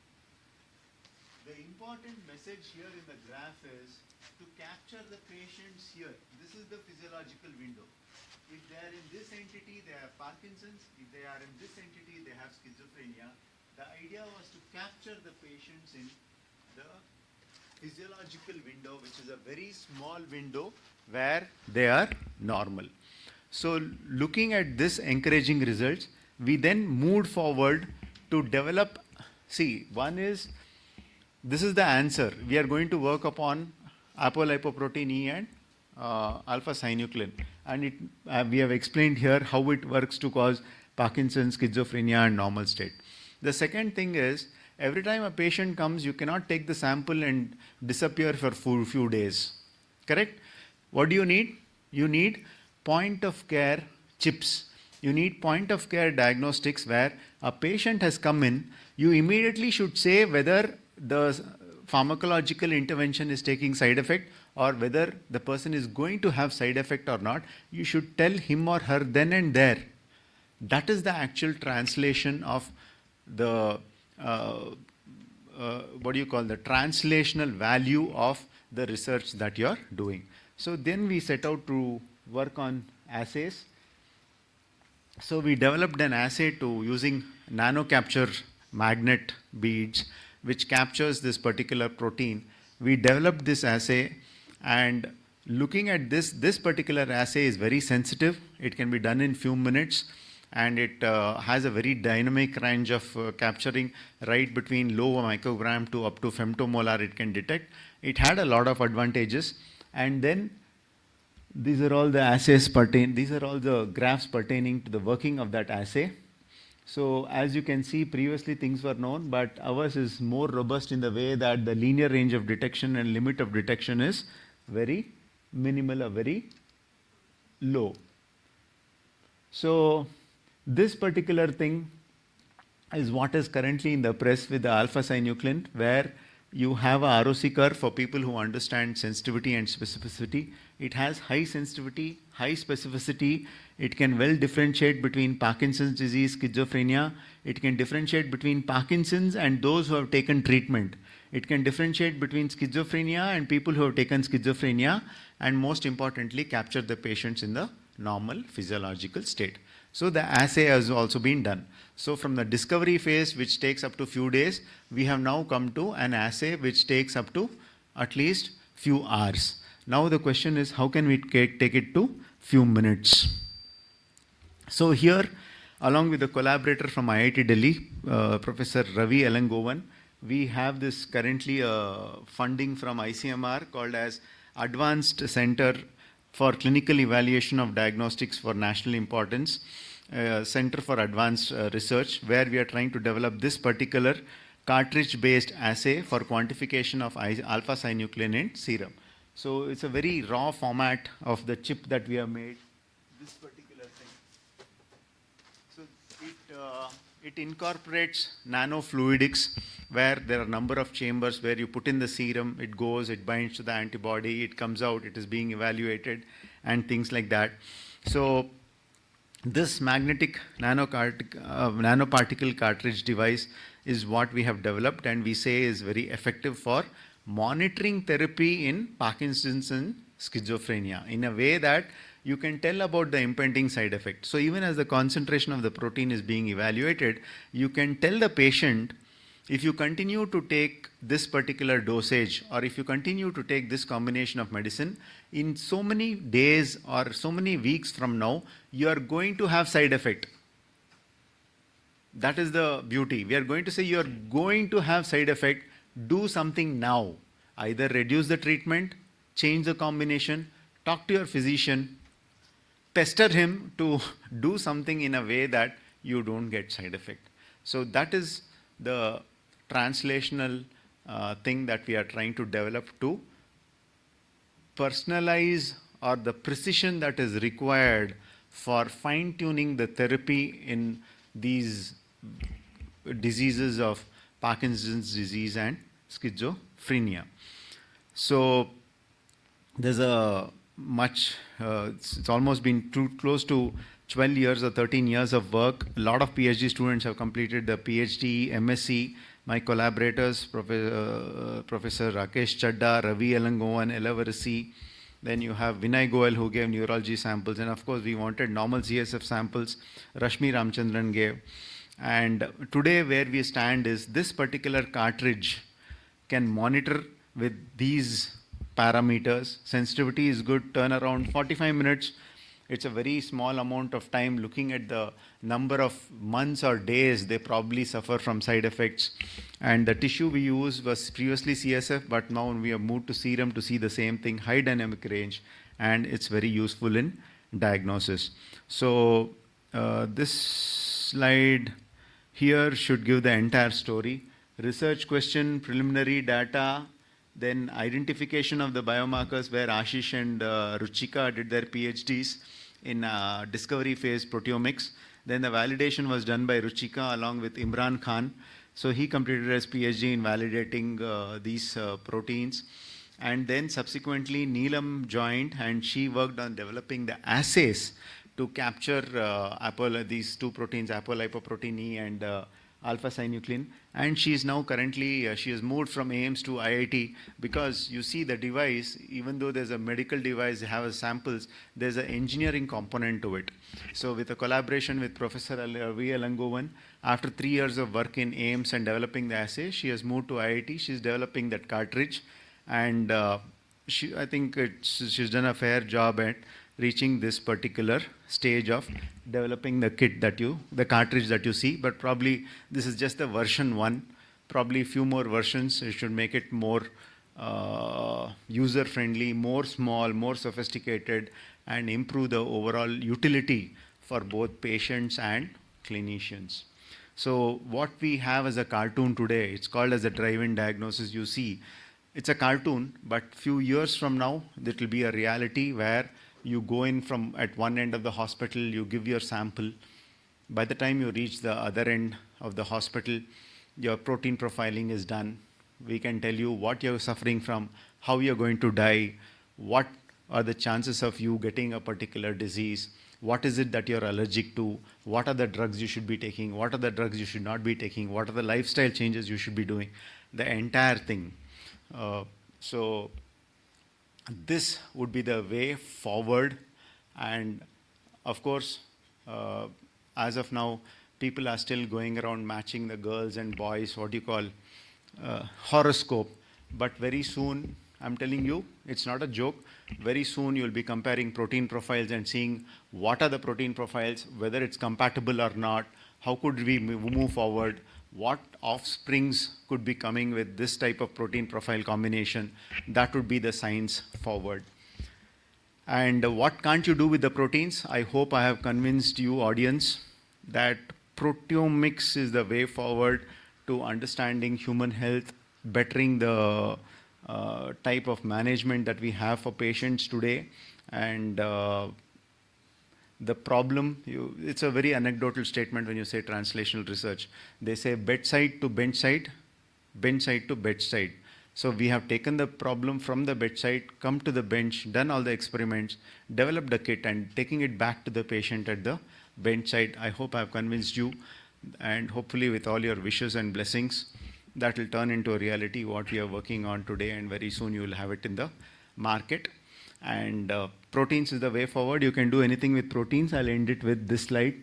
This is a slide where my student has said thank you using protein. So she has used these amyloid beta recombinant protein with GFP tag to put it on the agar plate to say thank you. Thank you so much.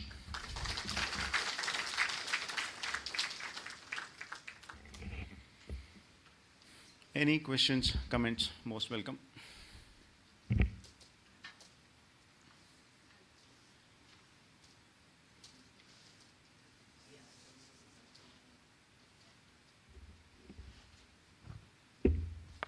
Thank you, Dr. Hari Prasad, for such a wonderful presentation, and I have become wiser for the proteomics, which I hardly knew anything about.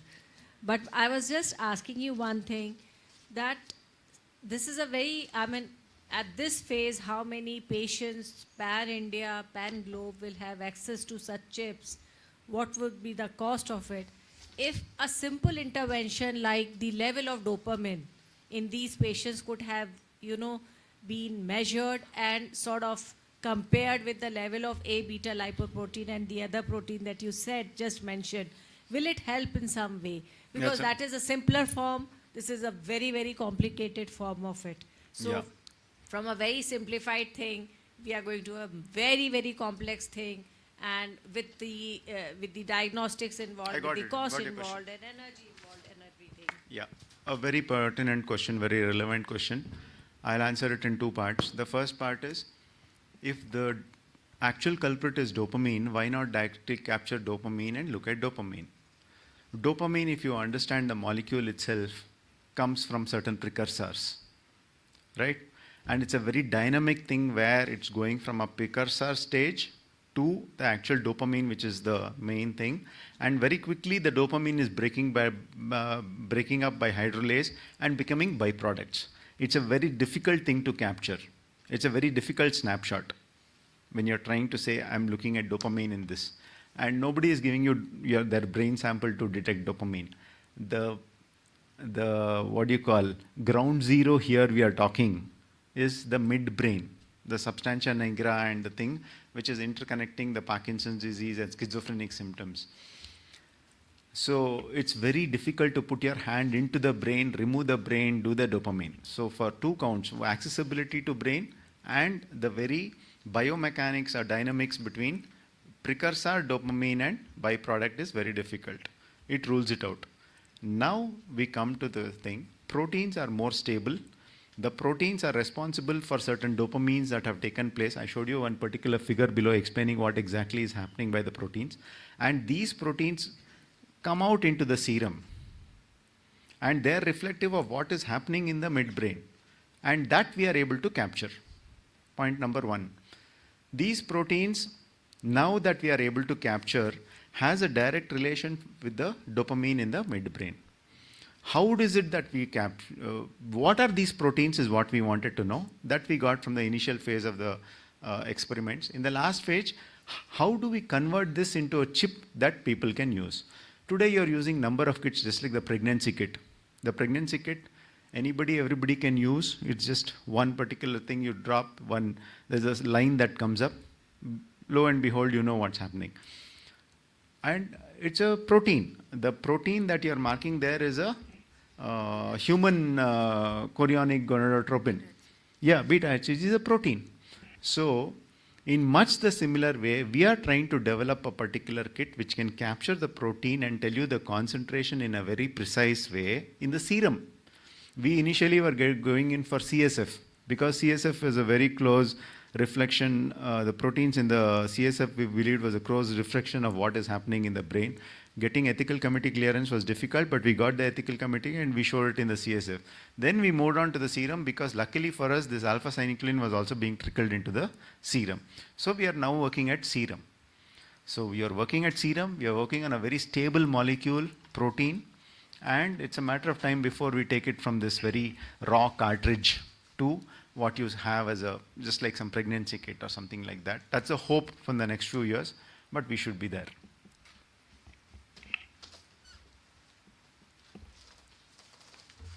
Any other questions or comments? Okay, so thank you, Dr. Hari Prasad, for that wonderful and lucid lecture and for keeping us all awake. Although the organizing committee tried to provide best of a lunch, but still you beat the lunch.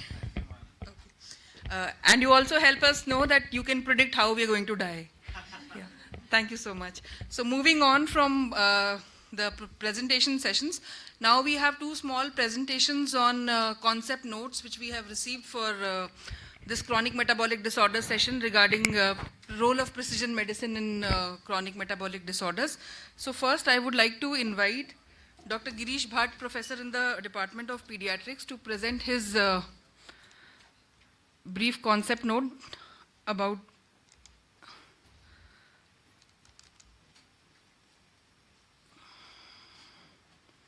biomarkers in acute kidney injury. इसको उस पे कर देना भैया.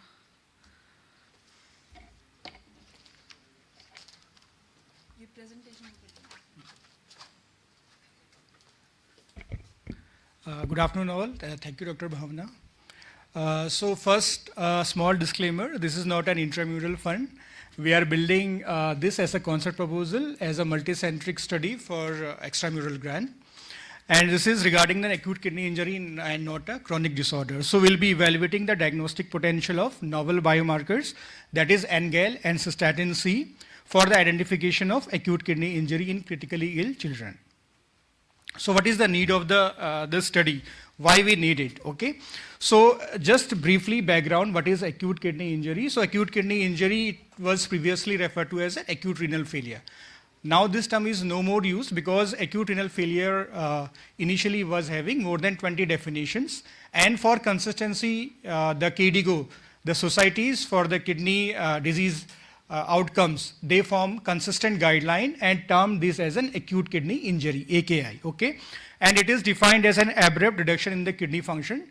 And for this, we have only two traditional biomarkers. These are called as the traditional biomarkers, and these two biomarkers are creatinine and urine output, okay? So if there is a decrease in the urine output or increase in the creatinine within 14 hours, then this is referred to as acute kidney injury. So why we are interested in acute kidney injury? So the overall incidence of acute kidney injury, especially in the intensive care setting, is very high, and it ranges from 20 to as high as 50%. And we have different risk groups. For example, any child in ventilator is having a high risk of acute kidney injury. Any child with birth asphyxia or neonate is having a high incidence of AKI, as well as children who are being on cardiac surgery, who means in the children where cardiac surgery was performed, okay? And the AKI is associated with an mortality, high mortality, and this is an independent predictor of mortality. Means if any child is having acute kidney injury in the ICU, then the chances of death will be 8 times than that of the child not having acute kidney injury. So this is why this acute kidney injury is as important as acute lung injury. The second, moreover, the AKI death, especially in cases of low resource settings like ours, is high. For example, if we see this, then it is 11% in the developing countries, while in the low and middle income countries, it is as high as 18 to 22%.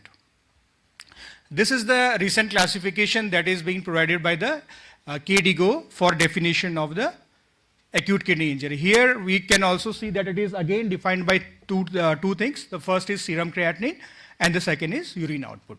Okay, I'll not go in detail what is stage 1, 2, 3, but just to emphasize that it is on two traditional biomarkers, that is serum creatinine, which is cheap and easily available, and the second is the urine output. But we have some limitations with the serum creatinine. What are these limitations? The first, it depends on a muscle mass. For example, if any patient is lean, especially in the children who are failure to thrive, in these patients, it can overestimate the glomerular filtration rate. The second is the volume status. If any child is having high hypervolemia, means he is having edema, then it will overestimate the GFR. The third, the most important thing is the creatinine, it starts increasing when approximately 50% of the kidney damage has occurred. Okay, so this is a point to emphasize that when 50% of the kidneys will be damaged, then this serum creatinine will be increasing. The second is limitations with the urine output, similarly, the hydration status, as well as the diuretic use.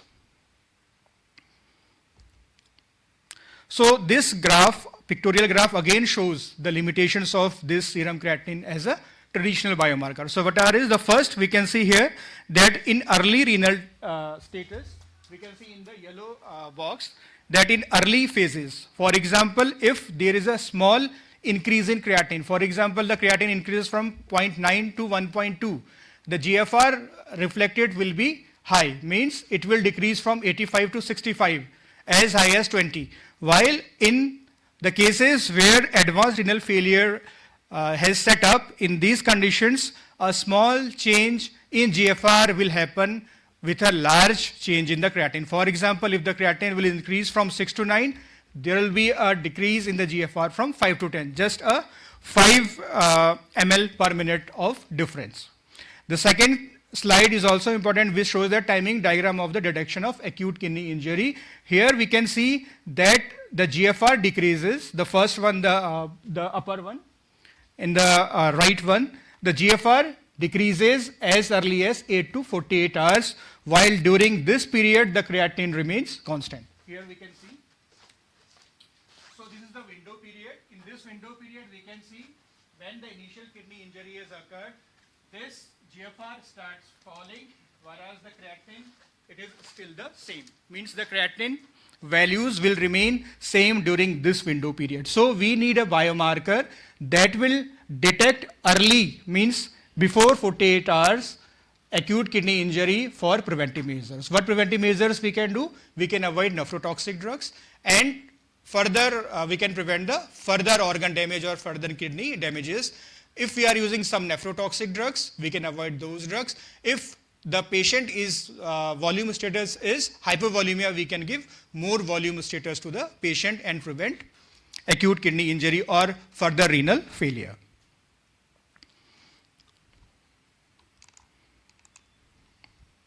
So this is the continuum of kidney injury and the biomarkers.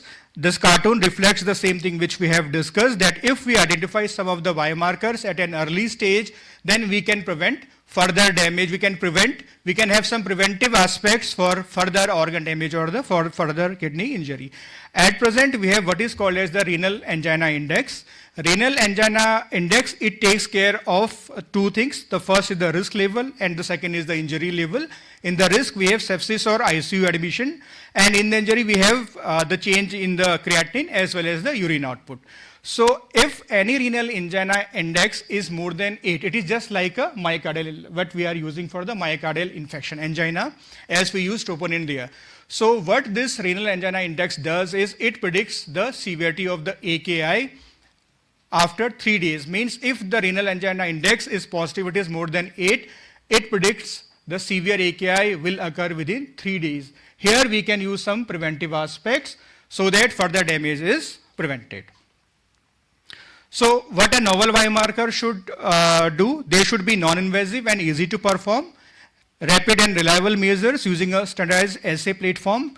They should be highly sensitive and should be highly specific for AKI, and through these biomarkers we can get the etiology or the subtypes of acute kidney injury. So the objectives of the proposal would be to evaluate the diagnostic performance of statin C and GEL for early detection of AKI in critically sick children. So just a small briefly, what is cystatin C? Cystatin C is usually produced by the nucleated cells, and this cystatin C is freely filtered through the glomeruli and absorbed in the proximal tubules.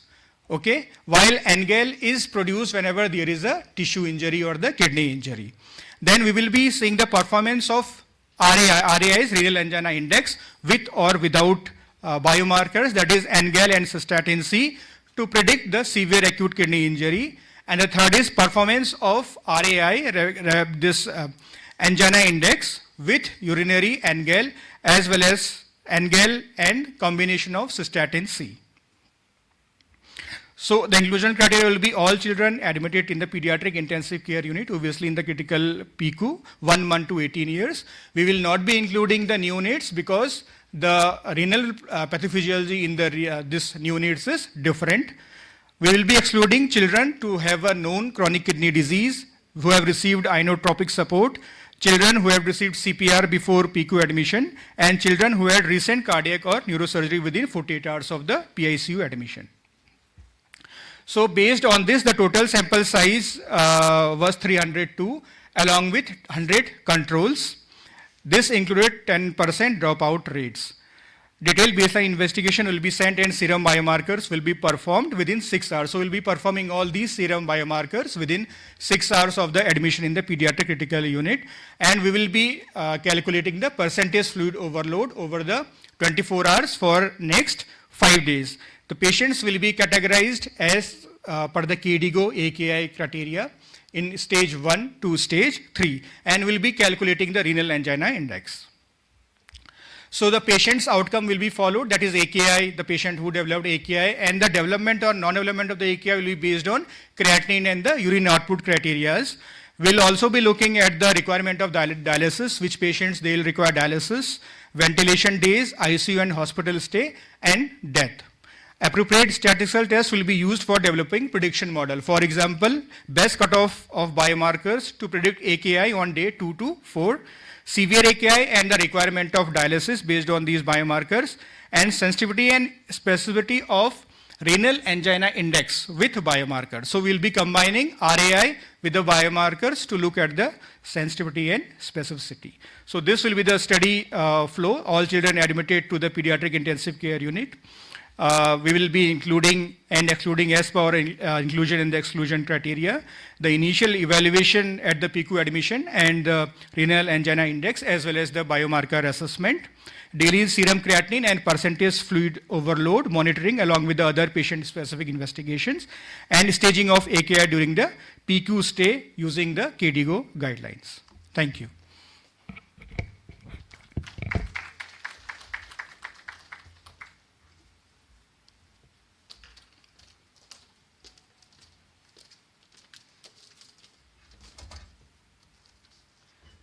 Thank you, Dr. Girish, for that clear and crisp presentation on role of novel biomarkers in predicting AKI in critically sick children in the PICU. Any questions or comments or any inputs from anyone? Sir.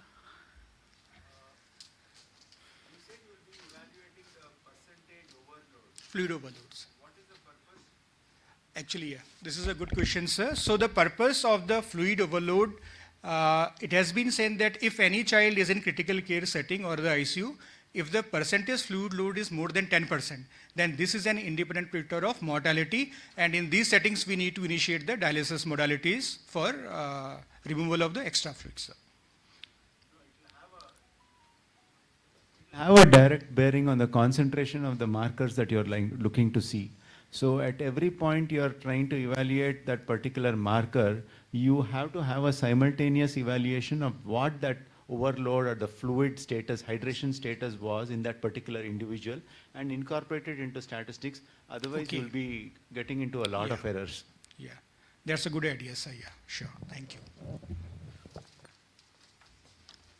Thank you, sir, and thank you, Dr. Girish.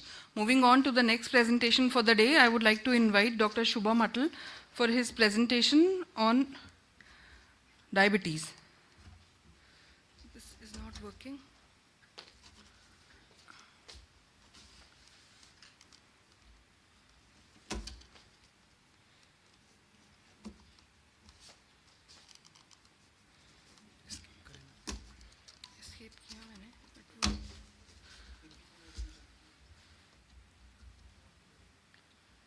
ये इसको check करो एक बार, ये stuck हो गया.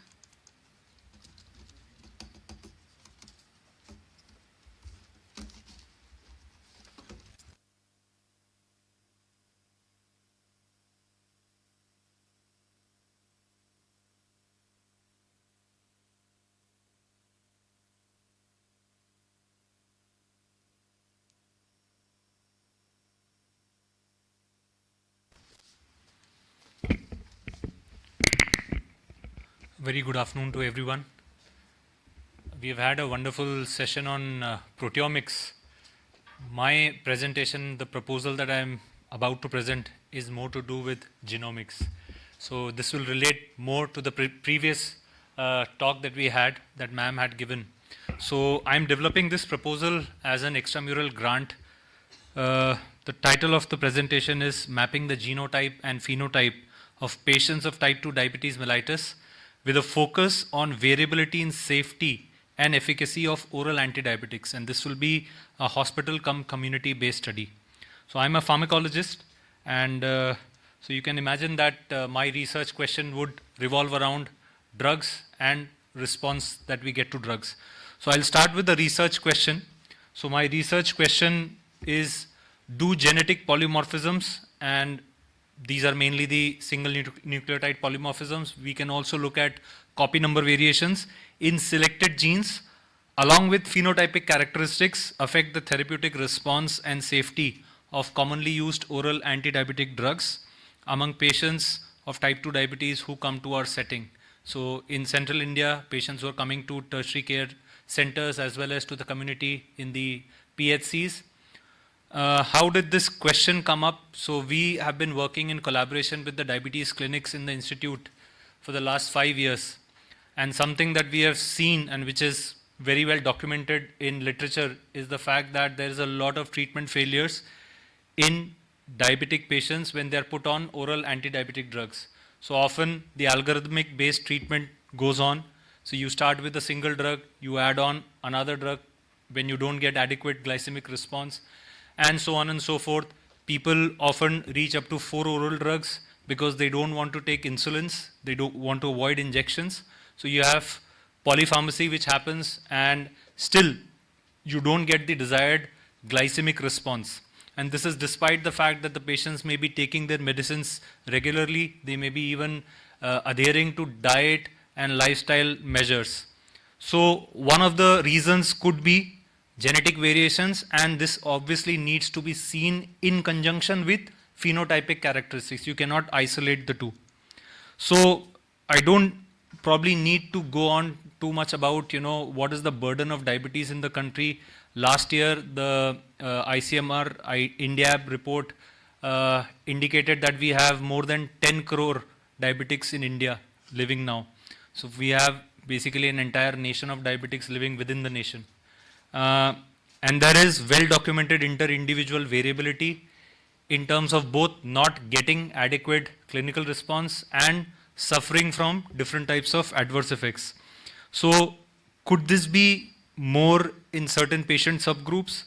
And pharmacogenetics or genomics, obviously we have touched upon it, that when we talk about specifically pharmacogenetics or genomics, we are essentially trying to study genetic variations to understand the variability in drug responses. And when you do it at a smaller scale, identifying individual genes, candidate genes, this goes more in the domain of pharmacogenetics. And when you're looking at the entire genome, this goes in the domain of pharmacogenomics. We have some oral antidiabetics which are very commonly used, starting with the perhaps the universal choice of antidiabetic because of its long-standing evidence base and its cost effectiveness, metformin. Then you have sulfonylureas, you have the glimepiride and glipizide-like drugs. You have DPP-4 inhibitors, drugs like vildagliptin, teneligliptin, sitagliptin. You have SGLT2 inhibitors, which have now been, kind of brought to the front line. Drugs like dapagliflozin, empagliflozin.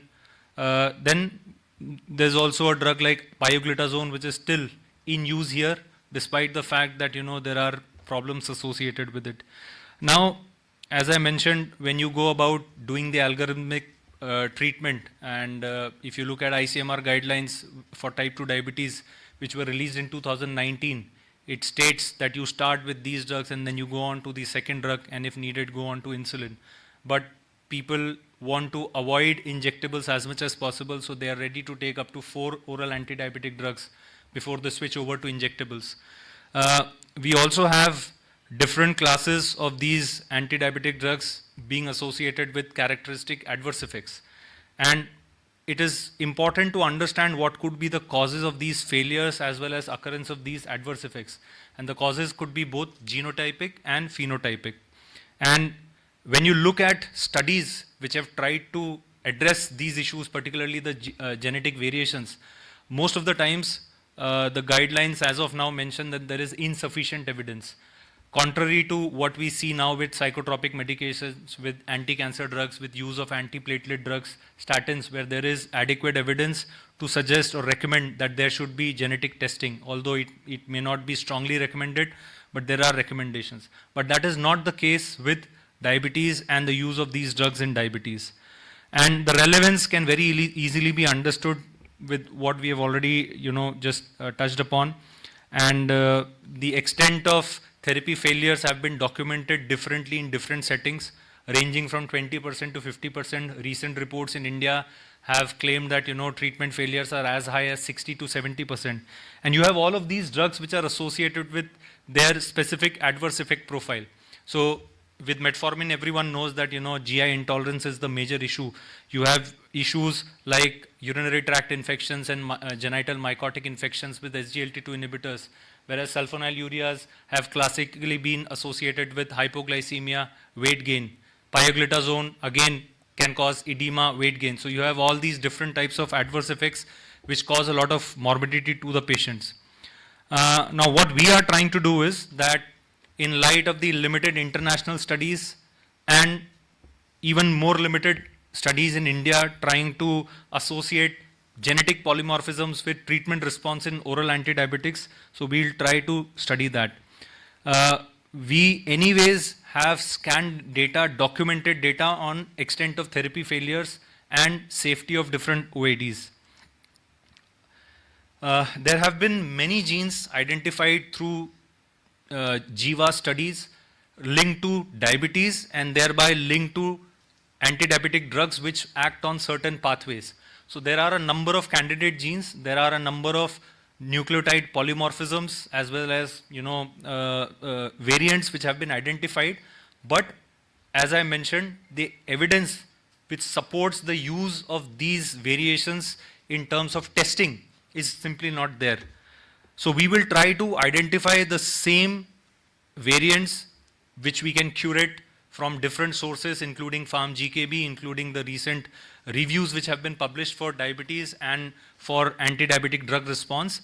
And we will try to find their association in a real world setting with treatment response and with adverse effects. We will obviously have to do a detailed phenotypic profiling of all the patients because genotype and phenotype go hand in hand. You cannot look at them in an isolated manner. So you have to look at all the clinical demographic factors or probable moderators which can affect treatment response or cause increased or decreased adverse effects. Lastly, in terms of what we do for doing the genotyping, there are different approaches which are available. So depending on the cost and the scale of the study, we can choose approaches which are classical genotyping approaches using Tachman genotyping or caste-based genotyping, or we can use Sanger sequencing if we identify genes, particular genes or segments of genes to be associated. And there are obviously chip-based arrays which are available.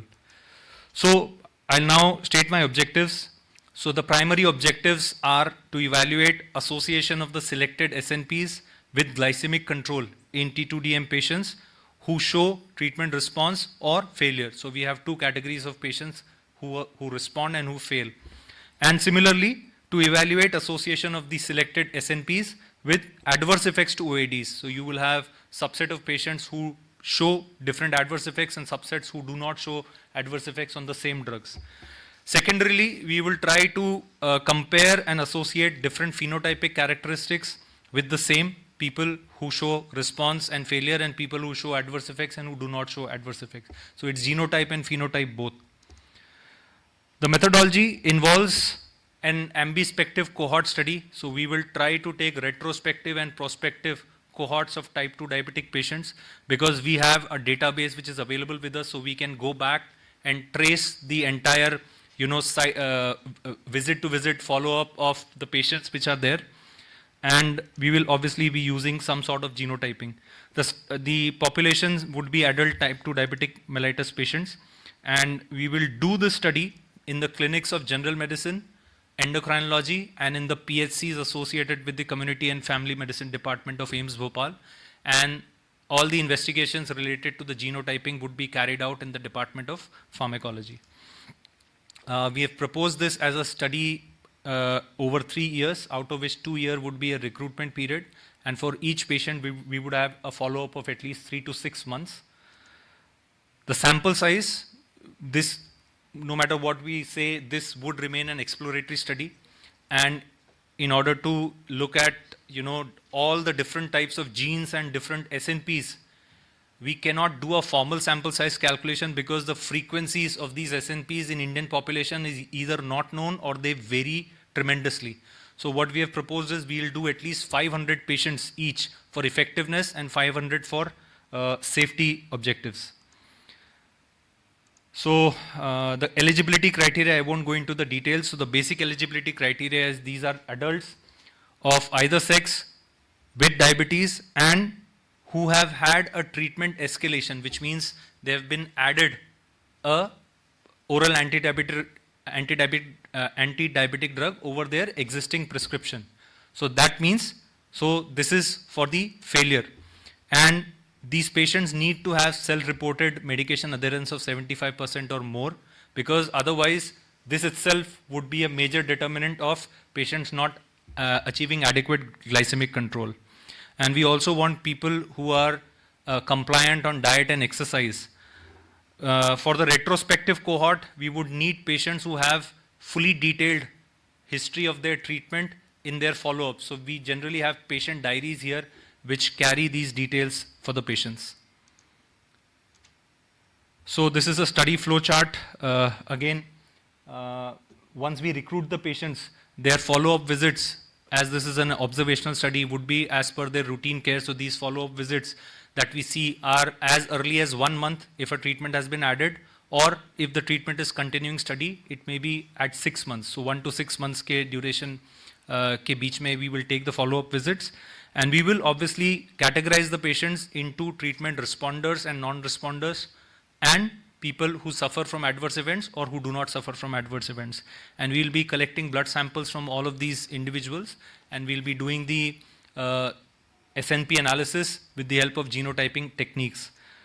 So this is one probable template if we employ Tachman-based genotyping. I don't need to go into the details of the genotyping technique. What are the alternatives? So as I mentioned, in genotyping itself, you have Tachman versus CASP. So the cost effectiveness depends on how many SNPs we eventually finalize to assess. There is also the option of Sanger sequencing. However, generally Sanger sequencing is a more complex process rather than carrying out a kit-based genotyping. We also have the option of doing whole genome-based microarray genotyping, which is more costly but more extensive. That is what we are employing in the Optimize D trial for which Dr. Vikram Patel had given the presentation today. And of course, the gold standard would be whole genome sequencing, but in a very large population, cost constraints are going to be very important in this regard. So cost and technical expertise and equipment available are the major constricting factors in this case. So this paper got published around 4 months back, maybe a little more, February 2024. So this could be considered as a landmark paper when it comes to trying to figure out the genotyping map of Indian population when it comes to type 2 diabetes mellitus and drugs which are used in type 2 diabetes mellitus. So this paper had data which was taken up from the IndiGen project. I don't know if you know about it. So the IndiGen project was completed by CSIR and they have been able to map the genomes of 1029 Indians across the country from 31 states, including all different ethnicities within India, and they have put it up as a publicly open repository now as the IndiGenome database. So they have focused on all those pharmacogenes and all those variations which have been documented in the literature related to oral anti-diabetic drugs as well as injectable anti-diabetic drugs, but not insulin. So some of the chief findings that they came up with was the fact that there is a great deal of variation in the Indian data compared to all the other global populations. So one of the findings was that among the 75 variants that they studied in terms of allele frequency, other than 3 variants, there was a statistically significant difference in 72 variants when compared to Caucasian populations, African populations, and even with the Middle East populations. So this is a very significant finding. They also found, so this is what they have mentioned, so they had also used a prediction tool which came up with 94 genes and 796 potentially deleterious variants that they could pick up. So then they overlapped this with the available data and they found that there were 52 new potentially deleterious variants which could affect treatment response among Indian population. This is in addition to the ones which are already documented in PharmGKB database. One of the things was with regards to metformin, the response to metformin was affected by, is found to be affected by certain variations, and those variations were found to be significantly higher in the Indian population compared to the other global populations in the world. So on an average, they found that the median count of associated alleles in Indians for metformin itself was 9 per person. So the median count is 9 per person. This could be alleles which have an impact on metformin response. Similarly, for sulfonylureas, it was 3, and for thiazolidine diones, it was 4. So based on the literature review, based on farm GKB data, this is one initial table that I've put together for the potential SNPs that can be studied. And this is from the farm GKB clinical annotations as well as from recently published data. So for metformin, you have the maximum number of clinical annotations which are available. So these are some of the annotations, but what needs to be remembered is that all of this right now in farm GKB is also at level 3 evidence, which means there are studies, but the findings of those studies either have not been corroborated or there is not sufficient study, maybe there is just a single study. So this is termed as insufficient evidence.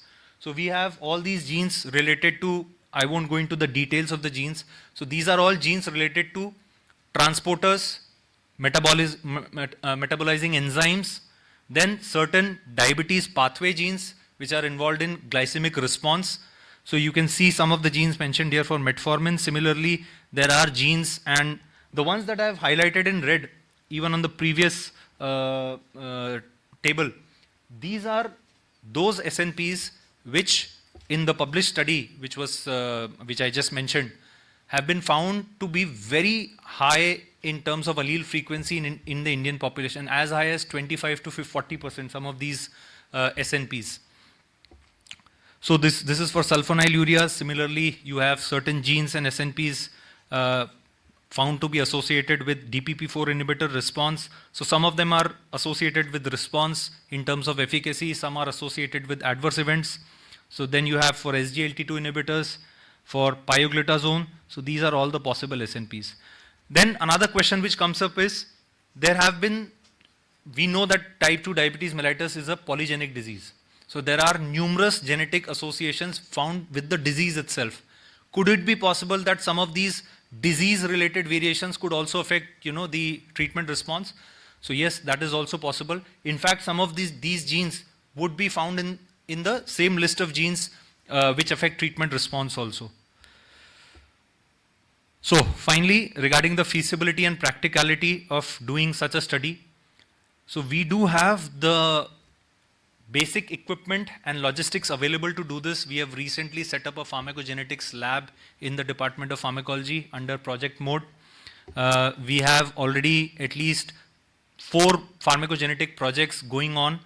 We have the diabetes clinics which run in general medicine, endocrinology, and the option to go to the PHCs under the CFM department. We are already working on multiple projects. So, we think we can carry out this study. This is the Gantt chart, the project timelines planned for 3 years. And finally, to just end, this exploratory study has the potential to provide the initial evidence to take the first steps of precision medicine in the domain of type 2 diabetes mellitus, treatment responsiveness, treatment safety. Secondly, if we do something like this, we have the possibility of optimizing therapy in terms of choosing the correct therapy or changing therapy, faster, so that patients respond better and they have lesser adverse effects.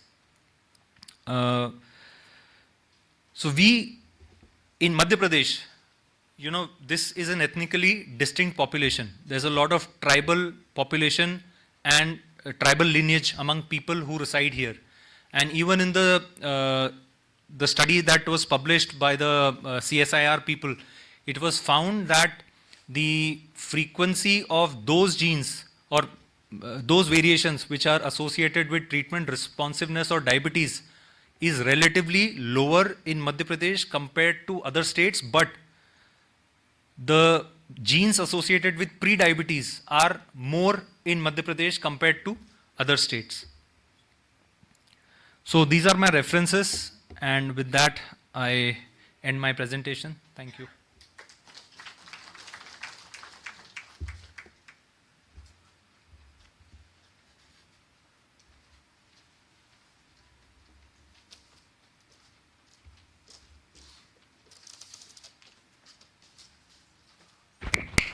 Thank you, Dr. Shubham, for that clear and lucid presentation on a common day-to-day problem that we see every day. And as he mentioned regarding the Indigene project, one of the leading pioneers who led this project, Indigene project for IGIB, Dr. Vinod Skaria, will be joining us tomorrow morning. So if you have any questions regarding that project, you can ask him directly. As far as this presentation is concerned, if there are any questions or comments, they're more than welcome. No, I think, thank you, Dr. Shubham. Pilot study, or you would be knowing regarding the phenotype and the genotype. Yes. So what is your conclusion? Like, this is going to take, we have to wait a very long time to come to the conclusion. Ma'am, we have done phenotypic studies. We have not yet entered into the genotype of diabetes. But the interesting thing about diabetes is the cytochrome P450 enzymes that we generally associate with metabolism of most of the major drugs, they are generally not involved in these drugs. So even if in other projects we have done allele frequency determination of cytochrome P450 enzymes, we cannot apply this here. So this is entirely a de novo kind of a thing.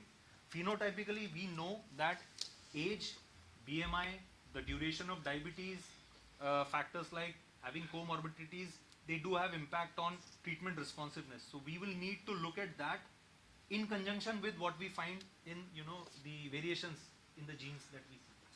So I was waiting for Dr. Hari Prasad to say that proteomics will give you the answer ultimately. Okay. So thank you, Dr. Shubham. So moving on. So we will just conclude the session. And I will just mention a few highlights that we discussed in the second session on chronic metabolic disorders. So post-lunch, we started with a talk which was taken by Dr. Amita Agrawal. She delivered her talk on role of precision medicine in the rheumatology, the current and future perspective. What she mentioned that today also we are practicing personalized medicine, highlighting the example of a pregnant patient and optimizing therapy according to the patient's condition. Also, she highlighted that at present, first-line treatment is initiated, and then according to the hit and trial, whether the patient has responded or not, we modify the drugs as a second-line option. But now that with the advent of precision medicine, we are moving on to individualized treatment with patient stratification based on genomic, proteomic, and metabolomic data. She highlighted these with two examples of two disorders which are seen commonly in rheumatology, rheumatoid arthritis and SL lupus. So role of SNPs for deciding role of rituximab in rheumatoid arthritis, in silico prediction models and organoids role she also discussed and clearly beautifully demonstrated. She also highlighted that B cell poor phenotype in the synovial fluid were probably good responders to tocilizumab, and early identification and preempting flares based on this data could help early initiation of treatment. In lupus, she highlighted that presence or absence of proteinuria as of now helps to modify treatment, but based on this genomic data, lupus nephritis can be divided into subgroups according to the alpha interferon signature, which can help us decide the personalized treatment for these subgroups, and genome-wide association studies are also being taken up in SLE. Urinary proteomics also is helping a lot in deciding and personalizing treatment for patients suffering with lupus. It also helps in predicting risk of mortality. She highlighted the future paradigms of multi-omics guiding individualized treatment, but she also made a mention of the concerns that were raised of equitable availability, ethical issues, and crosstalk between medicine and computing. Moving on to the talk by Dr. Hari Prasad on role of proteomics, wherein he highlighted the molecular events related to the disease which need to be studied in detail. Started with a disclaimer that these are not competitive genomics and proteomics, but play a complementary role for patient benefit, because individuals with same genome can also have different proteomes based on the environmental exposures. Differential expression of proteins led to the development of biomarkers, which was highlighted by example of two disorders, wherein he highlighted visceral leishmaniasis and then beautifully explained the dopamine-dependent conditions, the relationship between Alzheimer's and Parkinson disease. Response prediction in cervical cancer based on apoptotic protein upregulation. Proteomics in precancerous conditions like oral carcinoma, and then serum proteins in COVID-19, wherein he discussed the indicative protein, role of indicative protein signatures. So this was followed by two brief presentations on project proposals or concept notes which are being developed for extramural as well as intramural funding. Dr. Girish talked about biomarkers in AKI, wherein he mentioned that there is a window period where the GFR is decreased, but the serum creatinine levels are normal. So developing biomarkers which can help identify these children in critically sick conditions will prevent further organ damage. And he also made a mention of the renal angina index predicting severity of kidney damage. Then this was followed in the last by a presentation by Dr. Shubham on genetic polymorphisms and phenotypic characteristics affecting therapeutic response and safety to oral anti-diabetic drugs, wherein he has clearly mentioned the role of SNPs in response to various oral anti-diabetic drugs, and the Indigene database who have highlighted these, who have identified novel polymorphisms and deleterious variants in the Indian population. So this was for, as regards the chronic metabolic session. Handing over to Anvita for concluding the day.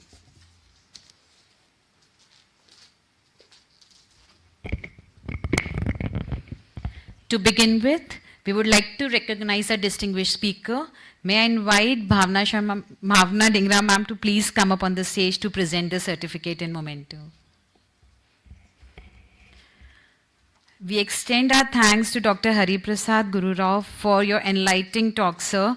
Please come forward to receive a token of gratitude.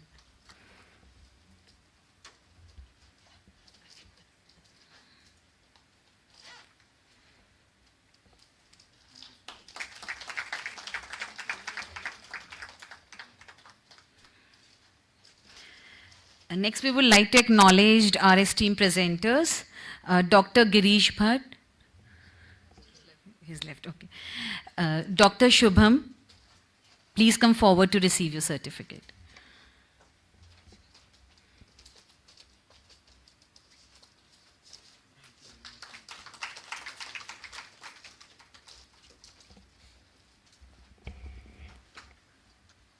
Thank you so much for, and we conclude our session here. Please join us for the tea outside. Thank you.